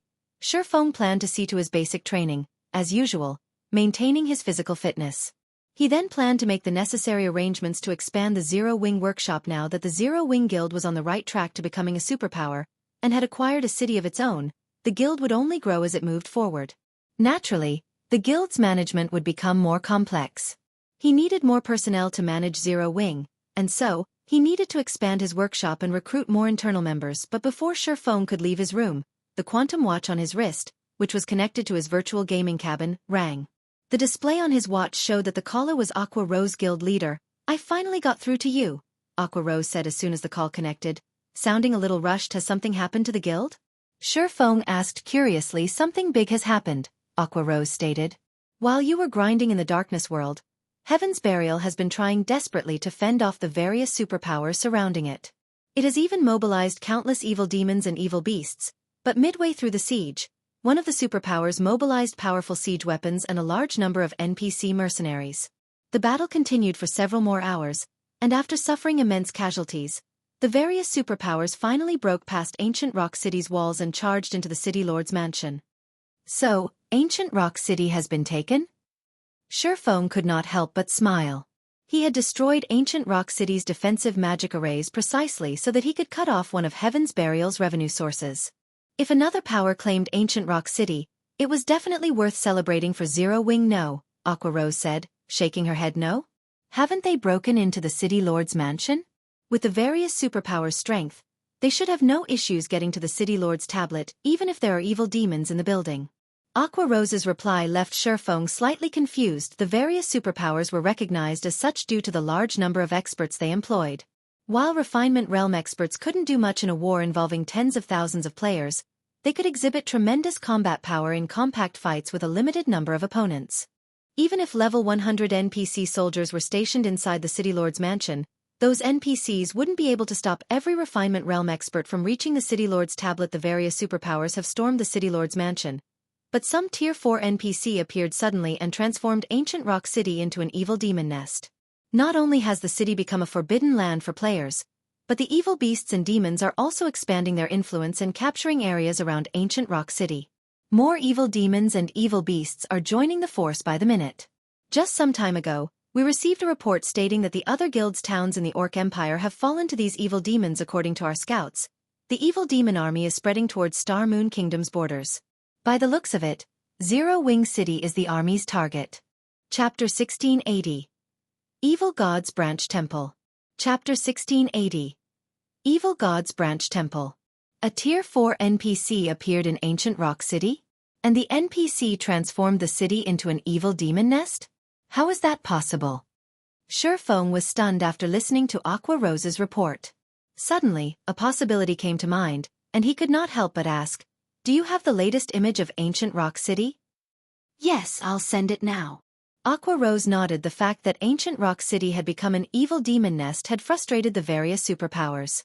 Hence, they had sent plenty of scouts to investigate Ancient Rock City's current state in the hopes of wresting back control of the city. Meanwhile, Zero Wing had collected quite a bit of information from those superpowers, following which, Shifeng entered his virtual gaming cabin again and logged into his rest space. He could still make contact with players in God's domain from within the rest space. Once he had logged in, Shifeng noticed the pictures of Ancient Rock City Aqua Rose had sent. In addition to that, she had sent video recordings and statistics reports about the current forces inside the city. What a terrifying number. Shifeng was shocked as he watched the videos. Evil demons and evil beasts crowded Ancient Rock City, both on its walls and inside the city itself. Several million monsters had taken control of the city, far more than any single player could control. Based on the information the various superpowers had gathered, there should be roughly 3 million evil demons and evil beasts defending Ancient Rock City. Moreover, this number continued to grow as time passed. However, the number of monsters within the city wasn't the most important aspect. It was these monsters' levels. The lowest leveled monster present in the city was level 50, while the higher leveled ones had reached level 80. Moreover, there were mythic ranked evil beasts and evil demons outside of the city. Based on current reports, there should be more than 10 mythic ranked evil beasts and evil demons protecting Ancient Rock City. There was also a level 80, Tier 4 NPC stationed in the city. This NPC was the true Grim Reaper to players due to its Tier 4 domain skill. Based on the reports, hostile players that tried to approach this Tier 4 NPC would be transformed into evil demons before they could get near the NPC. Sure enough. Shifeng frowned as he gazed at the towering temple in the heart of Ancient Rock City. They sure are ruthless. They actually built a branch of the Evil Gods Temple in Ancient Rock City. The only way to transform a city into an evil demon nest was to create an Evil Gods Temple branch temple in the city. If a branch temple descended, one could instantly teleport all of the evil beasts and demons under their command to the temple, essentially fortifying the city with an army. However, It was extremely difficult to get a branch temple to descend. First, the descent's target must not have any defensive magic arrays, and second, one would need a large number of precious materials and souls. Once a branch temple descended, the occupied city would crumble. Although it was only a branch temple, the density of the evil energy it exuded would be horrific. This evil energy would corrupt the land the branch temple occupied, and only a tier 5 high priest or above would be able to cleanse the corrupted land. If the land remained corrupt, ordinary players wouldn't be able to survive there. Now that a branch temple had descended, ancient rock city had been undoubtedly crippled. The city's fate as an evil demon nest was sealed. Becoming a guild city again was practically impossible. Guild leader, what should we do? The evil demon and evil beast armies are clearly marching towards Zero Wing City. Even if we petition the kingdom's armies to suppress these monsters at the border, there are too many of them. In addition, more evil beasts and evil demons join the march as time passes.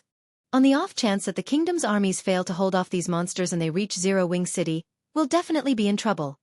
Aqua Rose expressed her concern. If such a frightening number of evil beasts and evil demons assaulted Zero Wing City, it would only be a matter of time before the city fell, even if it had a stronger defensive magic array than Stone Forest Town. Mythic ranked creatures marched alongside the evil beasts and demons towards Zero Wing City.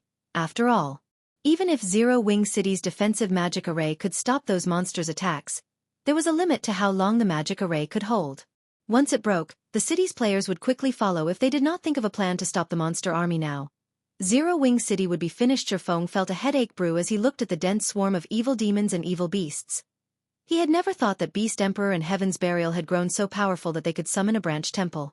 It wasn't exactly a simple task, and the price of doing so was unimaginable. This was because the branch temple was meant to hide the main temple.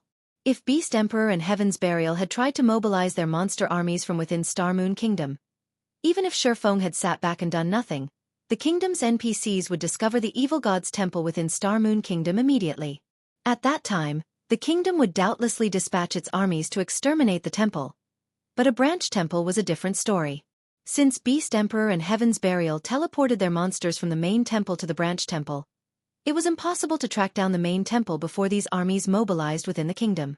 Meanwhile, even if the branch temple were destroyed, the evil demon and evil beast armies were already outside of Star Moon Kingdom.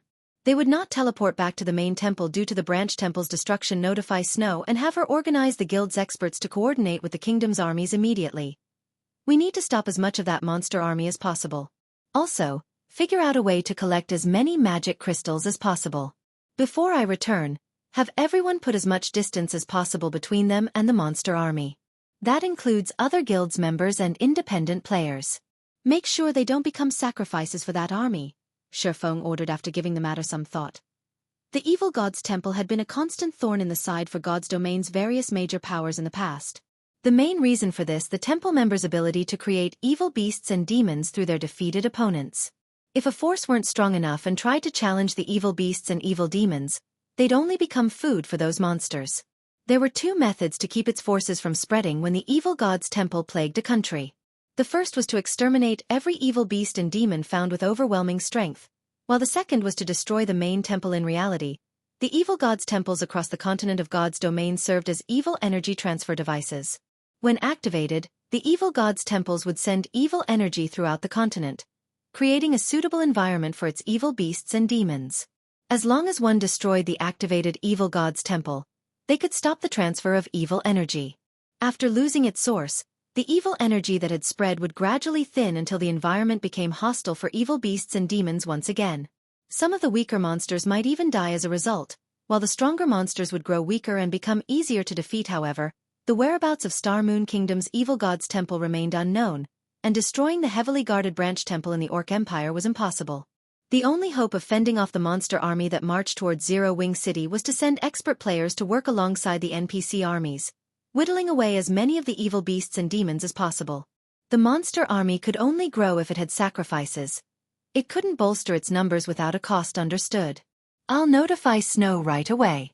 Aqua Rose nodded before disconnecting the call, not daring to waste time. Zhifeng immediately logged back into God's domain and continued to grind for darkness stones. Meanwhile, over 500,000 players had gathered in a forest at the border of Stone Forest Town's map. Among them, over 100,000 wore Heaven's Burial's guild emblem. Every one of these players was level 47 and above, and they were all very well equipped. However, every one of these players wore tense expressions. Beast Emperor, I've prepared the 400,000 players you've asked for. I hope that you will fulfill your promise. Singular Burial, who stood atop a hillside, told the middle-aged man beside him.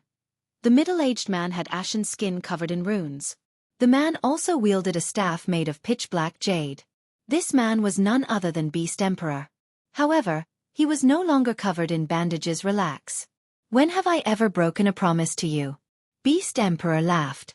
Turning his sight towards the player army at the bottom of the hill, he commanded, All right, let's begin. Chapter 1681. Brute Force.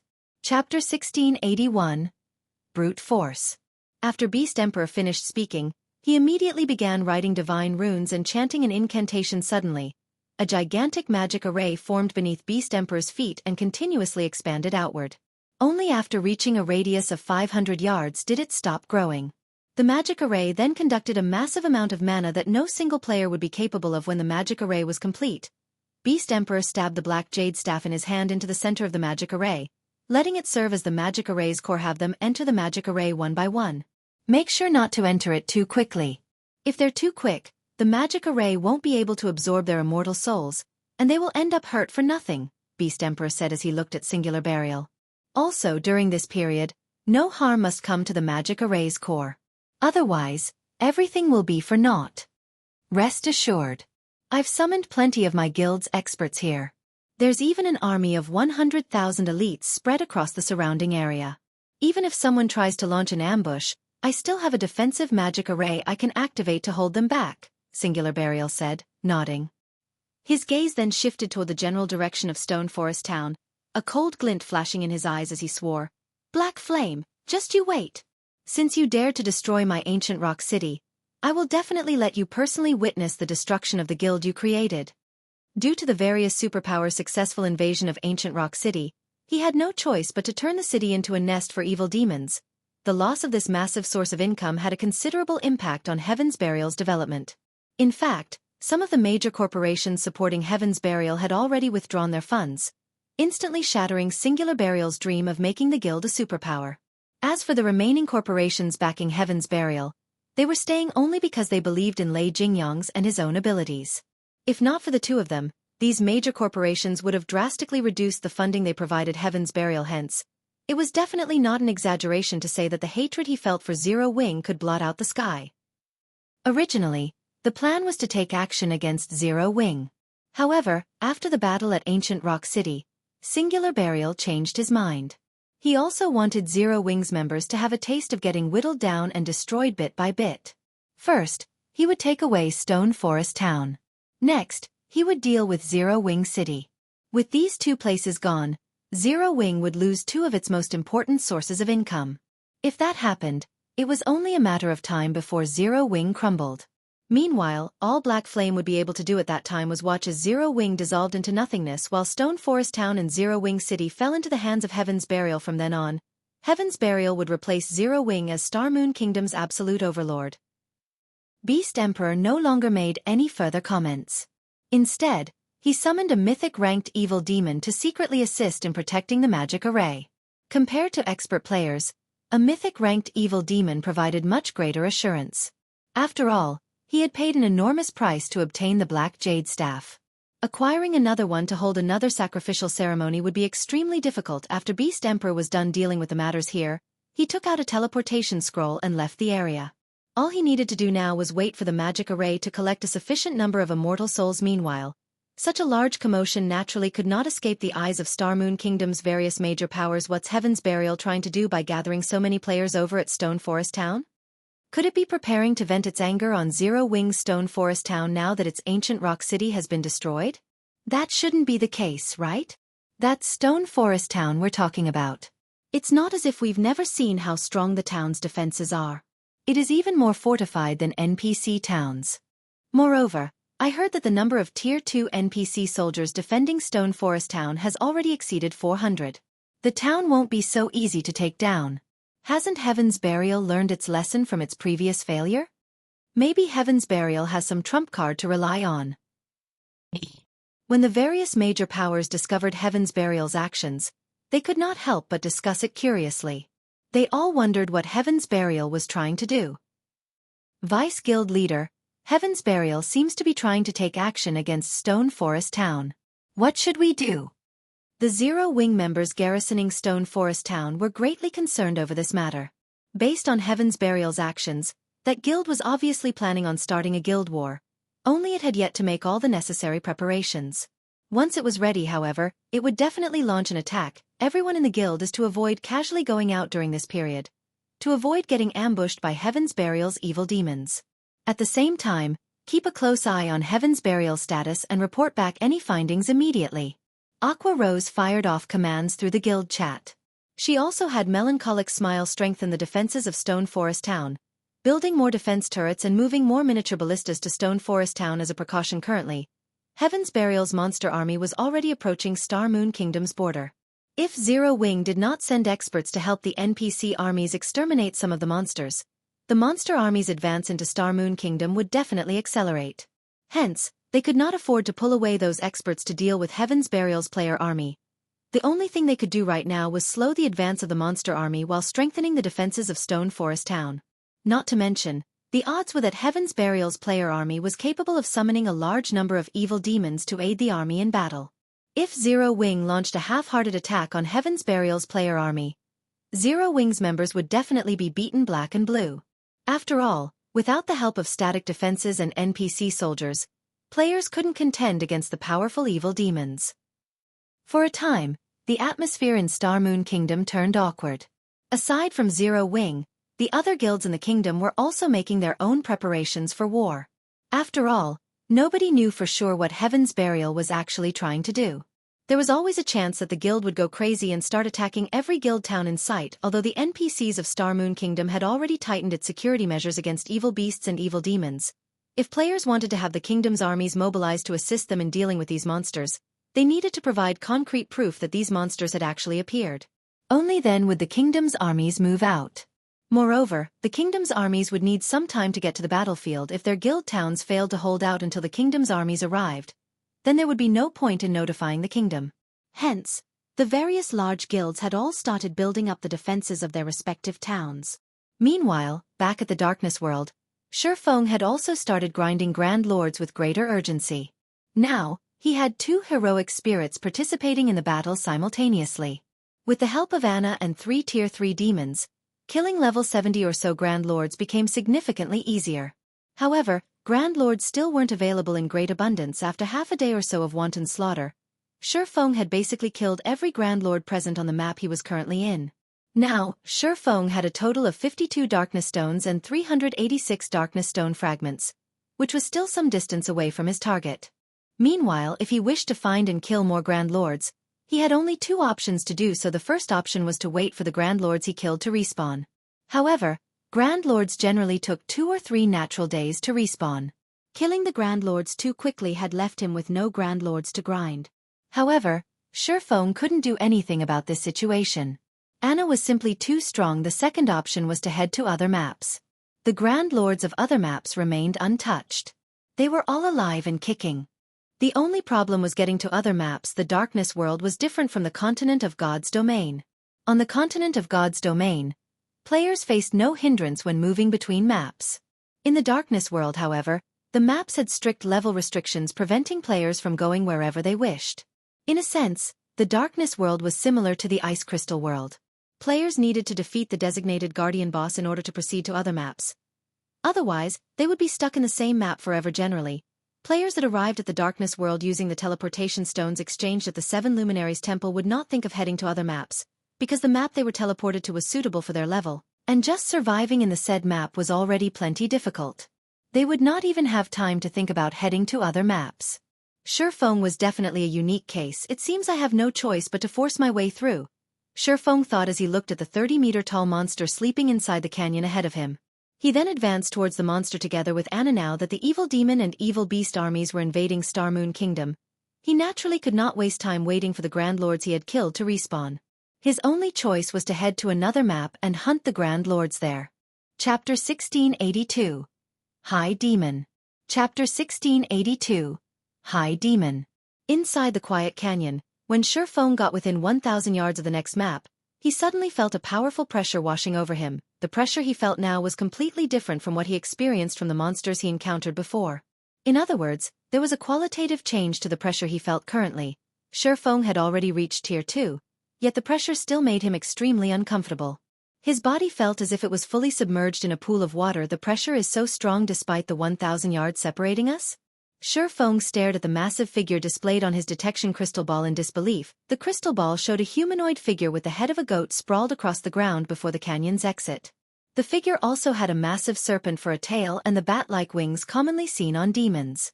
As the figure exhaled, flames surged out of its nostrils and scorched the ground before it. A high demon. Shifeng was dumbfounded as he looked at this figure. There were many demonic creatures in God's domain. Aside from having a difference in strength, these demonic creatures were also distinguished by lineage. In fact, the hierarchy among demons was largely determined based on lineage. Demons with noble lineages ruled over demons with ordinary lineages naturally. The nobler the lineage a demon possessed, the greater their potential for growth. In God's domain, most demons at the Demon King standard were high demons. It was very difficult for a demon with an ordinary lineage to grow into a Tier 5 Demon King. Much less a Tier 6 demon god. Demons with noble lineages were known as high demons. In terms of life rating, they were superior to even archaic species. At the same tier, only dragons or ferocious beasts would be capable of suppressing high demons. Needless to say, the ordinary demons Shifeng summoned were no match for high demons. Nevertheless, the guardian boss stationed at the entrance to the next map was actually a high demon due to the extreme distance. The detection crystal ball couldn't detect the statistics of the high demon. However, when Shifeng arrived within 600 yards of the high demon, its statistics entered his eyes. Baphomet, High Demon, Grand Lord. Level 73. HP 120. 000. 000/120. 000. 000. A level 73 Grand Lord? Shifeng fell into deep thought as he looked at Baphomet's statistics compared to an archaic species of the same level. A high demon had much less HP. Even so, 120 million HP was still a horrifying amount for him to deal with. Just Baphomet's battle recovery alone allowed it to recover 1,200,000 HP every 5 seconds. If his DPS was lower than 240,000, Baphomet would be an invincible existence to him. The only stroke of luck was that Baphomet was a demon. So long as his opponent was a demon, the Bible of Darkness would be able to suppress it. Although he couldn't use the Bible of Darkness to turn Baphomet into his subordinate, he could greatly suppress the high demon's basic attributes. Moreover, this suppression was absolute. Its effects would not weaken in the slightest, unlike how magic arrays and the like did when the target monster was too strong. All the same, a high demon was still a high demon. Baphomet wasn't just strong in terms of basic attributes. The skills, spells and combat standard it possessed were beyond those of an ordinary demon. I can only give it a try. Gritting his teeth, Shifeng took out another primordial scroll from his bag and summoned a third primordial heroic spirit. Although Zero-Wing City's defenses were far superior to an ordinary guild city's, the current situation was unlike before. The quantity and quality of the evil beasts and evil demons surging into Star Moon Kingdom were extraordinary. If the monsters broke through the defensive network of the kingdom's army and reached Zero-Wing City, Shifeng was unsure whether Zero-Wing City could hold its ground against them if he could secure the Lost Town before this happened. The numerous mana weapons stored inside the Lost Town would undoubtedly raise Zero-Wing's strength by a significant margin. At that time, the chances of defending Zero-Wing City would also improve significantly. Looking at Baphomet, Shifeng did not hurry to have his 3 demons charge at the high demon. Instead, he waited out the cooldown of Anna's skills. Afterward, he had the 3 heroic spirits cast one buff after another on everyone in the group, causing their basic attributes to skyrocket, particularly those of the level 80 Golden Giant, which already possessed immense strength. After being buffed up by the 3 heroic spirits, its strength was already close to rivaling a Grand Lord's of the same level, following which, Shifeng gave the command to attack. Taking the lead, the Golden Giant and 3 Tier 3 demons charged forward, the 10 Rock Guardians following closely after them. If a player were to witness this scene, they would definitely turn around and flee. However, Baphomet simply yawned, paying no heed whatsoever to the approaching enemies. Only when the Golden Giant and 3 demons arrived within 200 yards of Baphomet did the High Demon look at the Golden Giant. Suddenly, as if they had just stepped into a muddy swamp, the Golden Giant, demons, and Rock Guardian's speed decreased abruptly. Moreover, their movement speed wasn't the only thing reduced. Even their reaction speeds turned sluggish, following which, Baphomet stomped on the ground and disappeared from where it stood. When Baphomet reappeared, it had moved over 50 yards from its original position. The High Demon was practically faster than even an ordinary mythic monster. Before the Golden Giant could react, Baphomet already stood before it, the High Demon looking no different from a child compared to the Golden Giant. After appearing before the Golden Giant, Baphomet waved its hand lightly as if it were sweeping away dust. In the next moment, the Golden Giant and the demons and rock guardians standing beside and behind the Golden Giant were all sent flying over 20 yards back, damages appearing above the summoned creatures' heads. Among the group, the Golden Giant, which possessed the highest defense, lost over 700,000 HP, whereas the Lord-ranked rock guardians lost over 1 million HP each. Sure enough, it's very strong. Shifeng was deeply shocked by the strength Baphomet displayed. Baphomet was much more powerful than any of the Grand Lord-ranked archaic species he had gone up against before. Moreover, based on the performance Baphomet just displayed, Shifeng could tell that the High Demon's combat standard should be at the 6th floor trial tower standard. With the High Demon's mythical speed, even a 100-man team of Tier 2 experts would be like fish on a chopping board if it went up against Baphomet. Afterward, a series of exchanges took place between both sides. Unfortunately, although the Golden Giant and 3 demons retaliated, they only managed to land a few spells on Baphomet. Relying on its mythical speed, the High Demon easily dodged every normal attack sent at it. In contrast, despite being healed by Tier 3 heroic spirits, the Golden Giant and demons still continually lost HP. Although the Golden Giant and demons tried blocking and dodging Baphomet's attacks, their weakened reaction speeds prevented them from doing so. However, as Baphomet paid attention only to the Golden Giant and Tier 3 demons, Shifeng was able to get within 100 yards of the High Demon unnoticed and immediately activated Demon Ruler. Suddenly, a ripple of power left the Bible of Darkness Shifeng held. Baphomet's basic attributes promptly plummeted by 30%. The effect of Demon Ruler was remarkable. However, this was still not the end. Anna, who had long since completed her own preparations, had the rock giants form a magic array and suppressed Baphomet even more. However, the magic array was evidently inferior to Demon Ruler. In the end, Baphomet retained 60% of its original basic attributes, and it still suppressed the Golden Giant and Tier 3 demons. But instead of dodging all of the Golden Giant and demons' attacks, the High Demon was now forced to parry and block instead. Nevertheless, the Golden Giant failed to inflict any significant damage on Baphomet. Seeing this, Shifeng had no choice but to spend 5,000 magic crystals and activate the Ring of Gospel's World Projection. When World Projection descended on Baphomet, the High Demon's speed decreased once more. However, even after World Projection suppression took effect, Baphomet still retained 50% of its basic attributes and still overwhelmed the Golden Giant. How is it so powerful? Shifeng was next to speechless as he stared at Baphomet. If not for the Bible of Darkness's suppression, he would have long since turned around and fled by now. After thinking up to this point, he turned to look at Anna, a bitter smile on his face as he said, "It seems we can't hold back anything at all." Following which, he commanded Anna to use her other overtier spell, which was also the strongest spell Anna currently possessed, Tier 3 Curse, Yin Yang Judgment. Yin Yang Judgment's cooldown was 1 natural day. Unless absolutely necessary, Shifeng did not wish to use the curse at all. However, if he did not use it now, it was only a matter of time before Baphomet defeated his team. After all, World Projection had a short duration of only 10 minutes, each use costing him 5,000 magic crystals. He did not have enough magic crystals to fight a protracted battle with the High Demon. Chapter 1683. First Kill Baphomet. Chapter 1683. First Kill Baphomet.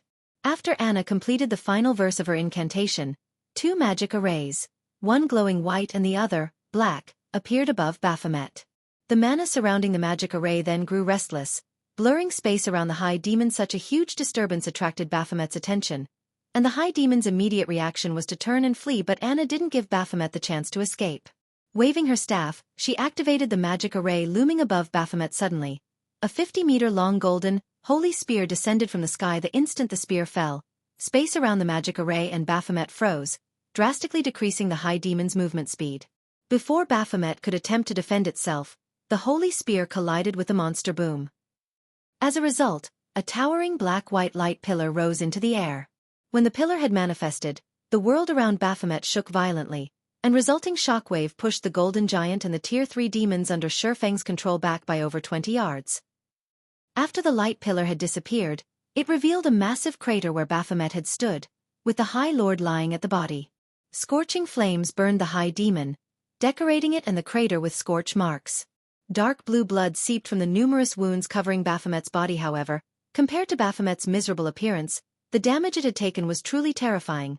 4 for 67,175. A damage of over 4 million appeared above Baphomet's head. To Baphomet, who only had a maximum HP of 60 million after multiple means of suppression, this move had taken nearly 1/13 of its total HP. The might of Yin Yang Judgment completely exceeded Shifeng's expectations. Moreover, Baphomet had been heavily injured when the Tier 3 curse had struck, significantly decreasing its combat power. With no intentions of letting Baphomet recover, Shifeng ordered all of the summoned creatures to use their strongest moves, holding nothing back, following which, Tier 2 and Tier 3 skills and spells bombarded the High Demon. One after another, the injured Baphomet wasn't able to dodge any of the incoming attacks, and every skill and spell that had been sent slammed into the High Demon. Each attack dealt a minimum of -500,000 damage, depleting Baphomet's HP by a significant chunk. 80%. 75%. 70%. Although Baphomet eventually recovered from its mental shock and resumed its retaliation, the Golden Giant was more than enough to keep the High Demon busy with its weakened combat power. This prevented Baphomet from blocking Anna, the Tier 3 demons, and heroic spirits' attacks. Of course, Shifeng didn't hold back, either. After activating Heavenly Dragon's power, followed by Phantom Kill, he charged forward 9 Dragon Slash, Shadow Blade, Lightning Flash, Purgatory Pentaslash, Thunder Flame Explosion, Flame Burst. Thanks to Killing Ray, every one of Shifeng's skills dealt double damage to Baphomet, and damages in the tens of thousands appeared above the boss's head. Although his damage was no match for the Tier 3 demons, who weren't suppressed by the darkness world, it was still considerable. 50%. 40%. 30%. As time passed and Baphomet's HP continuously decreased, it continued to recover. Gradually, its reaction speed recovered, and eventually, the level 80 Golden Giant wasn't able to keep up with its attacks. This forced the heroic spirits at the rear line to shift their focus from offense to healing. Once Baphomet's HP fell to 20%, the High Demon revealed a sinister grin. It began to swipe its claws at the air around it, sending powerful gales at Shifeng and his team. Before Shifeng and the others could launch another assault, Baphomet had finished chanting an incantation. The ground before the High Demon then cracked and shattered as towering, pitch-black flames spewed from the cracks. When the flames had dissipated, a crimson longsword engraved with pitch-black runes had taken their place. The moment the longsword appeared, Shifeng felt the surrounding power of darkness surge towards the weapon. The concentrated power of darkness became a black mist that circulated the crimson blade, releasing the one-handed sword in its right hand. Baphomet grabbed the crimson long sword. The moment the High Demon touched the weapon, black flames danced along the sword's blade. Soulfire? Shifeng's expression darkened when he saw the flames. The punishment for challenging it is actually this severe. Although he had known that a High Demon would have powerful attack methods, he hadn't expected Baphomet to use Soulfire in battle. This was a player's nightmare. Soulfire was capable of burning souls, and not even players' immortal souls were immune to its effects. If players were killed by Soulfire, not only would their death penalty increase, but they would also be prevented from logging into God's domain for multiple days. Of course, this mechanic had likely been created to prevent players from challenging the Guardian boss a second time within a short period. However, Shifeng didn't want to waste too much time in the darkness world. If he suddenly couldn't log into the game for several days, Zero Wing would be finished. Without waiting for Shifeng to respond, Baphomet stomped its hoofs on the ground and vanished. It then reappeared before the Golden Giant, cutting down at the Great Lord with its flaming longsword. Failing to react in time, the Golden Giant succumbed to Baphomet's attack, a damage over -1,300,000 appearing above its head. Pitch-black flames licked at the wood the longsword had created. Seeing this, the heroic spirits immediately cast their healing spells on the Golden Giant. However, when the healing spells touched the Great Lord, their effects seemed to have changed. Not only did the Golden Giant still sport the wound, but the pitch-black flames also burned with their original vigor. In fact, the Golden Giant had only received 30% of the spell's normal healing.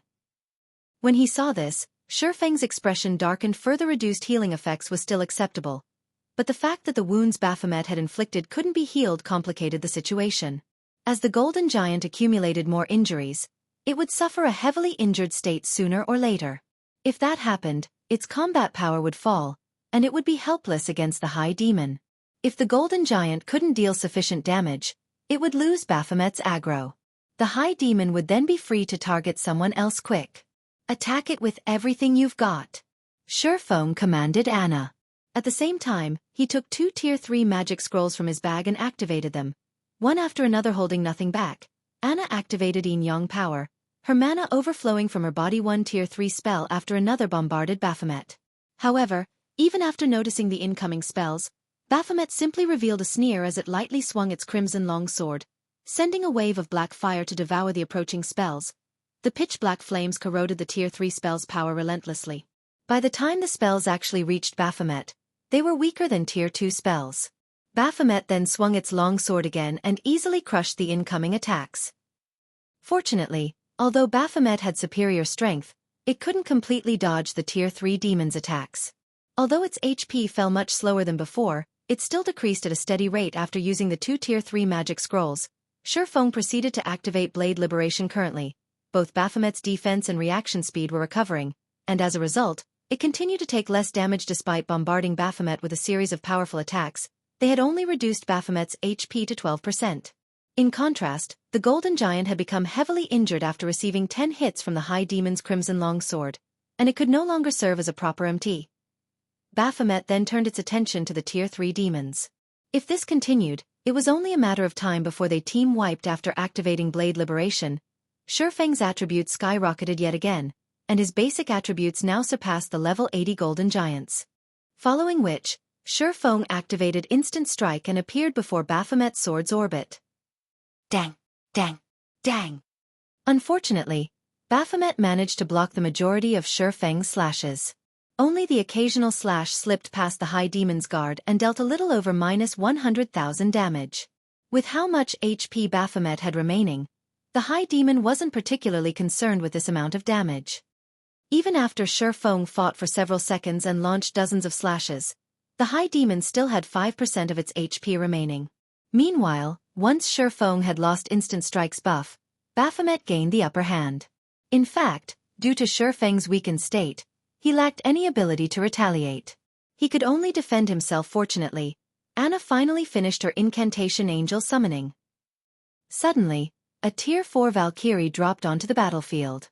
Taking a step forward, the Valkyrie instantly appeared before Baphomet and swung her holy spear. Despite being a High Demon, the impact still sent Baphomet flying back over 20 yards, robbing it of its defensive stance. Immediately, the Valkyrie threw her holy spear, which easily pierced through the defenseless High Demon and dealt over -4 million damage. In the blink of an eye, Baphomet's HP fell below 1,000,000. Taking advantage of this opportunity, Shifeng activated Divine Providence and pointed Killing Ray at Baphomet Flame Domain. Lightning Edge. Under Shifeng's command, a raging inferno and countless swordlights devoured Baphomet. Damages of over -200,000 appeared above Baphomet's head, one after another, tearing what little remained of the High Demon's HP away. Baphomet then died and collapsed to the ground, following which, Shifeng watched his experience bar increase rapidly. At the same time, the sound of a system notification reached his ears. System. Congratulations! You have obtained the first kill on Baphomet, the guardian boss of Dark Sin Canyon. Rewards doubled. Acquired High Demon's Soul. Chapter 1684. Repairing the Bible of Darkness. Chapter 1684. Repairing the Bible of Darkness. After watching Baphomet die, Shifeng breathed a deep sigh of relief. Despite the fact that the Darkness world reduced Shifeng's EXP gain, his experience bar had risen by 7%, pushing him to 62% of level 65. If not for the 95% reduction in EXP gain, he definitely would have climbed to level 66 with the High Demon's death. Loot rained down from above, creating a dazzling sight to behold. If the various superpowers learned of this, they'd die from envy. The Darkness world's monsters already dropped excellent loot, and as a map's guardian boss, Baphomet's loot was far better than the map's other monsters. Including the first kill bonus, one could just imagine how bountiful the High Demon's loot was. Giving the loot a rough glance, Shifeng estimated that there should be over 100 items. As items rained from the sky, a crystal, radiating a golden glow, landed before Shifeng. His curiosity piqued, Feng promptly picked up the crystal and inspected it. High Demon's Soul. Epic rank consumable.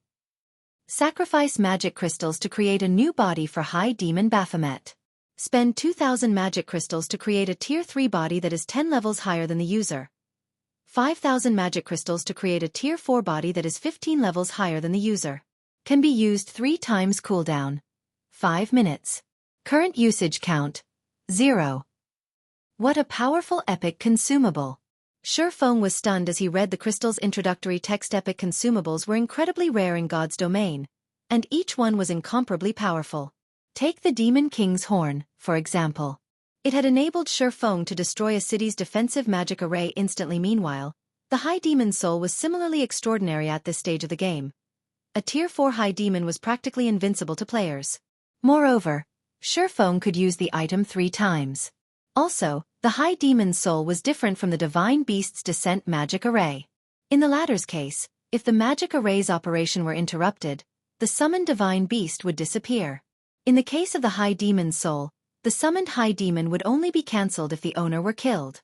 It was a perfect tool of war. Feng then stored the High Demon's Soul and collected the loot scattered across the ground. In total, Baphomet had dropped 154 items, including 45 epic materials and 31 magic scrolls.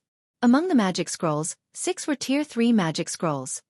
2 large-scale destruction magic scrolls, 1 summoning scroll, 2 defensive magic scrolls, and 1 single target attack magic scroll. There was also 1 Tier 4 large-scale destruction magic scroll. The Guardian boss had dropped 1 Grandmaster and 33 Master-ranked potions, as well. The Grandmaster potion was a growth potion that when consumed, would temporarily increase the user's potential and forcefully elevate them by a single tier. This potion wasn't particularly useful to Tier 1 players, but to Tier 2 players and above, this potion's effects were even stronger than a Berserk skill. A Berserk skill only granted players additional basic attributes. However, this growth potion elevated players by a single tier. Not only would this increase grant players a boost to their basic attributes, but players' physique would also improve. This potion would be miraculously effective in dungeons. As for the remaining 44 items, there were 10 designs and recipes of various kinds among them. There was even a Master-ranked potion recipe and a Master-ranked engineering design. The Master-ranked potion in question was the Life Potion. Not only would this potion heal players for 70% of their maximum HP instantly when consumed, but it would also grant an hot buff that recovered 2% of the user's HP every second for 10 seconds.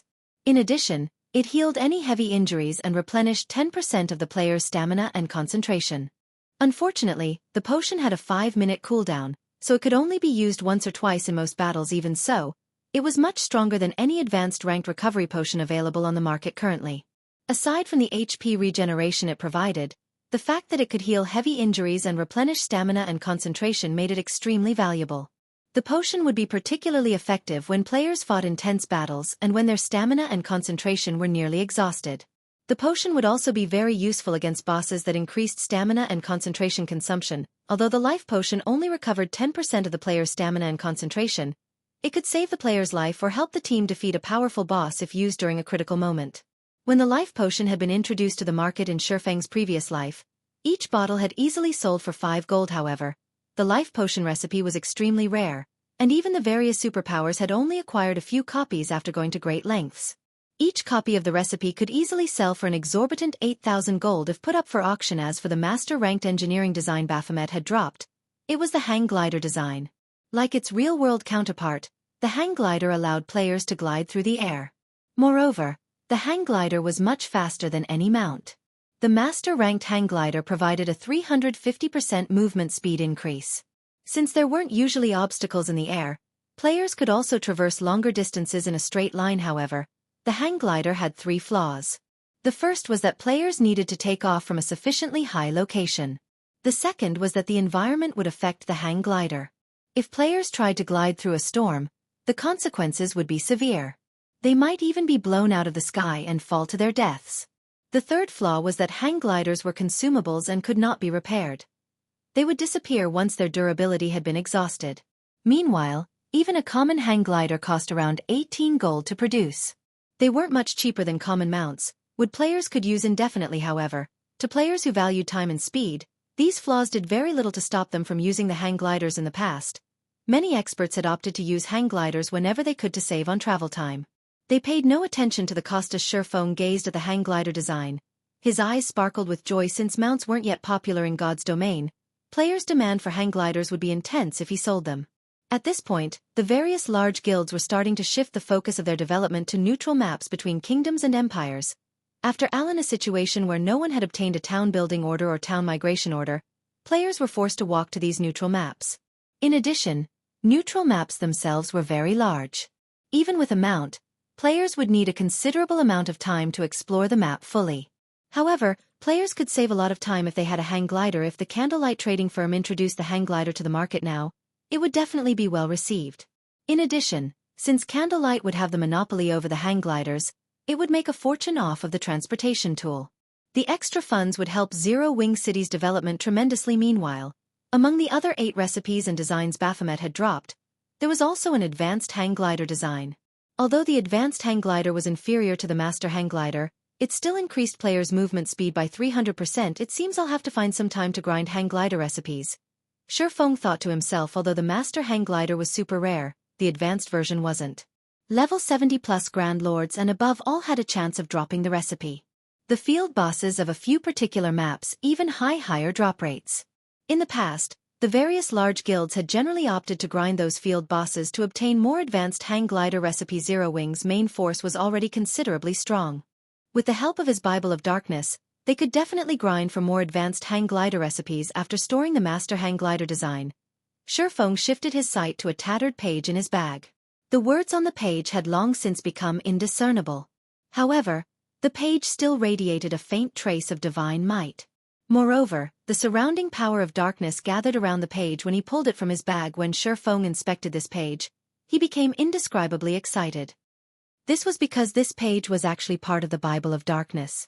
Despite repairing the Bible of Darkness's core, it wasn't complete. The book was still missing pages. The page before him was none other than one of those missing pages. System. You have discovered a page of the Bible of Darkness. Do you wish to spend 500 magic crystals to assimilate this page with the Bible of Darkness and repair it? Repair. Shifeng chose to repair the Bible of Darkness without hesitation. Chapter 1685. Dark Armament. Chapter 1685. Dark Armament. When Shifeng agreed to repair the Bible of Darkness, the book flew out of his bag space and hovered before him. The book then opened to reveal the missing page's location. At the same time, the missing page transformed into a black mist that melded with the Bible of Darkness. 3 seconds later, the page had joined the book as seamlessly as if it had never left in the first place. After the Bible of Darkness had recovered one of its missing pages, the power of darkness that gathered around the book became denser, and now a black mist settled over the book. The Bible of Darkness has improved by so much. After repairing the Bible of Darkness, its appearance indicated that it had become far more powerful. Although the book's aura wasn't much stronger than before, its control of power of darkness had improved. In fact, the Bible of Darkness's control over the power of darkness had improved so much that Shifeng could feel the darkness world suppression weaken slightly. Originally, this world had suppressed his basic attributes by 30%, but now, it had dropped to 25%. The suppression on his senses had also decreased from 50% to 40%. Unfortunately, his EXP gain was still reduced by 95% immediately. Shifeng inspected the repaired Bible of Darkness. Bible of Darkness, fragmented legendary item. The Bible of Darkness had been destroyed during the Great Destruction. The core magic array has since been repaired using the source of spacetime thus far. If one can gather the other fragments, they can restore the Bible's power, gaining dominance over all demonic creatures and become the Lord of Demons. Skill 1. Demon Summoning. Summons the demon gate with the power of darkness, calling forth a random demon that is no higher than 1 tier and 15 levels than the summoner. Maximum tier cannot exceed tier 5. Holder of the Bible of Darkness can command the summoned demon for up to 6 hours cooldown. 2 hours 30 minutes. Skill 2. Gate of Darkness. Allows teleportation to the Dark Denver. Can also be used in the Dark Den to teleport to the outside world. Can teleport a maximum of 30 people at a single time cooldown. 1 day. Skill 3. Light of Darkness. Strengthen a player with the power of darkness, allowing said player to wield the power of darkness. Can strengthen up to a maximum of 1,500 people. Every player strengthened provides one source of darkness to the wielder of the Bible of Darkness skill 4. Power of Darkness. Fill your body with the power of darkness, increasing all attributes by 120%, decreasing cooldown of all skills by 30%, and increase damage by 50%. Duration will be equal to number of source of darkness *0. 5 seconds. Power of Darkness cannot stack. Can only strengthen players up to a maximum of Tier 5 classes. Cooldown. 5 hours. Skill 5. Demon Ruler. Passive effect. Increases the attributes of demonic creatures under user's control by 35%. Forcibly decreases the attributes of all enemy demonic creatures within a 1,000-yard radius by 30% active effect. When activated, there is a 12% chance to control a demonic creature that is no higher than 2 tiers and 30 levels than the user for 2 hours. Can control up to Tier 5 creatures. Can control up to a maximum of 3 creatures at a time. Cooldown. 5 minutes. Skill 6. Dark Armament. By sacrificing sources of darkness, transform the Bible of Darkness into a weapon suitable for the user. Duration is equal to number of source of darkness *3 seconds. During this period, the Bible of Darkness's other skills cannot be used. Cooldown. 6 hours. Dark Armament? The appearance of a new skill had surprised Shifeng. Is this what the missing page contained? He had only expected to find some minor improvements to the Bible of Darkness's skills after incorporating the missing page. He had never thought that the page would add a new skill weapons with a foundation of a player's combat power. Players could only wield high attack power with a powerful weapon at the end of the day. Berserk skills were unreliable. On the other hand, a powerful weapon could permanently increase a player's combat power.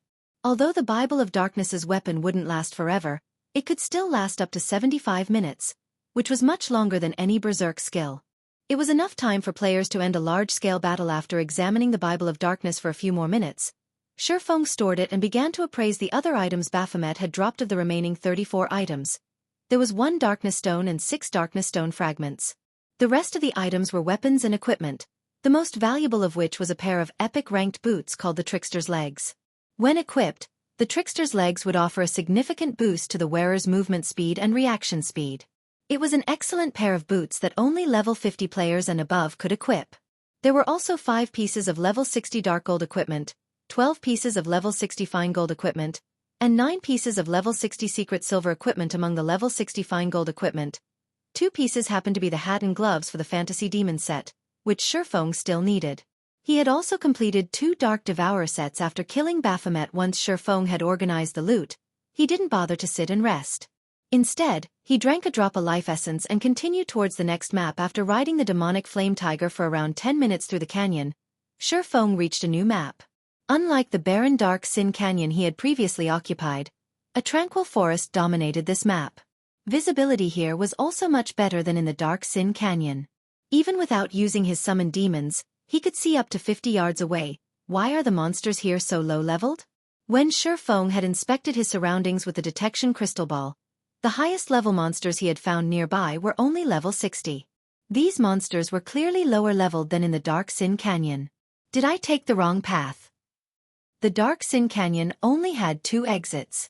One of them had been completely blocked off, and a guardian boss defended the other. Since he couldn't pass through the sealed exit, he had chosen to kill Baphomet, yet that path had led him to a lower-level map. Forget it. This will do. In any case, I am only trying to grind darkness stones. It'll be easier to kill level 60 Grand Lords.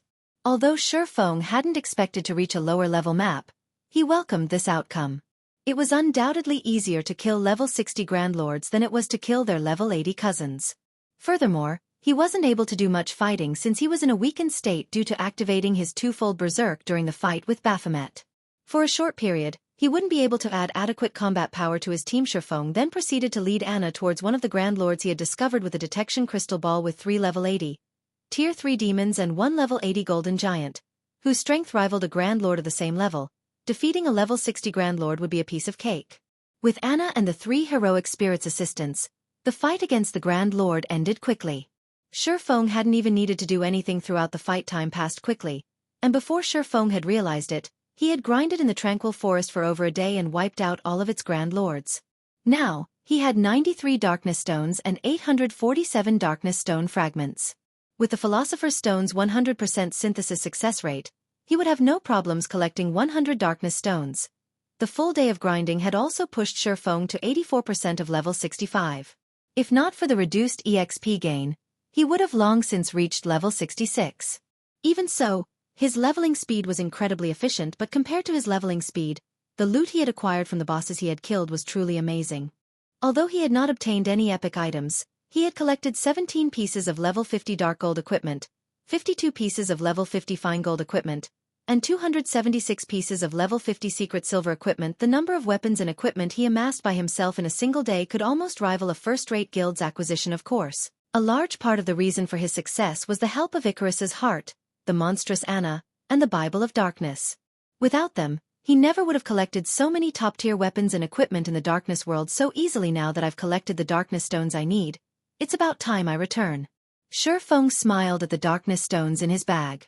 With this, he had completed his quest to obtain the Lost Town. Following which, Shifeng took out a White River City return scroll and activated it. After 20 seconds. Shifeng transformed into a streak of white light and departed from the darkness world. Chapter 1686. Stoneclaw Mountains Sealed. Chapter 1686. Stoneclaw Mountains Sealed. Starmoon Kingdom. White River City. After Shifeng left the teleportation hall, he immediately noticed far fewer players on the street than before. Moreover, when players noticed the zero-wing emblem pinned on Shifeng's black cloak, they gave him unusual looks. When independent players on the streets had noticed Zero-Wing's emblem previously, they had gazed at the player wearing it with envy and admiration, but now, they looked at Shifeng with sympathy in their eyes. Shifeng was confused. He had only been away from White River City for a few days, yet the city had changed so massively. What happened here? Shifeng began to pay closer attention to the players walking down the street. He soon discovered that independent players weren't the only ones behaving oddly. When players from small guilds noticed him, they revealed ridiculing expressions. This confused Shifeng even further. No matter what was said or done, Zero-Wing was Starmoon Kingdom's publicly acknowledged #1 guild. Even if the Zero-Wing's development had suffered lately due to the war with Heaven's Burial, the guild hadn't fallen so far that even small guild's member would look down on it. Shifeng had even dealt Heaven's Burial a severe blow recently. Now that Heaven's Burial had lost its income from Ancient Rock City, the guild's development potential had plummeted. It could no longer compete with Zero-Wing's growth. Look, that guy's wearing Zero-Wing's bronze emblem. He should be one of Zero-Wing's experts, yet he still has time to wander aimlessly. I bet he ran back here once he realized that victory isn't possible. Heaven's Burial's latest strategy is too ruthless.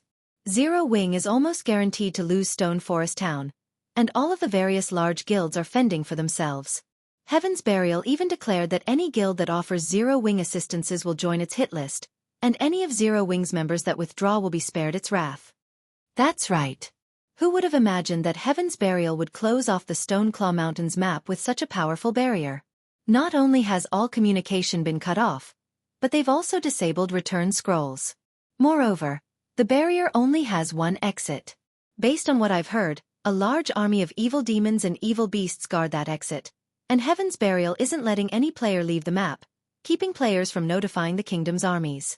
Heaven's Burial isn't letting any player leave the map to notify the kingdom's armies. The Stoneclaw Mountains map has been locked down for nearly 7 hours now.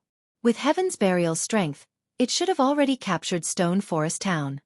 I'm not sure. Based on the information Stone Forest Town's players are sharing via offline communication, the battle between Zero-Wing and Heaven's Burial has become intense, with both sides constantly losing players. But Zero-Wing's players haven't been able to break through to the barrier's exit. In contrast, more players from Heaven's Burial are gathering in the Stoneclaw Mountains by the minute. The same is true for the evil beasts and evil demons. Heaven's Burial is amazingly capable. With their almost complete control of all information relating to the siege, Zero-Wing can't reach the kingdom's armies to ask for help. Meanwhile, trying to get into the barrier is a suicide mission. If Heaven's Burial wishes it, it could kill the players trapped inside as many times as it wants, and those players will have no hope of escape. Logging off inside the barrier will also incur a severe penalty. Besides, if Zero-Wing's members log out of the game, Stone Forest Town will be as good as lost. As the players who rested in the bars and restaurants along the street watched Shifeng, They began to discuss the recent events in the Stoneclaw Mountains. They all admired Heaven's Burial's prowess. Although Zero Wing was impressively powerful, Heaven's Burial was a step ahead of its rival. The Stoneclaw Mountains have been sealed? Shurfeng could not help his surprise. He had seen guilds seal off maps before, but those seals had only blocked communication and disabled return scrolls. Based on what he had just heard, the seal on the Stoneclaw Mountains even prevented players from leaving on foot. This was an extremely difficult feat. Not even he could accomplish the same effect in the past. Only the various superpowers had used such seals when targeting certain apex experts or trying to capture enemy guild cities. Shurfeng immediately turned back towards the teleportation hall and teleported to Star Moon City. He then hurried towards Stone Forest Town. Meanwhile, the normally blue sky over the Stoneclaw Mountains had dulled to a dismal gray. A barrier of evil energy had enveloped the entire map, and while inside this barrier, players' stamina and concentration would be sapped away, even if they did nothing but stand in place. Their minds also felt foggy due to the barrier's power. In contrast, the evil demons inside the barrier were in their element.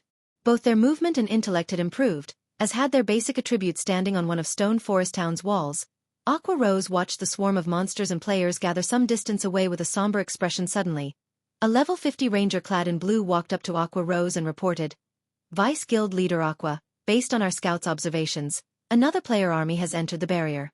By the looks of it, they seem to be from Blackwater. There are roughly 20,000 players, over 6,000 of which are level 49 or above. Moreover, they have brought 8 catapults with them." 6,000 experts and 8 catapults? Aqua Rose's expression darkened further after hearing this. Currently, Zero Wing only had around 100,000 members protecting Stone Forest Town, and a large majority of them were players she had gathered and led to the town to reinforce its defenses. Meanwhile, Heaven's Burial had gathered over 300,000 members before Stone Forest Town. Although only around 170,000 of them were elite members, and the rest were normal members, the normal members were not to be underestimated. Even the weakest among them was level 45. Furthermore, Heaven's Burial had the support of a large force of evil demons. Rough estimates counted over 100,000 of these monsters. Moreover, more monsters joined the force as time passed. Although most of the evil demons were relatively weak, with only level 45 elites, they continued to devour monsters around the Stoneclaw Mountains, growing stronger. In fact, Heaven's Burial had yet to besiege Stone Forest Town because it concentrated on accumulating more strength during this period. Aqua Rose and Zero Wing's experts had made multiple attempts to assault the barrier's exit and send information out of the map to notify the kingdom's armies, hoping that the NPCs would show up to exterminate the evil demon army. However, the evil demons and Heaven's Burial's members guarding the exits had foiled every attempt. The evil demons guarding the exit were simply too powerful.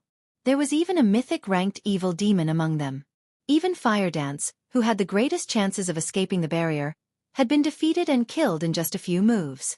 She hadn't even had the power to resist the mythic-ranked evil demon. Now that Blackwater had dispatched 6,000 experts and 8 catapults as reinforcements, Heaven's Burial's strength in this siege had increased further. Although Aqua Rose wanted nothing more than to charge out there and destroy the 8 catapults Blackwater had sent, the evil demon army would undoubtedly assault any force she led out of Stone Forest Town.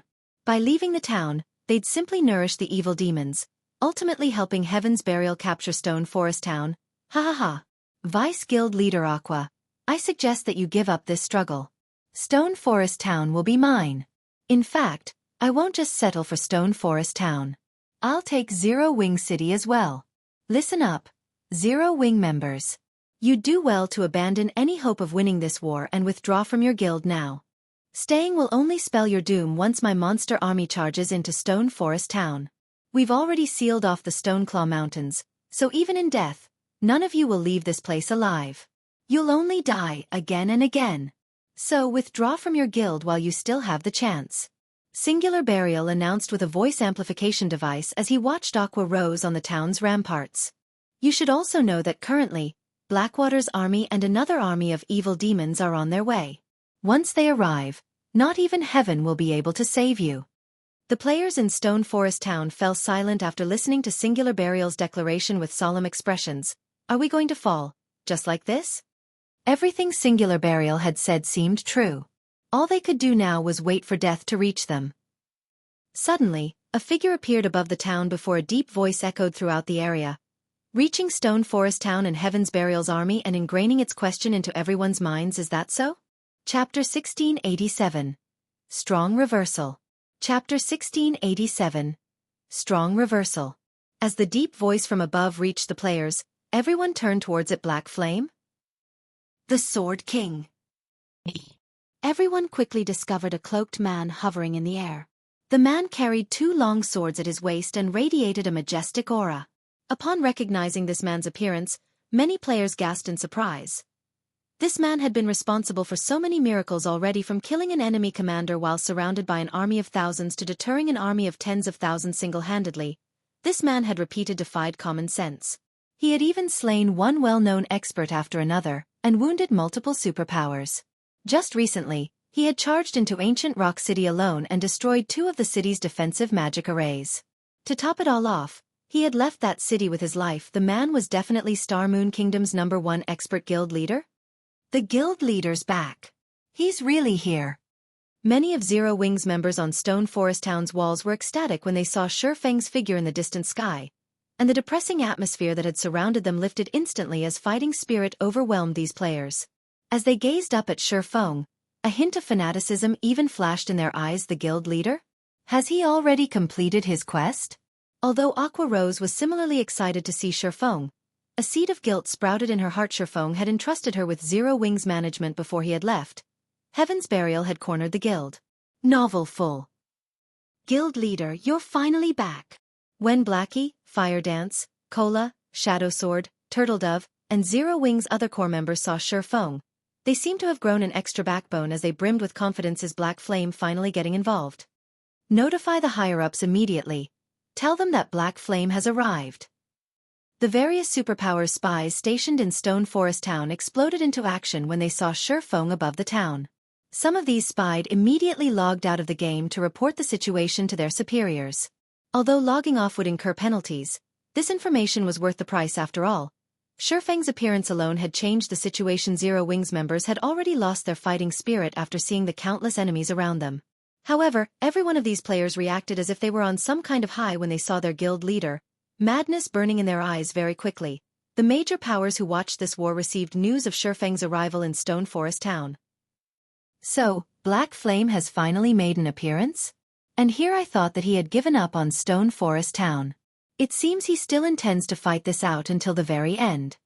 When Galaxy Past, who rested the Star Alliance's residence in Star Moon City, received the latest report from his subordinate, he could not help but shake his head and sigh. Heaven's Burial had thrown everything it had into this last assault.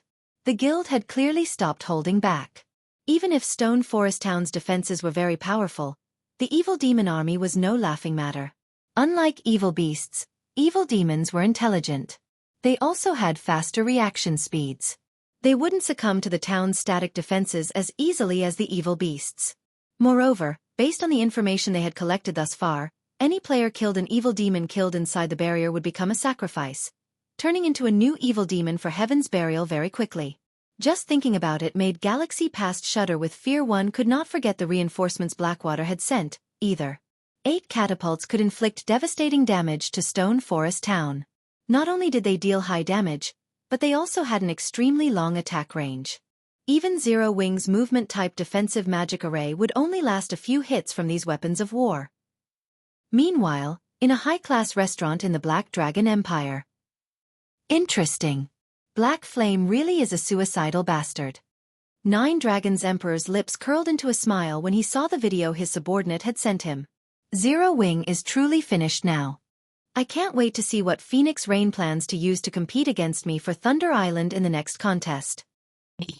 In contrast to Nine Dragons Emperor's reaction, when Phoenix Rain read the latest report on the war between Heaven's Burial and Zero Wing from her position on Thunder Island, her expression darkened. Why is he such a fool?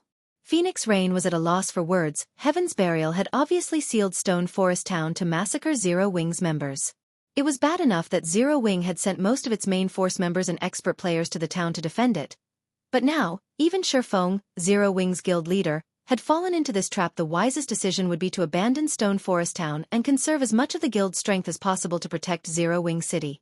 The city had already become the guild's core, but if its guild leader were killed while protecting Stone Forest Town, it would deal a massive mental blow to the guild with both its military prowess and morale wounded. How was Zero Wing supposed to defend Zero Wing City later? Novel full. Standing amidst Heaven's Burial's army, which waited outside of Stone Forest Town, Singular Burial had his sight locked onto Shifeng, glaring at the man with a chilling gaze due to black flame. The foundation he had built for the future Heaven's Burial Empire had been utterly destroyed. If Black Flame hadn't destroyed Ancient Rock City's defensive magic arrays, the various superpowers wouldn't have sieged the city, forcing him to sacrifice his city to the evil god's branch temple. However, it was his turn to share the feeling of destruction with Zero-Wing Black Flame. Your words sure are bold. What can you possibly do by yourself? You dare to destroy my city's defensive magic arrays, and today, I will take Stone Forest Town from you as compensation. Singular Burial sneered at Shifeng as soon as Singular Burial finished speaking. The evil demon army behind Heaven's Burial's army loosed an earth-shattering roar. The roars of over 100,000 evil demons echoed throughout the Stoneclaw Mountains, and the pressure the monsters released made everyone in Stone Forest Town shudder. Some players' legs even lost their strength. The players in Stone Forest Town were reminded of the evil demon army's strength once more. If the pressure the evil demon army radiated were already so powerful, the consequences would be unimaginable if the monster army took action. Although Shifeng was powerful, what could one person possibly do against so many formidable monsters? There were also Heaven's Burial's players to contend with in the end. Shifeng had only come to die alongside Zero Wings members by coming to Stone Forest Town. Since you people from Heaven's Burial like Stone Forest Town so much, then you can stay here forever. Shifeng immediately retrieved a pitch-black energy bead from his bag. The instant he took out this bead, Heaven's Burial's members below him felt their souls shudder. This bead's power had even affected their consciousness. This energy bead was none other than the destruction crystal Shifeng had obtained from recasting the disintegration armor. Before anyone could react, Shifeng loosened his grip on the destruction crystal. The pitch-black energy bead then landed among Heaven's Burial's army. Boom. The moment the destruction crystal touched the ground, it exploded with a silver radiance. Instantly, the ground beneath the destruction crystal sank as the power of destruction spread across the land.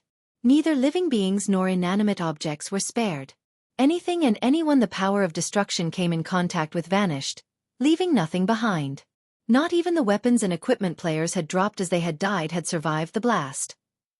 Everything had happened so quickly that before Heaven's Burial's members could even react, an empty plot of land had been created amidst their massive army.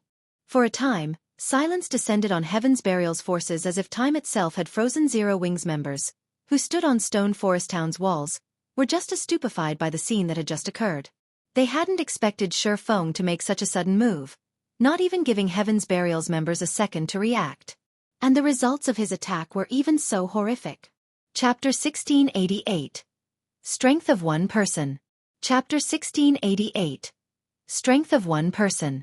The destruction crystal had a 1,000-yard radius. The AoE could rival a Tier 5 large-scale destruction spell. However, unlike Tier 5 large-scale destruction spells, the destruction crystal destroyed everything it touched on a fundamental level. It did not rely on great power to destroy its targets, and even a small fraction of the power of destruction would destroy any player's body it encountered. It would even damage their immortal souls and corrode them to a certain extent. Unfortunately, the power of destruction would weaken at the edges as it spread. Most of the players 500 yards or more from the explosion's epicenter were still alive. Some of them were even still standing. Only, they had all been contaminated to varying degrees from their contact with the power of destruction. This contamination had significantly decreased their basic attributes, and their HPs slowly depleted over time. As for their stamina and concentration, they steadily lost both. Although these players were technically still alive, they could no longer add to the force's combat power. In addition, every player within the radius had lost a drastic amount of their weapons and equipment's durability. All mysterious iron weapons and equipment had turned into dust the moment the power of destruction had touched it, regardless of how little or how much power of destruction they had come into contact with. Not even secret silver equipment would survive within 300 yards of the epicenter. Only fine gold equipment had any hope of surviving the contamination within this range. Only dark gold equipment or better would have survived the contamination within 100 yards of the epicenter. Even so, dark gold weapons and equipment within this radius had still lost over 1/3 of their durability. All of this had happened in a mere instant, and Heaven's Burial hadn't had any time to react. The sudden development hadn't only stunned Heaven's Burial's members, but players within Stone Forest Town also gaped at the result. Heaven's Burial's members were all level 45 and above. If they died and lost a level, they'd have a challenging time recovering their losses. However, players that had been caught in the blast hadn't only lost levels, but their equipment and weapons had been destroyed as well. This loss was far more severe than losing a single level. When Heaven's Burial surviving members saw their weapons and equipment, they nearly fainted. Zero Wing is really doomed now. The spectating players in Stone Forest Town could not help but gasp. Shifeng's attack had certainly been extraordinary. With just one attack, he had dealt a heavy blow to Heaven's Burial, killing over 5,000 players and 3,000 evil demons. However, the fact remained that Zero Wing had no escape. Shifeng had only dumped oil on the raging flame of Heaven's Burial's hatred. Singular Burial, who stood among his army, glared at Shifeng, radiating killing intent. Even the temperature of the air around him had fallen by a few degrees. Black Flame. You asked for this. Singular Burial then commanded, activate the magic gnome cannons and shoot him out of the sky. Guild leader, are we really going to waste the cannons on him? Weren't we saving them to deal with Stone Forest Town's defensive magic array? Daybreak Fog jumped in, trying to dissuade Singular Burial after hearing his latest order. The magic gnome cannons were war weapons they had acquired after capturing Ancient Rock City. Each of the cannon's shots could rival a Tier 3 large-scale destruction spell.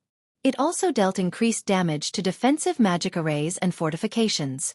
It was a specialized weapon for siege warfare. However, the magic gnome cannons had limited ammunition, and Heaven's Burial had spent most of that ammunition while defending Ancient Rock City. Now they could only fire 12 rounds. Using that ammo on a single target, a player at that, was unwise. He is the one asking for it. Singular Burial growled madly, adamant that his command be carried out. Hearing Singular Burial's decisive tone, his guild member realized how furious the man was. The players manning the magic gnome cannons at the rear of Heaven's Burial's forces then aimed the weapons at Shifeng and fired. Boom. As the first cannon went off, a beam of dark blue light flew towards Shifeng, reaching its target in the blink of an eye.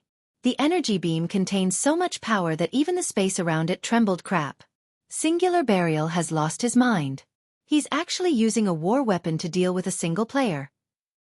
Black Flame is dead for sure this time. That attack should have a 100-yard radius at the very minimum. No player can dodge that. The players watching from within Stone Forest Town were stupefied. War weapons generally had very long cooldowns, and the stronger the weapon was, the longer its cooldown would be. Hence, for efficiency, such weapons were generally used against dense crowds. It was a luxury to fire a war weapon at a single player. Just as the dark blue energy beam was about to smash into Shifeng, he activated Heavenly Dragon's power, increasing his HP by 500%, defense by 300%, strength by 150%, and agility by 60%. The intensity of his aura instantly skyrocketed, and it felt as if some primordial beast had just woken from a long sleep, following which, Shifeng swung killing ray towards the incoming energy beam. Lightning edge. Countless arcs of lightning flew from Shifeng's blade, forming a long blue river that collided with the incoming energy beam. When the attacks collided, a brilliant radiance illuminated the battlefield. While everyone was momentarily blinded, a strong gust of wind pushed at them. Heaven's Burial's members standing near the collision were even forced to retreat several yards after the two attacks fought for supremacy. The magic gnome cannon's energy beam devoured the river of lightning and proceeded to devour Shifeng. However, before Singular Burial could cry out in joyous victory, the smoke in the sky scattered and revealed Shifeng's still living figure. Shifeng was actually alive and still hovering in the air. In fact, he was nowhere near dead. He had only lost around 1/8 of his HP. He didn't die? How is that possible? Seeing Shifeng alive and kicking, the players watching from Stone Forest Town were dumbfounded. The eyes of Heaven's Burial's members nearly fell from their sockets when they saw the result of the attacks. How is this possible? Did he use some invulnerability skill? No, that can't be right. He has lost HP. But, if he didn't use an invulnerability skill, why did he only lose a little HP? For a moment, Singular Burial failed to comprehend what had just happened.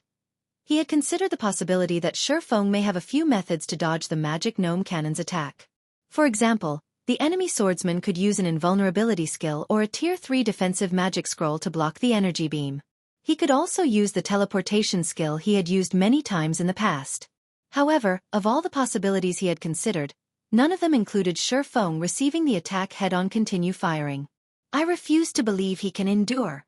Singular Burial gave out the command to attack again, gritting his teeth. The magic gnome cannon had a 45-second cooldown, but Heaven's Burial had secured 3 magic gnome cannons from Ancient Rock City. They still had 2 more they could rely on. Suddenly, another magic gnome cannon fired at Shifeng. Boom. Once more, a dark blue energy beam threatened to devour the hovering swordsman. This time, however, Shifeng did not use an AoE skill. Instead, he activated Flame Burst and used Killing Ray to block the energy beam. Once the energy beam had passed, Shifeng had slid back nearly 20 yards before he stabilized his position in the air. He also lost close to 1/6 of his maximum HP. Although he had fared worse than before, he was still alive and well. Attack! Continue attacking him! Singular Burial commanded, madness flashing in his eyes. The third magic gnome cannon fired immediately. Seeing another dark blue energy beam approach, Shifeng moved forward to meet it. Boom! As the smoke scattered, Shifeng remained in the air. He also still had more than 50% of his HP. Is that it? Shifeng asked as he leisurely dusted himself off. Glancing at Singular Burial, he chuckled and wondered aloud. Are you telling me that this is all Heaven's Burial is capable of? Silence fell on the battlefield as everyone watched Shifeng. Chapter 1689. Summoning a High Demon. Chapter 1689. Summoning a High Demon. How is this possible? Horror filled Singular Burial's eyes as he stared at Shifeng. He was very familiar with the magic gnome cannon's power, and he simply couldn't accept the fact that Shifeng had just taken 3 hits head-on and survived, much less held on to more than 50% of his HP. Even a tier 2 metric tons would be vaporized, even after activating a life-saving skill, if they were struck by the magic gnome cannons. 3 of these powerful weapons attacks had failed to kill Shifeng. Is he some NPC or a humanoid monster? As Heaven's Burial's members looked up at Shifeng's proud, hovering figure, they were overwhelmed with horror and confusion. The strength Shifeng had just displayed was beyond players' abilities. This kind of power lingered in the realms of NPCs and monsters. When they thought about how they were supposed to fight such a monster, a chill crawled down their spines. If not even attacks that could rival tier 3 large-scale destruction spells could deal significant damage to this swordsman, their attacks would be raindrops pelting his skin. Shifeng's combat standard was also exceedingly high. He wouldn't simply let them attack him like a common monster. If Shifeng charged into their army's ranks, the consequences would be unimaginable. Meanwhile, Stone Forest Town had become eerily silent after its players had witnessed the failed bombardment. So, this is the strength of Star Moon Kingdom's #1 expert? Although they knew that Shifeng was Star Moon Kingdom's publicly acknowledged #1 expert and that they were definitely no match for the Sword King, they had never dreamed that the man was this powerful. Being able to face weapons of war was a feat beyond players. Shifeng, without a doubt, was a bona fide monster. After witnessing this, the experts that had planned to challenge Shifeng and claim the title as Star Moon Kingdom's #1 expert smiled in self-ridicule as they realized how comical their idea was. When Shifeng swept his gaze over Heaven's Burial's members below him, noticing their shocked expressions, his lips curled into a smile. Although sufficient strength was important in a guild war, a guild's morale was just as important. Players plagued by fear and worry wouldn't be able to fight to their full potential, and they'd make senseless mistakes. In contrast, if a guild's morale were high, its players would exhibit their full potential and perform better than normal. Trying to defeat an enemy while outnumbered wouldn't be entirely impossible. It seems that it was quite effective. Shifeng was very satisfied with his performance when he saw his enemies' overwhelmed expressions. While war weapons were indeed powerful, they were not unstoppable. Current players were simply too weak to take a hit from such weapons. Tier 3 large-scale destruction spells could certainly kill Tier 1 players, and not even Tier 2 players could normally survive such an attack. But what about Tier 3 and Tier 4 players? Once players reached Tier 3, Tier 3 large-scale destruction spells would only pose a threat. They wouldn't be unstoppable. After reaching Tier 4, players could even shatter a Tier 3 large-scale destruction spell. The reason Shifeng had dared to face the magic gnome cannon's attacks was due to his sufficiently high basic attributes and magic resistance. In addition, Heavenly Dragon's power increased his HP and defense by a significant margin. Most importantly, the Disintegration Armor's disintegration field could weaken skills and spells above Tier 2 by 60%. With all of these factors in play, he had chosen to receive the magic gnome cannon's energy beams head-on. Even so, he had still received a considerable amount of damage. However, if anyone else stood in his place, even with the help of the disintegration field, they'd either die or barely cling to life after a single attack. Although it appeared that he had only lost a small fraction of his HP, he had boosted his HP by 500% with one of his skills. Losing 1/6 of that HP was the equivalent to losing as much HP as he normally possessed. Moreover, receiving Tier 3 large-scale destruction spells head-on was a considerable burden on his equipment's durability. After 3 shots from the gnome cannons, his dark gold equipment's durability had fallen by nearly 1/4. If he received another dozen or so energy beams, all of his items would be destroyed, Aside from his epic and fragmented legendary items, seeing that Heaven's Burial's members panic, Shifeng promptly took the Tier 4 large-scale destruction magic scroll, which he had obtained after killing Baphomet, from his bag and activated Tier 4 spell, Dark Prison. Before Heaven's Burial's members could recover from their shock, a pitch-black ball appeared among the army. This pitch-black ball then expanded, quickly and silently enveloping a 500-yard radius. After remaining motionless for 2 seconds, the black ball burst, and a towering pillar of black light took its place instantly. All players who had failed to activate invulnerability skills died as they were caught within the light pillar with this single attack. Heaven's Burial had lost an additional 6,000+ members. Zero Wing, heed my command. Leave town and wipe out Heaven's Burial. Leave none of them alive. Bring the miniature ballistas and movement-type defensive magic array. Shifeng shouted from his position in the air, his voice echoing across the battlefield upon hearing Shifeng's command. Zero Wing's members' blood boiled as they roared with power. Under Aqua Rose and the other core members' command, everyone charged out of Stone Forest Town and dashed toward Heaven's Burial's 300,000-strong army. Hundreds of miniature ballistas and the movement-type defensive magic array followed closely behind. Damn it. How does Black Flame wield this kind of power? We can't win. Black Flame is a monster. I don't want to die. Compared to the physical destruction from Shifeng's Tier 4 large-scale destruction magic scroll, the mental blow had been crippling. After seeing so many more of their companions instantly die, many of Heaven's Burial members turned and fled. Shifeng had just used 2 large-scale destruction spells with such horrific power in a row. Who knew if he had more in store? Moreover, seeing how miserably their guild members had died had truly terrified them. This was especially true for the first group of players that had fallen to the destruction crystal. The attack had even obliterated most of those players' equipment. Shifeng was basically immortal in their eyes. They couldn't bear to remain in this nightmare for a moment longer. Black Flame. Singular Burial frowned as he watched his army descend into chaos. Hurriedly, he commanded through the team chat, "Send in the evil demon army, now." Guild leader, are we really going to attack now? Blackwater's reinforcements haven't arrived yet. If we start now, I'm afraid that... Daybreak Fog knew the kind of strength the evil demon army possessed. The majority were newly spawned evil demons.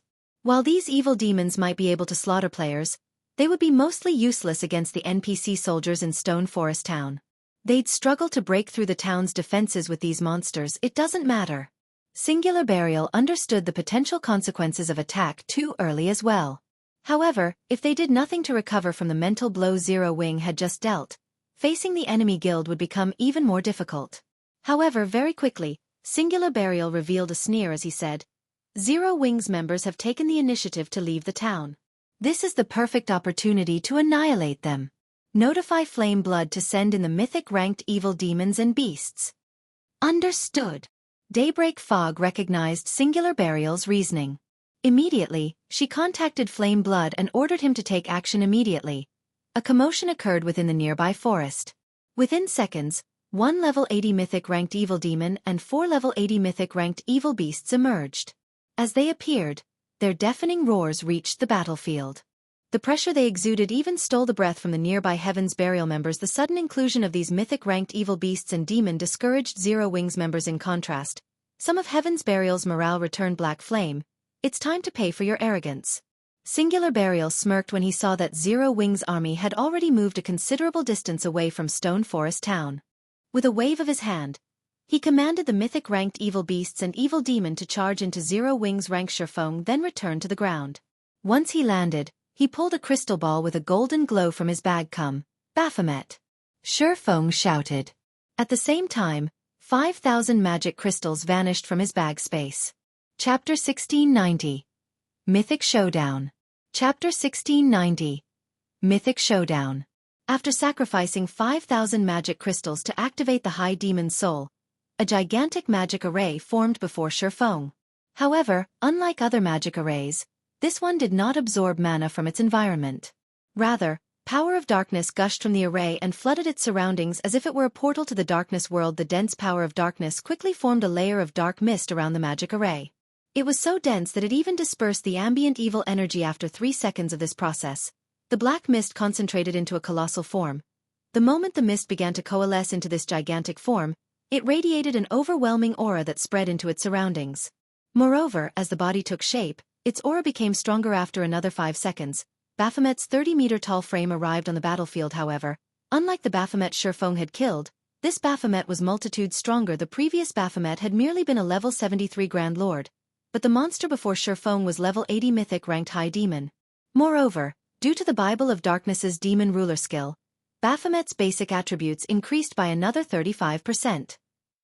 Baphomet, High Demon, Mythic. Level 80. HP 324, 000, 000/324, 000, 000.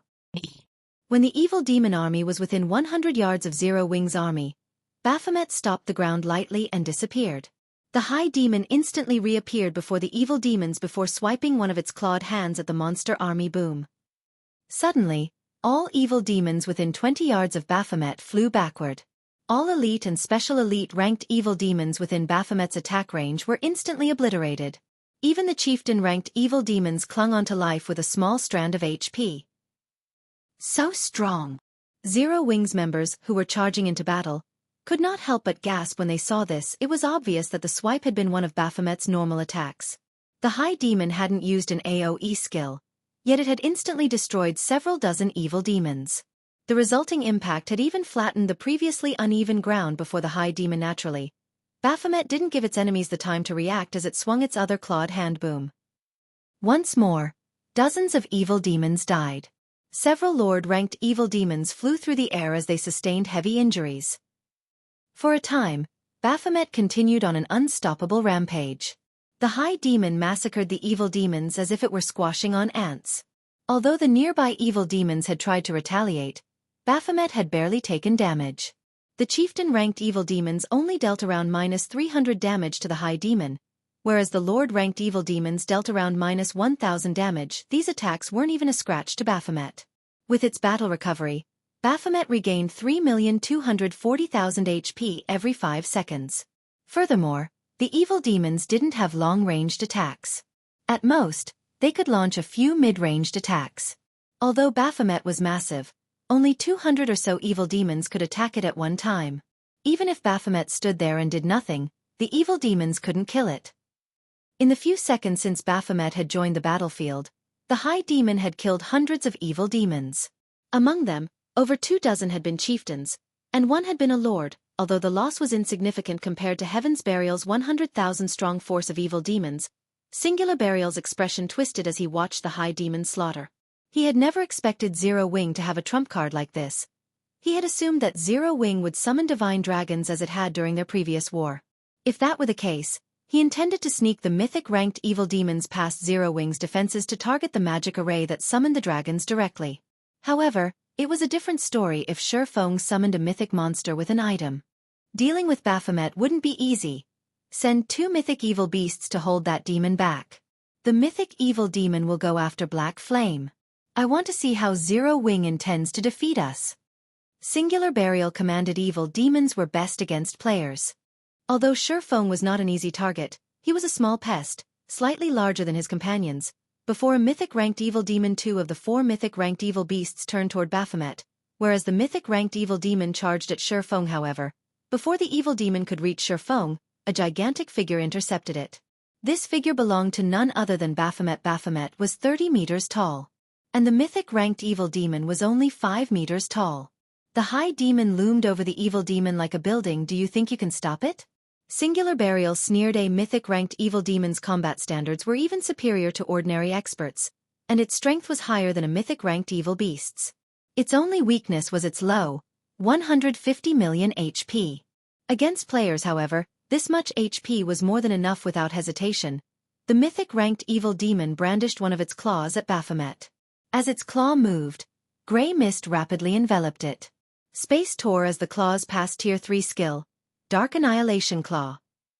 Although the attack was only a Tier 3 skill, the evil demon's overwhelming strength and speed improved it. Seeing the approaching attack, Baphomet swung one of its own clawed hands to meet the attack, rather than try to dodge. Boom.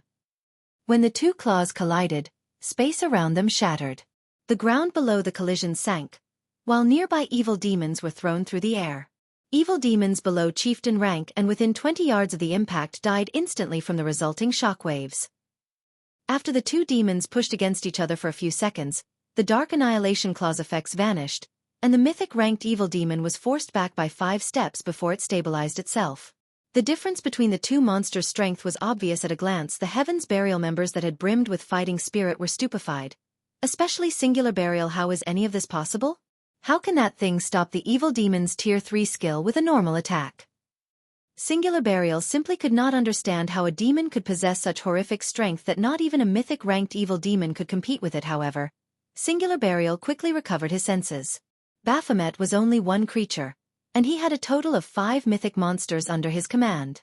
Even if Baphomet were more powerful, it couldn't stop 5 mythic monsters at once. As long as they killed Shurfeng, Baphomet would vanish. Singular Burial immediately contacted Flame Blood, who controlled the mythic monsters in secret, and instructed him to send all 5 to kill Shurfeng. He also told Flame Blood to keep the other evil demons away from Baphomet as much as possible, focusing on Zero Wings members as Singular Burial had expected. Although Baphomet was powerful, it couldn't stop 5 mythic monsters of the same level. It took everything the High Demon had to pin down 1 evil demon and 2 evil beasts. However, Zero Wings' army had arrived on the battlefield, and the movement-type defensive magic array enveloped Shurfeng in its protection. Meanwhile, several hundred ballistas launched their payload simultaneously. The scene of hundreds of exploding arrows flying towards their targets was spectacular. The explosion 7 halted the mythic-ranked evil beasts' advance for a moment. The weaker evil demons began to die in droves. A single volley of arrows had claimed several hundred evil demons' lives. However, the evil demon army launched its own assault against the movement-type magic array. From time to time, the 2 mythic-ranked evil beasts, which had avoided Baphomet's care, snuck past the High Demon to land 1 or 2 attacks on the magic array. Heaven's Burial also continued to bombard the array with the magic gnome cannons. With so many attacks against it, cracks began to surface on the magic array's barrier. Fortunately, the array quickly repaired itself, and after this continued for several minutes, Zero Wing had no choice but to replenish the movement-type defensive magic array's energy reserves. It's still standing? Envy flashed in Singular Burial's gaze as he watched the movement-type defensive magic array. Although it wasn't as strong as the barrier around a city, it could be reactivated the moment after it shattered. So what if you can withstand the evil demon army for now? How many magic crystals can you afford to spend? Heaven's Burial. Charge. Zero Wing won't last much longer.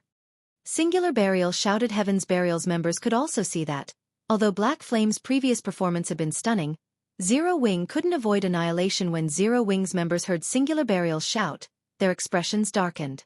The evil demon was already a formidable force. If Heaven's Burial's players joined the fray. Sure enough, I'm pushing my luck by relying on one Baphomet. The battle's current state didn't particularly surprise Shurfeng. Fortunately, Zero Wing City had accumulated quite a number of magic crystals lately. Following which, he retrieved the High Demon's soul from his bag and sacrificed another 5,000 magic crystals to it. Another gigantic magic array joined the battlefield, and after a few seconds, a new Baphomet manifested within the movement-type defensive magic array. Black Flame can summon another one. This is some trick, right? As Heaven's Burial's members began their charge, they slid to a halt as they gaped at the new Baphomet in utter shock. Chapter 1691. Chaotic Battlefield. Chapter 1691. Chaotic Battlefield. Baphomet's 30-meter-tall figure was eye-catching inside the movement-type defensive magic array. The players standing around it looked like ants, and the High Demon was difficult to miss. Both this new Baphomet's aura and basic attributes were identical to the first Baphomet Shurfeng had summoned. He can actually summon 2 such powerful monsters? Singular Burial and Heaven's Burial's upper echelons looked on in abject horror. They had already witnessed Baphomet's power. Not only did the High Demon have more strength than both the mythic-ranked evil demon and the evil beasts, but it could also tank 1 mythic evil demon and 2 mythic evil beasts by itself. Even the other 2 mythic-ranked evil beasts struggled to find opportunities to sneak past the first Baphomet to attack Zero Wing. To put it simply, Baphomet's basic attributes and combat standard were already horrific, yet another monster of its caliber had joined the battle. This raised Zero Wing's combat potential to the next level. When the second Baphomet had manifested, some of Zero Wing's members, who had begun to despair, cheered. The 2 mythic-ranked evil beasts were the biggest problem they faced, but now that a second Baphomet had joined them, they wouldn't need to worry about any of the mythic monsters. With all 5 of Heaven's Burial's mythic monsters at bay, they could rely on their defensive magic array and miniature ballistas to give Heaven's Burial's demon army the fight of its lifetime. Novel full.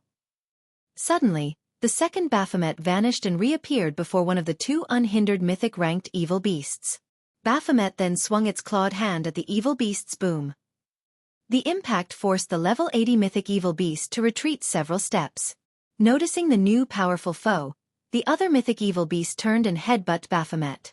Rather than dodge the incoming attack, Baphomet stomped the ground and swung its other claw, easily stopping the evil beast's all-out attack.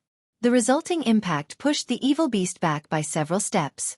The difference in strength between both sides was obvious at a glance for a time. The two Baphomets pinned down Heaven's Burial's 5 mythic monsters, giving the monsters no opportunity to attack the movement-type defensive magic array as a result. Heaven's Burial's damage against the array drastically decreased. Even with the rest of the evil demon army attacking desperately, the depletion of the magic array's energy reserves slowed. Now, it would take far more time to drain the defensive magic array's energy. Furthermore, Zero Wings members could replenish the reserves at any given moment. This allowed the miniature ballistas and ranged players in the defensive magic array to attack without restraint. Each volley from the miniature ballistas contained several hundred exploding arrows. Although a single volley was not enough to kill the chieftain rank and above evil demons, the weaker demons turned to ash instantly. Amazing. So, this is Zero Wings' foundation? Even if the guild didn't have those two mythic monsters, Heaven's Burial would still find its members difficult to annihilate. The spectating players inside Stone Forest Town were stunned by the spectacular sight of several hundred miniature ballistas launching simultaneous attacks. Meanwhile, Singular Burial, who commanded the battle from afar, glared at Shi Feng. He felt as if someone thrust a blade into his heart with each exploding arrow volley from the miniature ballistas. He had sacrificed 400,000 players to obtain these evil demons, and to convince his players to offer a portion of their immortal souls willingly. Heaven's Burial had offered them significant compensation, yet, in the few short minutes since the battle had begun, over 20,000 evil demons had fallen. In contrast, Zero Wing had yet to suffer a single casualty as the impenetrable defensive magic array protected its members. After a short moment, Zero Wing had regained the advantage. Guild leader, we are dealing too little damage to Zero Wing's defensive magic array. At this rate, Zero Wing will annihilate our forces before we can even deplete the magic array's energy reserves, Daybreak Fog said, frowning as she watched volley after volley of exploding arrows rain down on Heaven's Burial's armies. Aside from the two Baphomets, the several hundred miniature ballistas were plenty of trouble. Their combined attacks could rival a Tier 4 large-scale destruction spell in both power and range. Even though evil demons were stronger than players, they couldn't survive a bombardment of multiple Tier 4 large-scale destruction spells. Novel full. Haven't Blackwater's reinforcements arrived yet? Singular Burial could practically feel his heart bleed. The losses the evil demon army was suffering were severe, but his player army's losses were worse. Players didn't have as much HP as the evil demons, and every attack from the two Baphomets and the miniature ballistas could one-hit his players. Thus far, Heaven's Burial had lost over 30,000 players. Many of them were the guild's elite members. Meanwhile, the mythic evil demon and mythic evil beast's performance wasn't nearly as powerful as he had expected. On the contrary, the two Baphomets had them thoroughly suppressed, and they steadily lost HP. Singular Burial regretted his decision to begin the battle against Zero Wing so soon. Had he known that Shi Feng could summon two Baphomets, he definitely would have waited until Blackwater's reinforcements had arrived. With Blackwater's catapults, destroying Zero Wing's defensive magic array would be much easier. Once they depleted the magic crystal Zero Wing had on hand, the guild's members would be fish on a chopping board. They were almost here. They'll arrive in 6 or 7 minutes. Daybreak Fog reported after contacting one of Blackwater's representatives. 6 or 7 minutes. Singular Burial made some quick calculations in his head. At the rate the battle was developing, Heaven's Burial should have no problems lasting for another half an hour or so. All right, but tell them to hurry. Tell them that Zero Wing is much stronger than we had anticipated. Daybreak Fog immediately relayed Singular Burial's message to Blackwater's army. Zero Wing can actually dominate the evil demon army? It's no wonder why such an insignificant guild dares to provoke Blackwater. Falling Fire, who wore a set of crimson mage robes, was surprised after he learned of Heaven's Burial's current predicament. However, that was all he felt. He wasn't worried in the slightest that they would fail to capture Stone Forest Town. Singular Burial had stated that his forces could hold out for another 30 or so minutes, and his group would arrive in around 7. Meanwhile, standing at the forefront of Zero Wing's army, Shi Feng spent another 5,000 magic crystals to summon a third Baphomet once the High Demon Soul's cooldown ended. The instant the third Baphomet manifested, the battlefield fell silent. It was as if time had frozen before Heaven's Burial's members could react to the new Baphomet. Feng had the freshly summoned High Demon charge into enemy ranks, executing one skill after another. A Tier 4 High Demon possessed many skills and spells, and all of them were capable of killing dozens, even hundreds of players. Damn it. How is this possible? Shock and confusion overwhelmed Singular Burial as he stared at the third Baphomet. He could not figure out how Feng had summoned such powerful monsters, one after another. However, Singular Burial quickly calmed himself and pushed this thought out of his mind as he turned to Daybreak Fog and commanded, "Fog, contact Falling Fire and tell his group to hurry. Tell him to bring the 1 mythic evil demons and the 2 mythic evil beasts guarding the exit." Daybreak Fog knew how precarious their situation was now, as well. She notified Falling Fire, telling him to increase his force's speed and transfer more monsters to the battlefield. However, shortly after Daybreak Fog ended the call, Feng pulled a summon guard scroll from his bag and activated it suddenly. A lithe, captivating figure appeared before Feng naturally. This figure belonged to Anna following Anna's arrival. A level 80 Great Lord ranked Golden Giant and 10 level 80 Lord ranked Rock Guardians joined the battlefield. This instantly elevated Zero Wing's destructive power to a whole other level. Anna, in particular, performed as well as the Baphomets. She controlled numerous holy spears to attack the enemy players, each wave killing dozens or even over 100 players. Any Tier 1 player these spears struck died instantly. After summoning Anna, Feng had the 3 Baphomets use their strongest skill.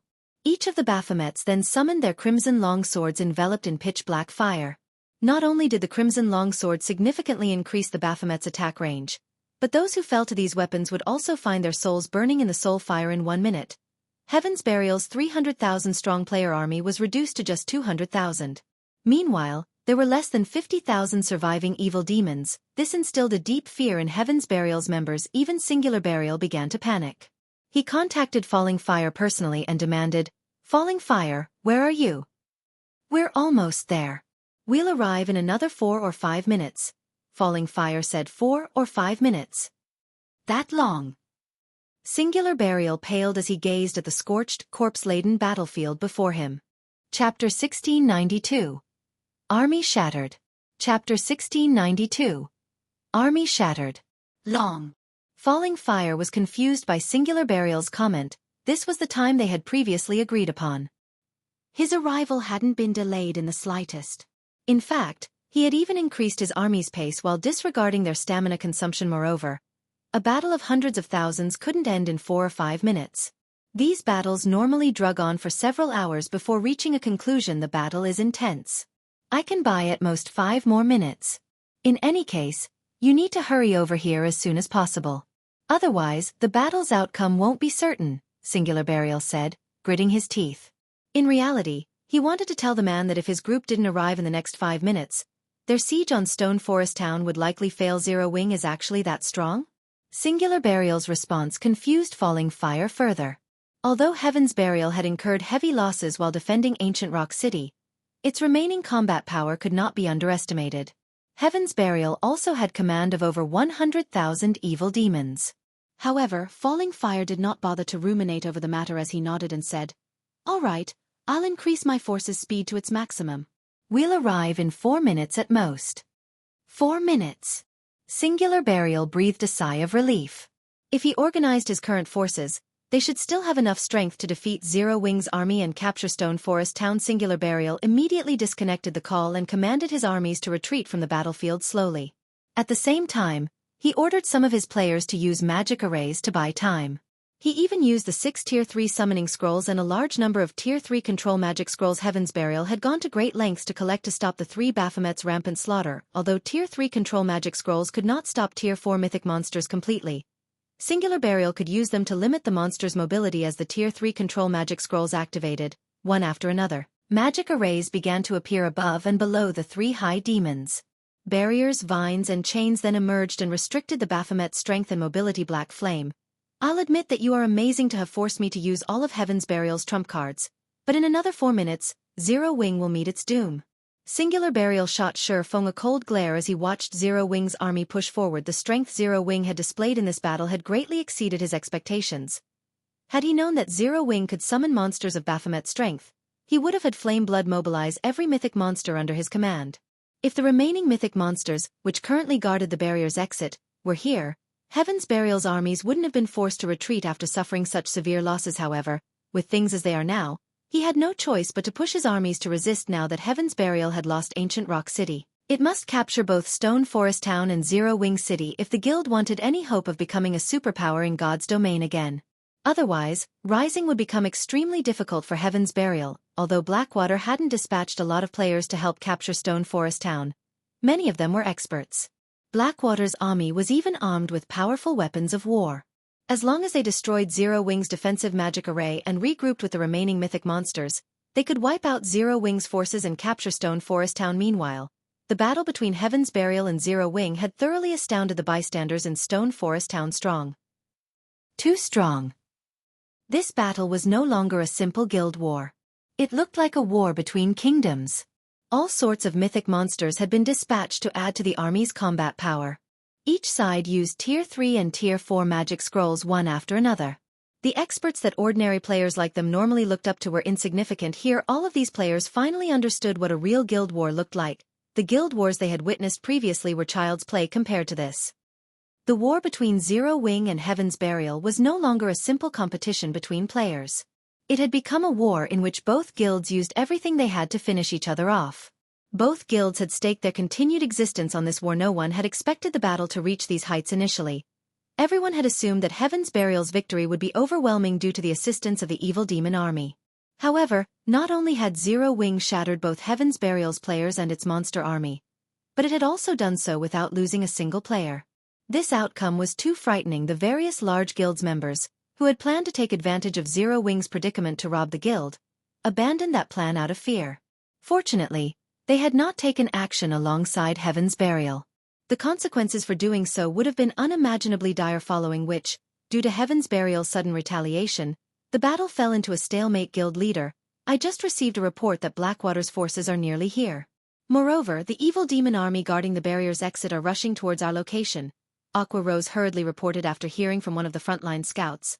Although the battle seemed like it was in Zero Wing's favor now, Aqua Rose knew that her guild couldn't continue at this pace much longer. Since the battle had begun, Zero Wing had spent over 80,000 magic crystals, and they had only started with a stock of 140,000. If Blackwater and the other evil demon army reinforced Heaven's Burial's forces, Zero Wing would be in danger. How long until they arrive? Shurfeng asked. Blackwater's forces should arrive first. It'll take them roughly 4 or 5 minutes, Aqua Rose said. She then suggested, why don't we retreat to Stone Forest Town for now? If they retreated into Stone Forest Town, they could rely on the town's magic towers and defense turrets, which would give them an easier time against Heaven's Burial and Blackwater's combined army. The town's NPC soldiers could also participate in the fight 4 or 5 minutes. Shurfeng smiled. That was more than enough time for them to deal with Heaven's Burial. Immediately he commanded, relay my commands. Have everyone attack with everything they've got. Hold nothing back. Previously, he had let Zero Wing attack to prevent Heaven's Burial and Blackwater's forces from combining. Naturally, he couldn't let Zero Wing's members hide behind Stone Forest Town's walls and focus on defense. Heaven's Burial had already used everything it had. Its players' morale was at an all-time low. This was the perfect opportunity to strike. Receiving Shurfeng's command, Zero Wing's morale increased again. Zero Wing's members retrieved the precious treasures they had gained during their usual grinds or raids and used them against Heaven's Burial's members, and the evil demon Xana, who stood beside Shurfeng, also activated her berserk skill, Yin Yang power, the intensity of her aura soaring. For a moment, even the Zero Wing members near her felt stifled before anyone could react.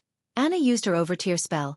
Chains of Light. Chains of Light was already a Tier 3 spell, but due to Yin Yang power, its power climbed to Tier 4. Suddenly, countless chains exploded from the ground and bound the mythic-ranked evil demon, drastically decreasing the evil demon's strength and mobility. Now the evil demon could not even compare to an ordinary mythic monster. By the time Chains of Light had bound the mythic evil demon, Anna had finished casting the Tier 3 curse, Yin Yang Judgment, which she had double-cast alongside Chains of Light. Anna then pointed her staff at the distant mythic evil demon, and 2 magic arrays, one glowing white and the other black, appeared in the sky above her target. Under her command, a holy spear dropped from above, sliding through the defenseless mythic evil demon's body. Boom. The world shook as a brilliant black-white pillar devoured the evil demon. 7, 451, 374. In one hit, The mythic evil demon had lost a significant chunk of its HP and was covered in wounds and scorch marks. The evil demon looked miserable. At the same time, it fell into a heavily injured state, reducing its combat power and defense. Now, it was only as powerful as an ordinary Grand Lord. The scene stunned every player on the battlefield. With one strike, the mythic evil demon had lost more than 5% of its HP. At this point, Shurfeng commanded the two Baphomets that fought near the mythic evil demon to use the Tier 4 skill. Dimensional/2 streaks of black light then cut down the heavily injured mythic evil demon 9,613 for 74. Minus 9,576,174. Two frightening damages appeared above the mythic evil demon's head simultaneously, instantly lowering the evil demon's HP to under the 60% threshold. Damn it! Heal it quickly. Do not let the mythic evil demon die. Singular Burial paled when he saw the mythic-ranked evil demon's HP plummet. He had never thought that Zero Wing would still have such a hand to play regardless of how much Singular Burial shouted at his team. The mythic evil demon's HP continued to decrease. Heavily injured, the evil demon even struggled to block Anna and the two Baphomet's attacks. Meanwhile, each Baphomet easily dealt over 1 million damage with their normal attacks. And if the high demons use Tier 3 or Tier 4 skills, they deal several millions of damage. Heaven's Burial's healer simply couldn't keep up. Nearly 30 seconds later, the mythic evil demon fell to Anna's holy light spear and dropped over a dozen items. When they saw the items, many players wanted to charge in and claim the loot for themselves, but with the two Baphomets standing guard, they quickly dismissed the thought. Using this opportunity, Shurfeng quickly made his way to the loot and collected the dropped items without sparing them a second glance. Once the mythic evil demon was dead, the battle turned for the worst for Heaven's Burial. Without the mythic evil demon, Anna and the three Baphomets overwhelmed the remaining 4 mythic evil beasts. They also had cover fire from the miniature ballistas. Despite Singular Burial's command for the mythic evil beasts to retreat from the battlefield, one of the monsters fell less than a minute after the evil demon had died. Seeing this, Singular Burial was unable to utter a single word for some time. Falling Fire, where are your forces? Daybreak Fog asked desperately after contacting Falling Fire. We're almost there. We'll reach the battlefield in another minute, Falling Fire replied. 1 minute? That long? Daybreak Fog could not help but sigh when she heard Falling Fire's reply. Glancing around at the remaining mythic-ranked evil beasts, she shook her head and said, "Forget it. You are better off not coming. The battle here is over. We'll regroup at the barrier's exit." The battle's over? What is the meaning of this? Falling Fire demanded, shocked. We lost. Daybreak Fog answered after mustering her final strand of willpower. She then disconnected the call. Chapter 1693. Stay here. Chapter 1693. Stay here. Heaven's Burial lost? How did it happen so quickly? Falling Fire was stupefied when he heard Daybreak Fog's final sentence. He simply could not fathom how such an outcome had occurred. Heaven's Burial had sent over 300,000 players and 100,000 evil demons to siege Stone Forest Town. The army had even included 5 mythic-ranked monsters. With such a force, even capturing a guild city should be a problem, much less a guild town. Furthermore, the battle at Stone Forest Town had begun and ended in less than half an hour. Even killing 400,000 common monsters would take more time than that. Yet he had just learned that Heaven's Burial had lost in such a short time. No matter how he thought about it, he simply couldn't bring himself to believe Daybreak Fog's claim. Moreover, Singular Burial had confidently assured him that they could last another 5 minutes, but only 3 minutes had passed since that conversation, and the battle was over. For a moment, he even wondered if Singular Burial was toying with him. However, with how much Heaven's Burial had riding on this battle, Falling Fire doubted that Singular Burial would make such a joke. If Singular Burial were really joking, only Heaven's Burial would suffer for it. Should we retreat? Qin Muyun, the woman beside Falling Fire, asked. She wore a suit of silver plate armor and carried a buckler engraved with divine runes. No. How can we possibly just leave after spending all of that time and effort to get this far? Even if Heaven's Burial is heavily wounded, Zero Wing shouldn't fare much better. Let's go and take a look. If there is a chance of victory, we can use the opportunity to capture Stone Forest Town, Falling Fire said, shaking his head. Moreover, we have the advanced magic array, Magic Dragon's Descent. Mythic evil demons and beasts can't compare to the Magic Dragon. Not even a city's defensive magic array can last more than a few hits against it. Capturing Stone Forest Town will be child's play. Qin Muyun nodded her agreement. This time, their superiors had instructed them to show Zero Wing and everyone else in God's domain the consequences for provoking Blackwater.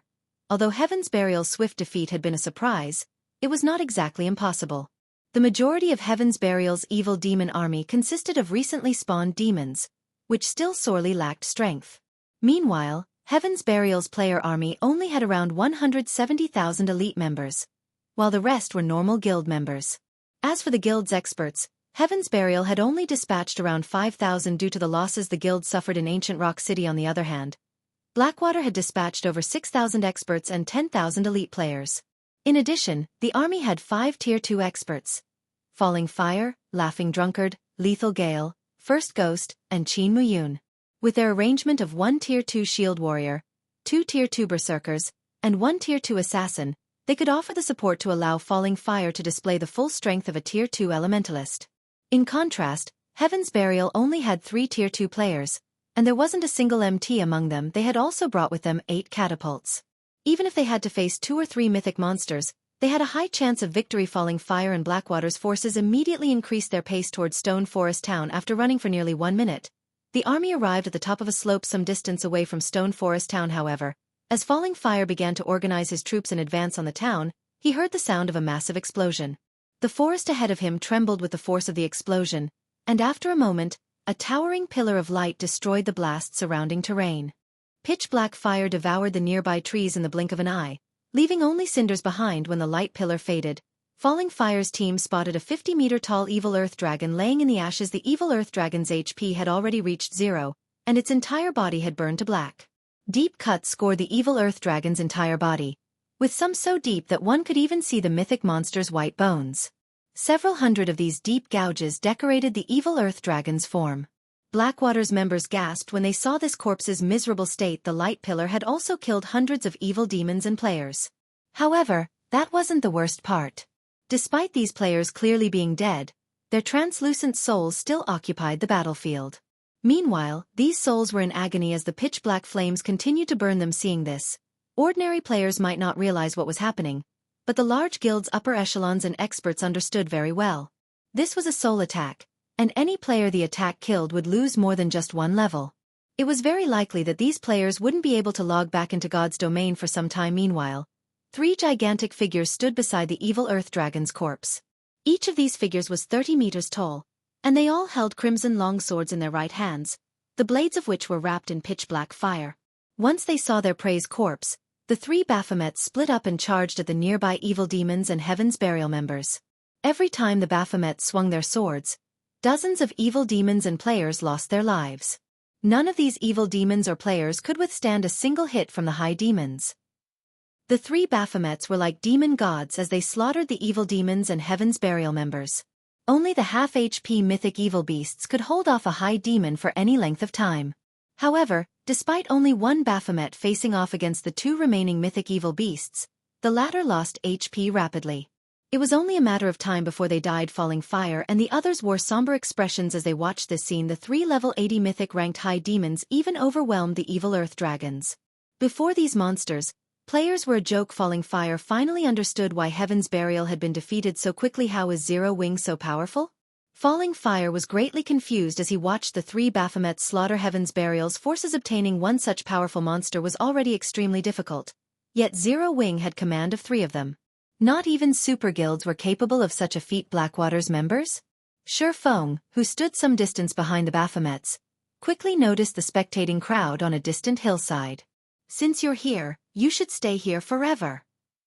Saying so, Shi Feng instructed 2 of the Baphomets to charge at Blackwater's army. The Baphomets he had summoned had a very short duration of 5 hours. Since Blackwater's forces had already arrived, he didn't mind taking them out. Fortunately, Heaven's Burial was no longer a threat to Zero Wing. He could finish off its members after taking out the larger threat, Blackwater's forces. Damn it! Falling Fire shouted. Watching the 2 Baphomets dash towards them, Falling Fire could easily guess what Shi Feng had in mind. Immediately he commanded, "Summon the magic dragon. Activate the defensive magic array."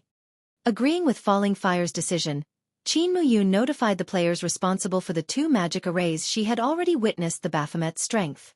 If 2 of these monsters were allowed to charge into Blackwater's ranks, the consequences would be unimaginable.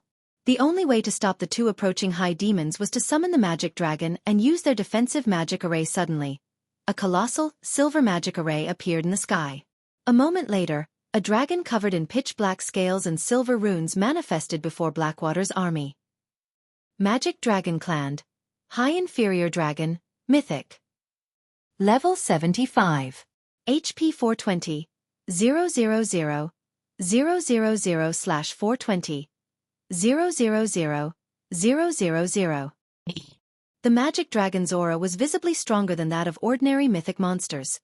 It could basically rival a mythic-ranked archaic species of the same level. The level 80 evil earth dragons simply couldn't compare to this monster. This was also why Falling Fire was confident in capturing Stone Forest Town despite Heaven's Burial's defeat when the magic dragon joined the battlefield. 100 players in Blackwater's army spread out along the army's edges before activating a defensive magic array.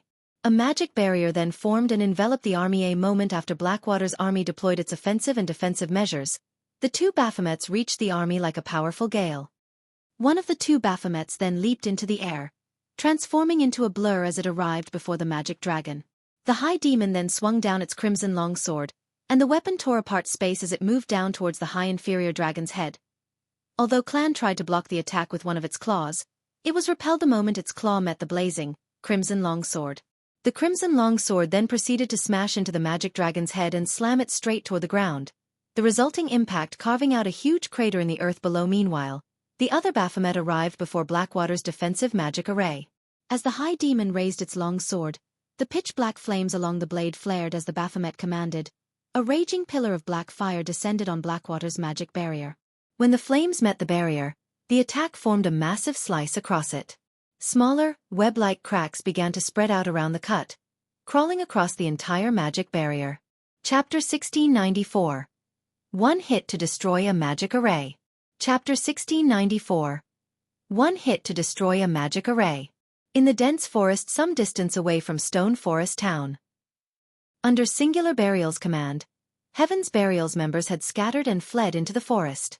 By doing so, more members would escape with their lives. Zero Wings members could only operate within the movement-type defensive magic array, and only the three Baphomets were truly capable of giving chase. Why are Blackwater's people here? Daybreak Fog, who maneuvered around the forest, was confused to see Falling Fire's group on a distant hillside. Have they lost their minds? They actually came. She had clearly told Blackwater not to come and to regroup at the barrier's exit. They'd only stand a chance against Zero Wing once they combined their forces. Foolish. Absolutely foolish. How can Blackwater employ such fools? Singular Burial could not help but curse out loud when he saw Falling Fire's distant figure. He had already gotten a taste of Zero Wing's true strength. He had hoped to regroup with Blackwater's army and the evil demon army guarding the barrier's exit before resuming their battle against his hateful enemy. However, the fools from Blackwater had refused to listen to his advice and continued towards the battlefield. If Zero Wing decimated Blackwater's forces now, this war was as good as over. Heaven's Burial would lose all hope of capturing Stone Forest Town before Singular Burial could contact Falling Fire and demand an explanation from the foolish elementalist. He noticed two of the rampaging Baphomets leave the battlefield and charge straight for the hillside Blackwater's army resided on. Seeing this, Singular Burial fell into a thorough despair. However, before the two Baphomets had reached Blackwater's army, a mythic-ranked magic dragon descended from the sky. Despite such a vast distance between him and the high inferior dragon, Singular Burial could feel the horrific pressure the monster gave off, and he couldn't help but shudder. Layer after layer of translucent magic barrier enveloped Blackwater's entire army. In the blink of an eye, a triple barrier had formed to protect the army. At a glance, one could easily tell that the triple barrier was the product of a high-ranked defensive magic array guild leader. Blackwater seems to be taking Zero Wing seriously this time. They've even used two of their trump cards. Based on our information, those two magic arrays were rewards Blackwater obtained after completing an epic main storyline quest. The guild had to expend a lot of resources and manpower to complete it, Daybreak Fog said, slightly surprised to see the two magic arrays that had formed around Blackwater's forces. The summoned magic dragon should have the power to rival a mythic-ranked archaic species of the same level. And the defensive magic array is an advanced magic array. It can block even Tier 4 attacks with ease. With those two, we might stand a chance against Zero Wing. Some of Heaven's Burial's upper echelons breathed a sigh of relief when they heard Daybreak Fog's explanation. Singular Burial's eyes shone with joy. If they had a mythic-ranked archaic species on their side to fight with their forces and the 2 remaining evil earth dragons, they should be able to keep Zero Wing at bay for quite some time. Once the other evil demon army arrived, it might even be possible to suppress the 3 Baphomets. Moreover, the Baphomets wouldn't be able to clash their armies for some time with the advanced defensive magic array to protect them. They could then use the opportunity to bombard Zero Wing's defensive magic array with Blackwater's 8 catapults.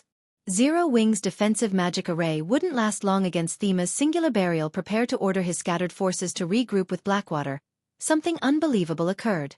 One of the 2 Baphomets that had assaulted Blackwater's army had sent the level 75 magic dragon crashing, face first, into the ground with a single attack. Meanwhile, the other Baphomet released a powerful strike against Blackwater's defensive magic array. Although the triple barrier did not fall, cracks webbed the entire barrier. For a moment, the world seemed to have fallen silent. How is this possible? Even Falling Fire and his Blackwater companions were dumbfounded, not to mention Singular Burial and his upper echelons. Their eyes bulged as they stared at the damage a monster that rivaled a mythic-ranked archaic species had been thrown, face first, to the ground. A mythic-ranked archaic species was practically invincible to current players. However, that wasn't what shocked them most.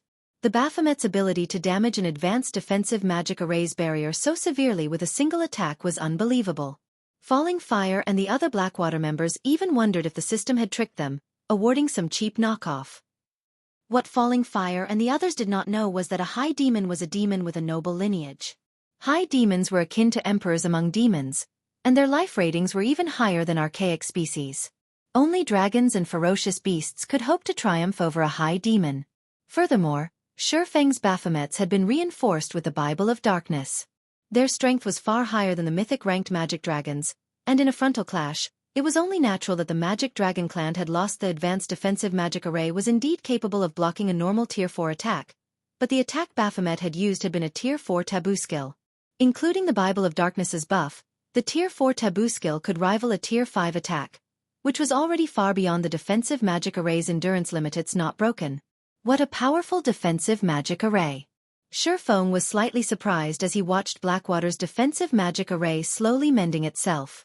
He had never thought that Blackwater could acquire such a powerful advanced magic array. However, Falling Fire and his companions were truly shocked. Not only had Baphomet's attack severely damaged their defensive magic array, but the players maintaining the magic array had also lost 1/3 of their mana pools. Unlike Zero Wing's movement-type defensive magic array, which was machine-operated, their players had to maintain their magic array. Hence, the energy needed to mend and maintain the array came from the player's mana. If even one of these players ran out of mana, the magic array would stop working and disappear. Players could only rely on mana recovery potions to replenish their mana stores. However, mana recovery potions had considerably long cooldowns, and they only restored a small amount of mana. Meanwhile, after seeing its first attack failing, the Baphomet attacking the defensive magic array promptly followed up with another Tier 4 skill. Although the skill was no match for a Tier 4 taboo skill, it still drained a significant amount of mana from the players maintaining the magic array. Meanwhile, the other Baphomet continued to bombard the magic dragon, pushing it back and tearing. One pained cry after another from the monster. At this point, Falling Fire snapped out of his daze and hurriedly commanded, "Attack! Fire the catapults!" The players controlling the catapults immediately aimed and fired at the Baphomet attacking their magic barrier. The catapults were extremely powerful, and with normal ammunition, their attacks had the power of Tier 4 strikes. If loaded with special ammunition, the war weapons attacks would reach the peak of Tier 4. These attacks could even heavily injure mythic monsters, and their only downside was their long 2-minute cooldown. Suddenly, 8 gigantic, flaming boulders flew towards the Baphomet attacking the defensive magic array. Just before one of the flaming boulders, decorated with divine runes, struck the high demon, the latter lightly swung its crimson longsword. Boom. The moment the edge of blade met the flaming boulder, Baphomet was forced to take 3 steps back as a damage of over -100,000 appeared above its head. However, the clash had failed to inflict any negative effects, such as a temporary numbing. Following which, Baphomet rapidly brandished its long sword to strike down the rest of the incoming boulders, one after another. Each time it blocked an attack, it was forced to retreat several steps, and the Baphomet only stabilized itself after taking a few dozen steps backward. How can a monster be so powerful? Regret gripped Falling Fire's heart as he watched the Baphomet only lose a little over 1 million HP after receiving all 8 attacks. Why had he so foolishly rushed over here? Before Falling Fire could snap out of his daze, the targeted Baphomet advanced and assaulted the defensive magic array again. The players maintaining the magic array continued to lose mana, and although Falling Fire and his players tried to retaliate, the High Demons simply shrugged off their attacks. Retreat. Retreat with the magic array. We cannot remain here any longer. Falling Fire shouted anxiously. His expression somber although he hated to admit it. Even a fool could tell that only death awaited them should they continue this battle. Their wisest option was a quick retreat while the defensive magic array still stood. Although moving the magic array would significantly deplete its energy, it was better than standing here and doing nothing. Don't even think you can flee that easily. When Shifeng saw Blackwater's army began its retreat, he immediately commanded Anna to use angel summoning. A moment later, a Valkyrie with white feathered wings descended onto the battlefield. A Valkyrie's life rating was even higher than a High Demon's, but how much strength the summoned Valkyrie could exhibit largely depended on Anna's basic attributes. Fortunately, Anna had already activated Yin Yang power, which allowed the Valkyrie's combat power to reach a height like never before. The Valkyrie's 2 sets of wings shuddered slightly before she vanished from where she stood. A second later, she reappeared before Blackwater's army, radiating a horrific aura that was even stronger than the 2 Baphomets. Suddenly, a spear of thunder formed in the Valkyrie's hand before she tossed it at Blackwater's magic barrier. Pang! Pang! Pang! 3 crisp sounds echoed throughout the forest as a hole formed in the 3 incomparably powerful protective barriers. The spear then struck one of the players maintaining the array before it exploded. Boom! Countless arcs of golden lightning scattered, devouring everything in its path. Any players this lightning touched were vaporized instantly with just one attack. The Valkyrie had killed over 500 Blackwater members. Meanwhile, the advanced defensive magic array could no longer operate as it lost one of its operators, and it began to fade out of existence. Staring at the Valkyrie before him, Falling Fire's expression became more solemn than ever before. When Singular Burial and the other Heaven's Burial members saw this from within the forest, horror flashed in their eyes. With one attack, the Valkyrie had destroyed an advanced defensive magic array that could even stop a mythic-ranked monster's attacks. Chapter 1695. Heaven's Burial Crumbles. Chapter 1695. Heaven's Burial Crumbles. When the triple barrier Blackwater's advanced defensive magic array had created began to fade, the various major powers members, who watched the battle through magic water mirrors, expressed their shock and horror. The 3 Baphomets Shifeng had summoned were impossibly strong, but even one of their full-powered attacks had only cracked the defensive magic array's outermost barrier. On the other hand, the Valkyrie had destroyed the entire defensive magic array with one attack. If the Valkyrie were used to siege a guild town or city, just thinking about it made them shudder. It was entirely possible that the Valkyrie would only need one attack to break a city's defensive magic array. Just how many secrets has Zero Wing hidden? Singular Burial was nearly traumatized as he watched Blackwater's defensive magic array crumble. Countless guilds dreamed of wielding the power to destroy a city's defensive magic array. Breaking a city's defensive magic array was, after all, the most important part of trying to capture a city. When Shifeng had destroyed ancient rock cities' defensive magic arrays, he had chalked it up to the man finding some precious treasure. And a treasure like that would only have limited uses. Once the usage counts were exhausted, the treasure would disappear.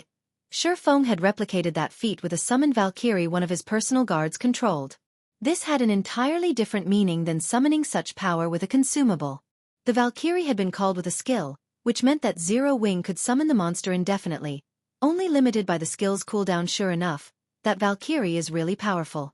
The fact that the Valkyrie had destroyed an advanced defensive magic array even surprised Shifeng. However, he doubted that the Valkyrie could destroy a city's defensive magic array. At the very least, she'd need to use more than one attack. An advanced defensive magic array, which players had to maintain, and a city's defensive magic array were 2 very different things. A player-maintained defensive magic array had the advantage that it could be deployed at any given time. However, its flaws were obvious. First, there was the problem of mana consumption. Second, no harm must come to the players maintaining the magic array. Otherwise, the magic array would crumble. Although the Valkyrie's full-powered attack had pierced a hole in Blackwater's defensive magic array, it had failed to destroy the magic array entirely. The attack had merely drained a considerable amount of mana from the maintaining players. The attack had only destroyed the barrier because it had killed a few of the players maintaining it. This wouldn't happen with a city's defensive magic array. At most, the Valkyrie's attack would deplete some of the magic array's energy. Meanwhile, since Blackwater's army had lost its defensive magic array's protection, It had no way to deal with the high demon before it.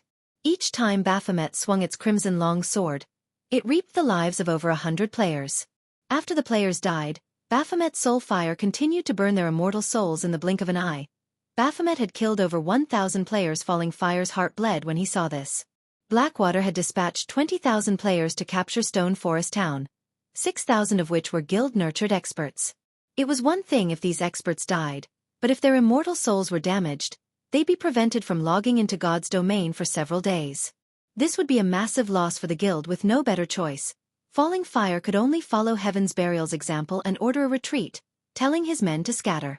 Only one Baphomet had targeted the force, and even if the high demon were very fast, it could only kill a limited number of players if everyone ran in different directions. Seeing this, Shifeng sneered and waved a hand. Suddenly, hundreds of miniature ballistas launched their exploding arrows at Blackwater's members, each arrow containing power at the peak of Tier 2. When Blackwater's members saw the volley of arrows rain down on them, they felt their scalps tingle. After a series of explosions, the hillside became a barren wasteland covered in small craters and scorched earth. Although Blackwater's members had responded to the volley very quickly, over 2,000 players had died in the first wave of arrows. The miniature ballista's effect was wondrous. Watching volley after volley of exploding arrows rain down on his forces, Falling Fire turned to flash Shifeng a chilling glare as he fled. His forces had suffered a tragic loss. Against the several hundred miniature ballistas' continued bombardment and the high demon's pursuit, he'd be lucky to leave this battlefield with less than half of his original army if they escaped at all. Heaven's Burial and Blackwater's forces continued to scatter, running all the way to the ceiling barrier's single exit. Naturally, Shifeng ordered his guild members to chase the two guilds down, leaving scorched earth and corpses in their Wuxias. They watched Zero Wing's members chase hundreds of thousands of players relentlessly. The crowd in Stone Forest Town was stupefied, ruthless. Zero Wing was utterly ruthless. This was the crowd's evaluation of Zero Wing. Normally, after one side won a guild war, it would only chase its enemy for 10 or so minutes if it wanted to exploit its victory. Chasing the enemy players for any longer than that could lead to unnecessary losses. Yet Zero Wing ran after Heaven's Burial and Blackwater's members for over half an hour, hunting the two guilds' forces to the ceiling barrier's exit. In the end, Zero Wing had slaughtered every mythic evil demon and mythic evil beast Heaven's Burial had sent to the Stoneclaw Mountains. The guild didn't even spare the mythic monsters that had guarded the ceiling barrier's exit. All evil demon above Lord rank had been annihilated as well. Meanwhile, Zero Wing suffered zero casualties throughout this entire battle. If they told other players of this battle, those players would likely assume they were either joking or bragging. However, such a miraculous battle had indeed occurred before them. 3 Baphomets guarded the exit of the barrier, sealing off the Stoneclaw Mountains, preventing anyone from leaving the map. Any player or evil demon that tried to approach the exit was killed or sent flying. No one was allowed past these high demons. Black Flame. Don't go too far. Singular Burial bellowed as he glowered at Shifeng, who stood within Zero Wing's movement-type defensive magic array. The ceiling barrier's exit wasn't particularly large. Normally, 10 or so evil demons was enough to block it off completely. The Baphomets with their gigantic frames easily guarded the exit, and with their outrageous strength, Heaven's Burial and Blackwater's forces had no hope of leaving the Stoneclaw Mountains. Their forces could only watch as Zero Wing's miniature ballistas slowly approached. Black Flame. We have lost. We have already chosen to retreat from the Stoneclaw Mountains. By trying to exterminate us all, do you intend to fight Blackwater until the bitter end? Falling Fire demanded as he glared at Shifeng. Going too far? In an indifferent tone, Shifeng responded, not only have your two guilds worked together to target Zero Wing time after time, but you've enclosed the Stoneclaw Mountains in a barrier to kill our members back to level 0. Did you not consider that your actions were a bit much? If I let you off the hook so easily today, what will other guilds think of Zero Wing? Thus, I invite every one of you to stay with us. Saying so, Shifeng waved his hand, and hundreds of exploding arrows rained down on Heaven's Burial and Blackwater's remaining members. Boom, boom, boom. A series of explosions echoed throughout the valley. With no power to fight back, Heaven's Burial and Blackwater's members could only run and scatter. Good.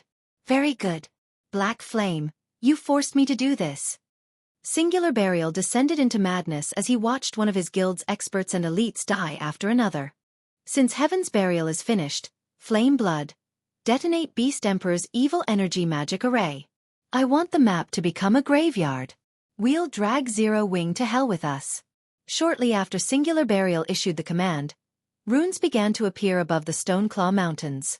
The evil energy within the map went berserk, gathering in the array Beast Emperor had previously constructed. The earth trembled as the terrifying power concentrated. It felt as if Armageddon had come to the Stoneclaw Mountains lunatic. Falling fire cursed when he heard Singular Burial's crazy plan. The man was going to drag him to hell as well. Because of this turn of events, Zero Wings members wore somber expressions.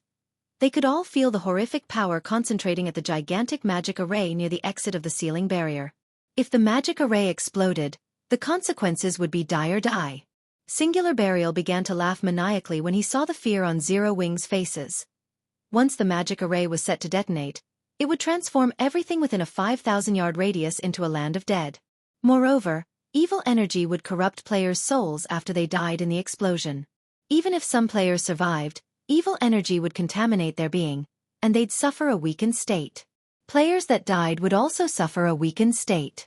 This weakened state would relent until players removed the evil energy from their bodies, which would take a considerable amount of time. Suddenly, a figure appeared in the air. It was none other than Shifeng, who had used a blink scroll. Once in the air, Shifeng pointed Killing Ray at the magic array collecting evil energy. Then, a pitch-black barrier formed, enveloping the array and gradually dissipating the gathering mana and evil energy forbidden domain. Without the support of external mana, the magic array couldn't self-destruct. Don't think that you can die so easily while you stand before me.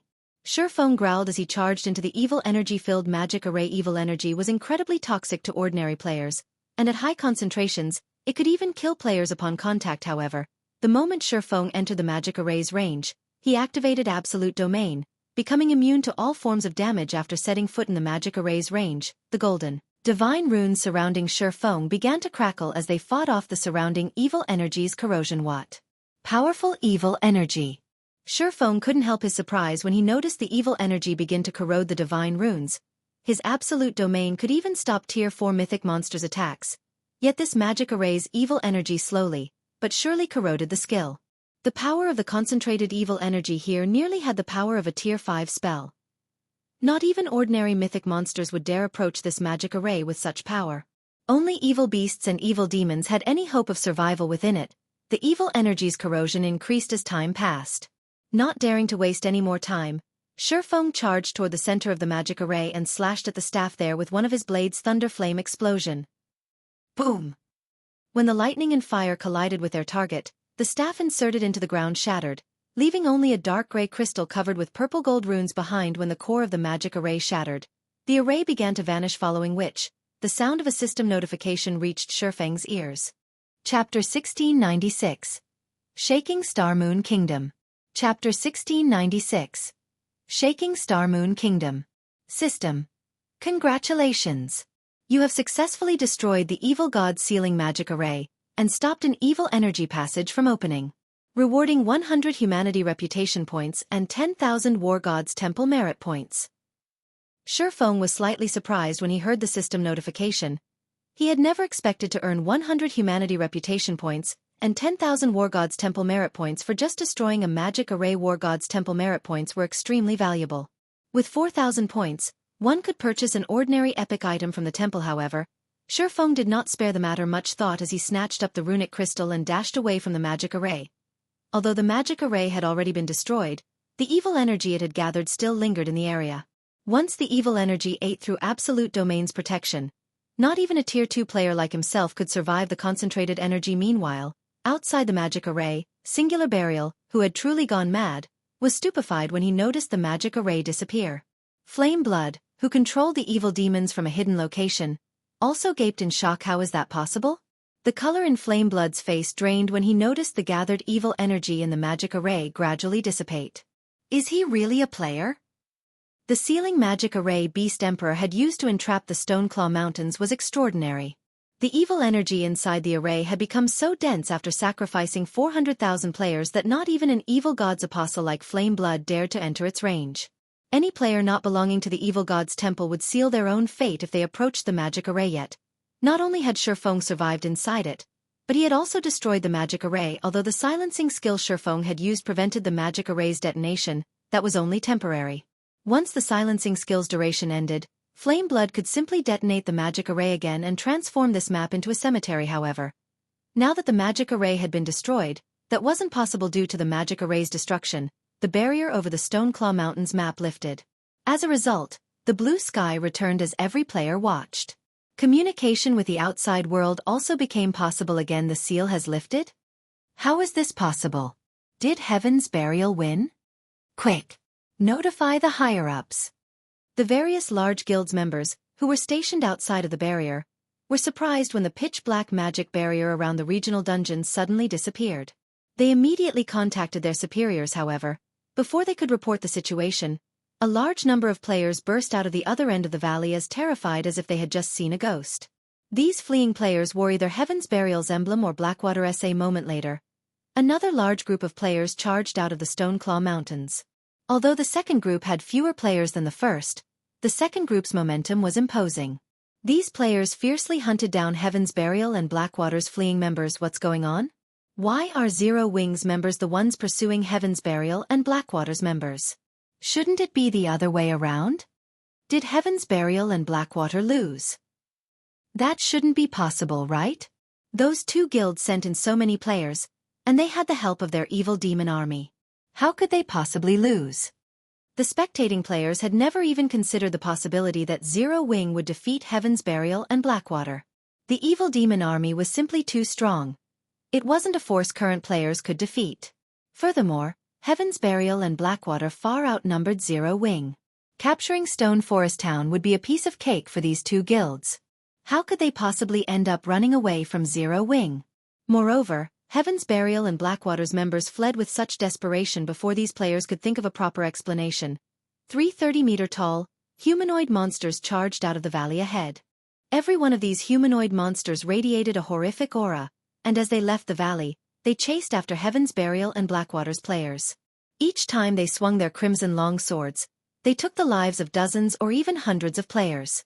Nobody could stop the three monsters' rampage as screams echoed throughout the valley. When the spectators took a closer look at the Baphomet statistics, they couldn't help but shudder and gasp. Mythic monsters. However, before they could recover from their shock, they noticed translucent figures hovering above the players' corpses. Pitch-black fire burned these translucent figures, and a sense of dread overwhelmed the spectating players. Ordinary players might not recognize this phenomenon, but guild players like them were no strangers to the scene. Evidently, the Baphomets used soul attacks, and any players they killed with the attack would suffer more than a single lost level. Meanwhile, there were 3 of these monsters. Quick! Report this to the higher-ups. Some of the players who reacted quickly shouted. News of the barrier around the Stoneclaw Mountains lifting quickly spread to Star Moon Kingdom's various large guilds. And it wasn't the only news they received. Battle videos of the heaven-defying fight that had occurred outside of Stone Forest Town also found their way into the upper echelons' mailboxes. These videos clearly displayed the full development of the war between Zero Wing and Heaven's Burial. Despite these upper echelons' experience in numerous field battles, team battles, and even guild wars, when they watched the fight outside of Stone Forest Town, they couldn't help but be dumbfounded. Watching Shurfeng resist Heaven's Burial's war weapons was particularly mind-blowing. No player had ever done anything like it, yet Shurfeng had achieved the feat effortlessly. The strength and defense he displayed were simply unheard of. In addition, the guild's upper echelons watched the 3 Baphomets annihilate the Mythic Evil Demon and 4 Mythic Evil Beasts, and 1 Tier 3 or Tier 4 large-scale destruction spell fall on the battlefield after another. Seeing several hundred miniature ballistas fire their arrows as one was also spectacular. Overall, the battle had completely transformed the terrain outside of Stone Forest Town. Guild experts had been little more than ants in the battle, unable to accomplish anything. In the Star Alliance's residence in Star Moon City. So, Heaven's Burial has been defeated? Galaxy Past revealed a bitter smile when he received news of Zero Wing's victory. Now, no one in Star Moon Kingdom can stop Zero Wing. Guild leader, did you predict that Heaven's Burial would lose from the very beginning? Purple Eye asked curiously. Based on Galaxy Past's tone, he didn't seem surprised by this war's outcome. No, I didn't know, but I had a feeling that Zero Wing wouldn't lose. The guild has performed many miracles since its establishment, and there's nothing surprising about it performing one more, Galaxy Past said, shaking his head. However, Zero Wing's performance this time did surpass even my expectations. Despite facing such a powerful force, it still won so effortlessly, even killing over 200,000 Heaven's Burial members and 15,000 players from Blackwater. The various superpowers following the war between the two guilds were shocked when they learned of its outcome. Zero Wing They still had such a trump card? It's no wonder why the guild rejected our kind-hearted offer. Yuan Tixin paled as he watched the 3 Baphomets in the video before him high demons. He had only read about this type of demon in the libraries he had visited. High demons were emperors among demons. Their life ratings were even higher than archaic species. Yet Zero Wing had summoned 3 of these high demons. It was only natural that Heaven's Burial had lost.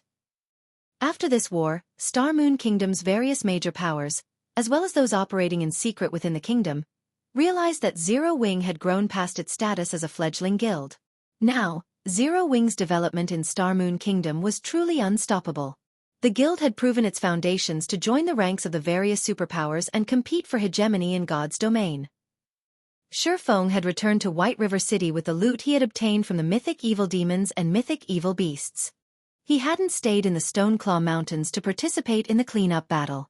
Heaven's Burial's main force was already finished, and Blackwater had lost over 80% of the experts it had dispatched. Baphomet's soul fire had even claimed many of them. Once the resurrected and could log back into the game, they'd be essentially crippled for a considerable time. From today onward, neither of these 2 guilds would find any success in Star Moon Kingdom. In fact, Heaven's Burial might even have trouble continuing in the game at all after returning to White River City. Shifeng retrieved his latest bounty, looking through the items with shining eyes. This was especially true when his gaze fell on the dark gray crystal covered in runes.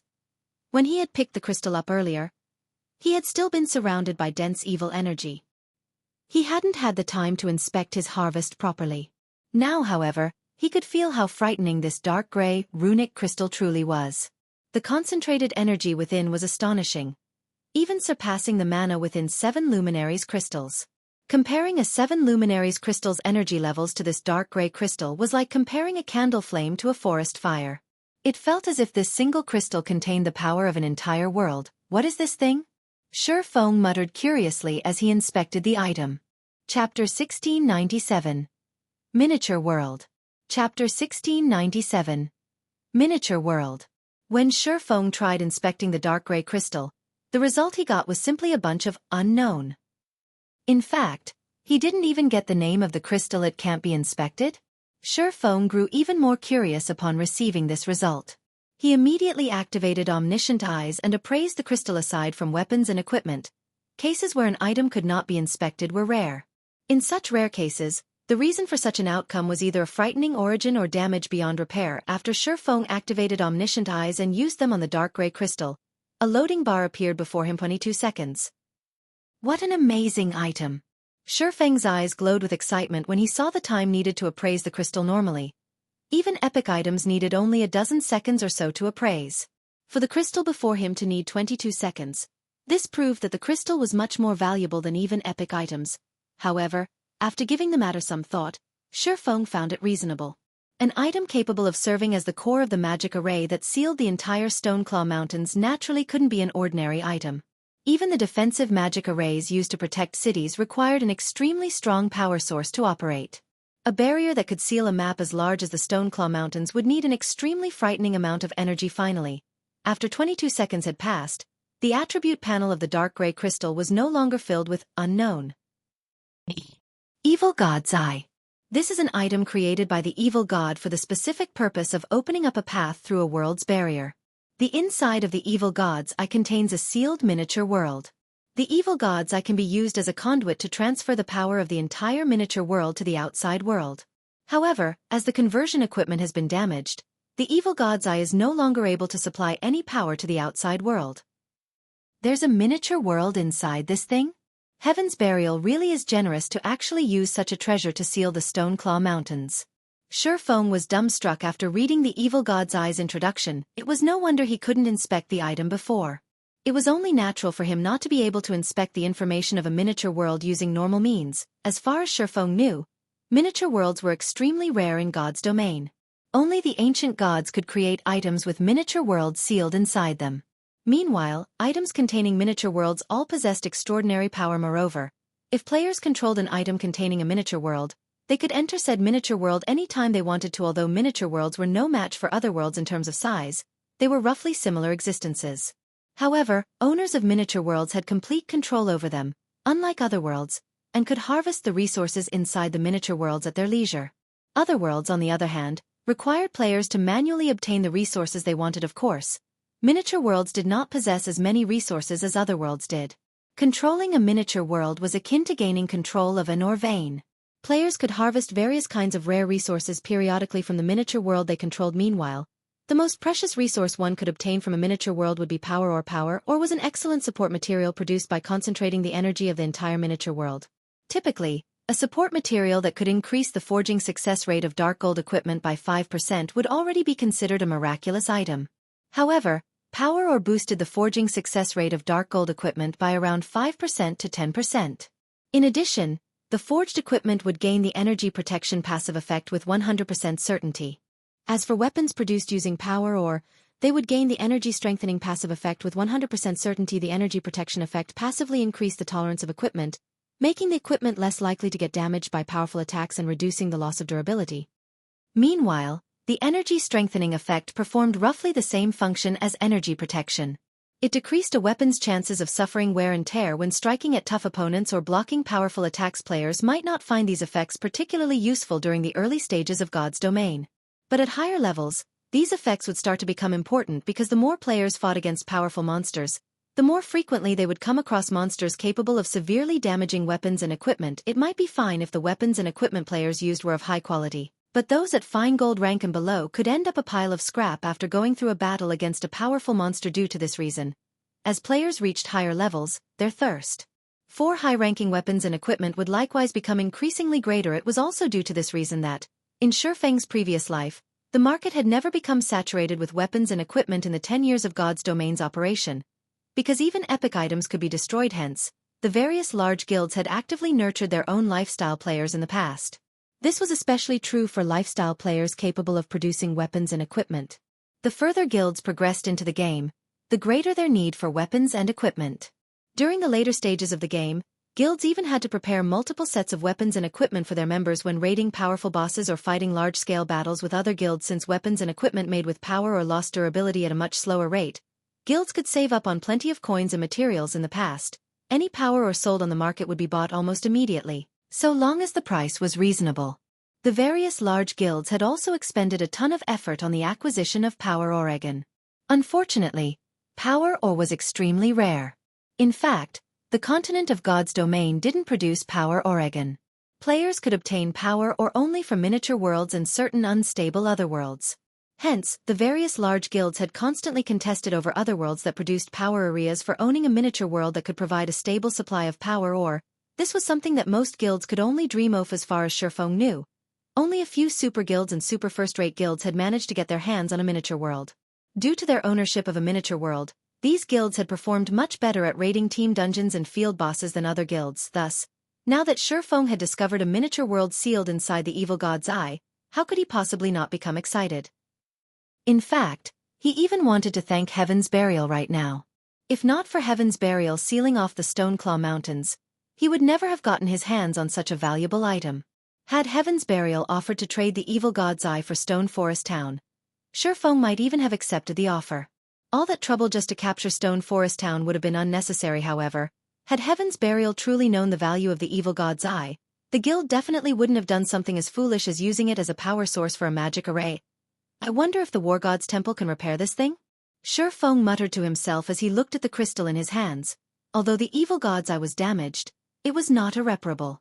It should be possible for the War God's temple, which was familiar with the evil god's temple, to repair the evil god's eye. After thinking up to this point, Shifeng stored the evil god's eye and started looking through the other items he obtained from the war. The loot dropped by the mythic evil demons and mythic evil beasts was considerably good. 2 pieces of epic growth type equipment dropped this time. A top for magical classes and a pair of boots for MTs. The rest were level 70 plus dark gold and fine gold equipment. To current players, these things were still too high-leveled and useless for now. Aside from weapons and equipment, the mythic monsters also dropped an evil god crystal, which was an unexpected harvest for Shifeng. In addition, he had obtained over 10,000 evil energy crystals from all the lower-ranked evil demons his summoned creatures and Zero Wings members had killed. If he sold all these evil energy crystals, he could definitely make a huge fortune. However, Shifeng had no intention of selling these evil energy crystals. Instead, He planned to use them to upgrade the Evil Gods tablet. It was only the existence of the Evil Gods tablet that allowed Zero Wings Battle Arena in Stone Forest Town to have advanced combat rooms. Meanwhile, these advanced combat rooms were the reason behind the popularity of Stone Forest Town's battle arena among expert players. Unfortunately, the Evil Gods tablet had a limited AoE, supporting the operation of only a few advanced combat rooms at a time, which limited the attraction the battle arena held for expert players. If Shurfeng could increase the number of advanced combat rooms, then Stone Forest Town's battle arena would become more attractive to expert players. Consequently, Zero Wing could recruit more expert players. Now that he had 10,000 evil energy crystals, he could definitely afford to upgrade the Evil Gods tablet, following which, Shurfeng stored some of the weapons, equipment, and materials he acquired in the guild warehouse and used a guild transfer scroll to teleport to Stone Forest Town. Chapter 1698. Upgrading the Evil Gods tablet. Chapter 1698. Upgrading the Evil Gods tablet. Starmoon City, Stone Forest Town. After Zero Wing's big battle with Heaven's Burial came to an end, shock filled the whole Starmoon Kingdom. Nobody had expected such an outcome. In this battle, not only was Heaven's Burial defeated, but the guild's entire main force was practically crippled. Many of Heaven's Burial's members couldn't even log into God's domain right now. As for Blackwater, it too had suffered miserable losses. With the addition of this new battle record, Zero Wing's fame and prestige in Starmoon Kingdom reached unprecedented heights. Every major power operating in Starmoon Kingdom, whether in the light or in the dark, now held Zero Wing in intense awe and fear. Setting aside the 3 Baphomets Zero Wing summoned, just the combination of several hundred miniature ballistas and the movement-type defensive magic array made Zero Wing a frightening force to reckon with. In terms of war weapons, no guild in Starmoon Kingdom could compete against Zero Wing. Now that Heaven's Burial had suffered such a miserable defeat, most likely no guild in Starmoon Kingdom could pose a threat to Zero Wing. Inside the guild hall of Zero Wing's residence, a bright flash appeared at Residence's teleportation point. After the light vanished, Shurfeng's figure took its place. At this moment, the guild hall was very lively. Many of the guild's new generation reserve elite members could be seen lining up excitedly in the quest area, waiting to pick up a guild quest. These new generation reserve elites were players that left their respective beginner towns not long ago and passed the guild's entrance test. Although they were only level 20 on average, they all possessed considerably good talent. Among them were some gifted youths. Taking a glance, Shurfeng even noticed a few players who had been famous apex experts in Starmoon Kingdom during his previous life. For example, Shadow Chaser was one of the top 10 assassins of Starmoon Kingdom. There was also Blood Rain, who was one of the top 20 oracles in the kingdom. And then there was Luo Yi, a druid who had managed to get promoted to tier 4. These were all talents that the various large guilds desperately sought to recruit in the past. Yet, now, these talents had all chosen to join Zero Wing. The war this time is really amazing. It's a pity that I'm too low-leveled to join. Hopefully, I'll get to join in a battle of such scale in the future, a male youth clad in grey mage robe said as he watched the video of the previous war being played in the guild hall, a hopeful expression on his face. It won't be that easy to get selected for such a large-scale war. At the very least, you'll have to get promoted into an elite member to have a chance. The bunch of us are only reserve elites right now. It'll take a lot of effort to become an actual elite member of the guild. Just accumulating the required GCPs is already plenty difficult, not to mention passing the promotion test, a robust man geared in metal armor said. Shaking his head, reserve elite was a position granted to players that the guild deemed to have potential. However, a person's potential did not necessarily represent their strength. If reserve elites failed to hit the growth requirements set by the guild within a certain period of time, they would be demoted to normal members and would have to climb their way back up in the guild. Moreover, as Zero Wing's influence in God's domain increased and more players chose to join the guild, the bar for elite members would also be raised. After all, the guild had a limited amount of resources. Not everybody could enjoy bountiful resources. Only the guild's elite and expert members had the qualifications to reap such benefits. That's no problem at all. Right now, the only advantage the guild's elite members have over us is that they joined the guild earlier than we did. With enough time, even becoming a member of the guild's main force won't be a problem. A teenage girl with an oval face and a graceful body clad in black leather armor said with a grin on her face. She turned to look at Shurfeng's figure displayed in the battle video and added, "Just you all wait. Sooner or later, you'll be able to see my figure standing beside the guild leader. You're dreaming too much. Why don't you take a look and see who's standing beside the guild leader?" Commander Firedance and Vice Guild Leader Aqua Rose are both experts who can go toe-to-toe with even the peak experts of super guilds. Someone in the crowd around the teenage girl retorted, "Only, As soon as this person said so, he was immediately given a fierce glare by the teenage girl. These reserve elites did not rein in their volume when they spoke. Even ordinary players standing several dozen yards away could hear their conversation clearly, let alone Shifeng, a player who possessed an extraordinary physique. However, Shifeng simply chuckled in regard to the conversation of these reserve elites. He had never thought that his existence would spur guild members to improve themselves. Nonetheless, after taking a look at these reserve elite members, Shifeng felt that there was a need to expand the guild once again. Previously, due to Zero Wing's shallow foundations and funding problem, the guild could afford to make only a limited number of reserve elites. After the war with Heaven's Burial, though, that was no longer a problem. Setting aside the items Zero Wing obtained from the evil demons killed, just the weapons and equipment the guild got from killing Heaven's Burials and Blackwater's members were already enough for several mass recruitments. Meanwhile, during the next expansion, Shifeng planned to lure in experts from neighboring kingdoms as well. After all, the scale of the war between Zero Wing and Heaven's Burial had been massive. Not to mention, Heaven's Burial was the previous ruler of ancient Rock City. Hence, the players of Star Moon Kingdom weren't the only ones that had paid attention to the war. Even players in neighboring kingdoms knew about it now that Zero Wing had thoroughly crushed Heaven's Burial. The players in the neighboring kingdoms would naturally try to get a better understanding of Zero Wing.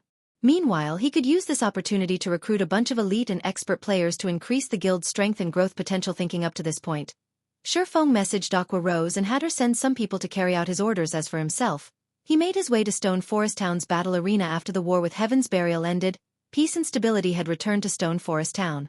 As a result, the number of players gathered at Stone Forest Town was continuously increasing. Among the players visiting the town, there was no lack of guild experts and independent experts. After watching the battle between Zero Wing and Heaven's Burial, everyone had realized one thing, and that was the fact that even players could go up against war weapons, but sufficient strength was needed to do so. Meanwhile, if they wanted to improve their strength, getting promoted to Tier 2 was undisputedly the fastest method to do so. However, aside from needing good weapons and equipment, sufficiently high combat standards were also necessary to clear the Tier 2 promotion quest. Training at Stone Forest Town's battle arena was undoubtedly the fastest way to improve one's combat standards, although training at the Trial Tower was also an option. Not everybody could afford the fee of 1 magic crystal per attempt. By the time Shifeng entered the battle arena, its lobby was already overflowing with players. Many experts belonging to the various large guilds could be seen arranging matchups with each other. There were also players hosting private duels or competitions with attractive rewards. However, out of all the available attractions inside the battle arena, the advanced combat rooms were no doubt the most popular. The reason for this was the advanced combat rooms' facilitation of improvement in players' skill completion rates. The higher one's skill completion rate, the stronger their skills would become. This could be said to be the most intuitive way for expert players to raise their strength. However, as there were simply too few advanced combat rooms available, despite Judy, the NPC Shifeng had tasked with the battle arena's management, having already raised the rental fee to 4 magic crystals per 30 minutes. Demand for the advanced combat rooms still exceeded the supply. When Shifeng took a look at the battle arena's earnings report, he discovered that most of the magic crystals the battle arena earned came from the advanced combat rooms. The popularity of the advanced combat rooms far exceeded Shifeng's expectations. He waited for the current batch of players using the advanced combat rooms to come out, then closed the advanced combat rooms temporarily and retrieved the evil god's tablet. Immediately after he did so, a commotion occurred inside the battle arena. What's going on? Why can't the advanced combat rooms be used? I've waited a long time for my turn.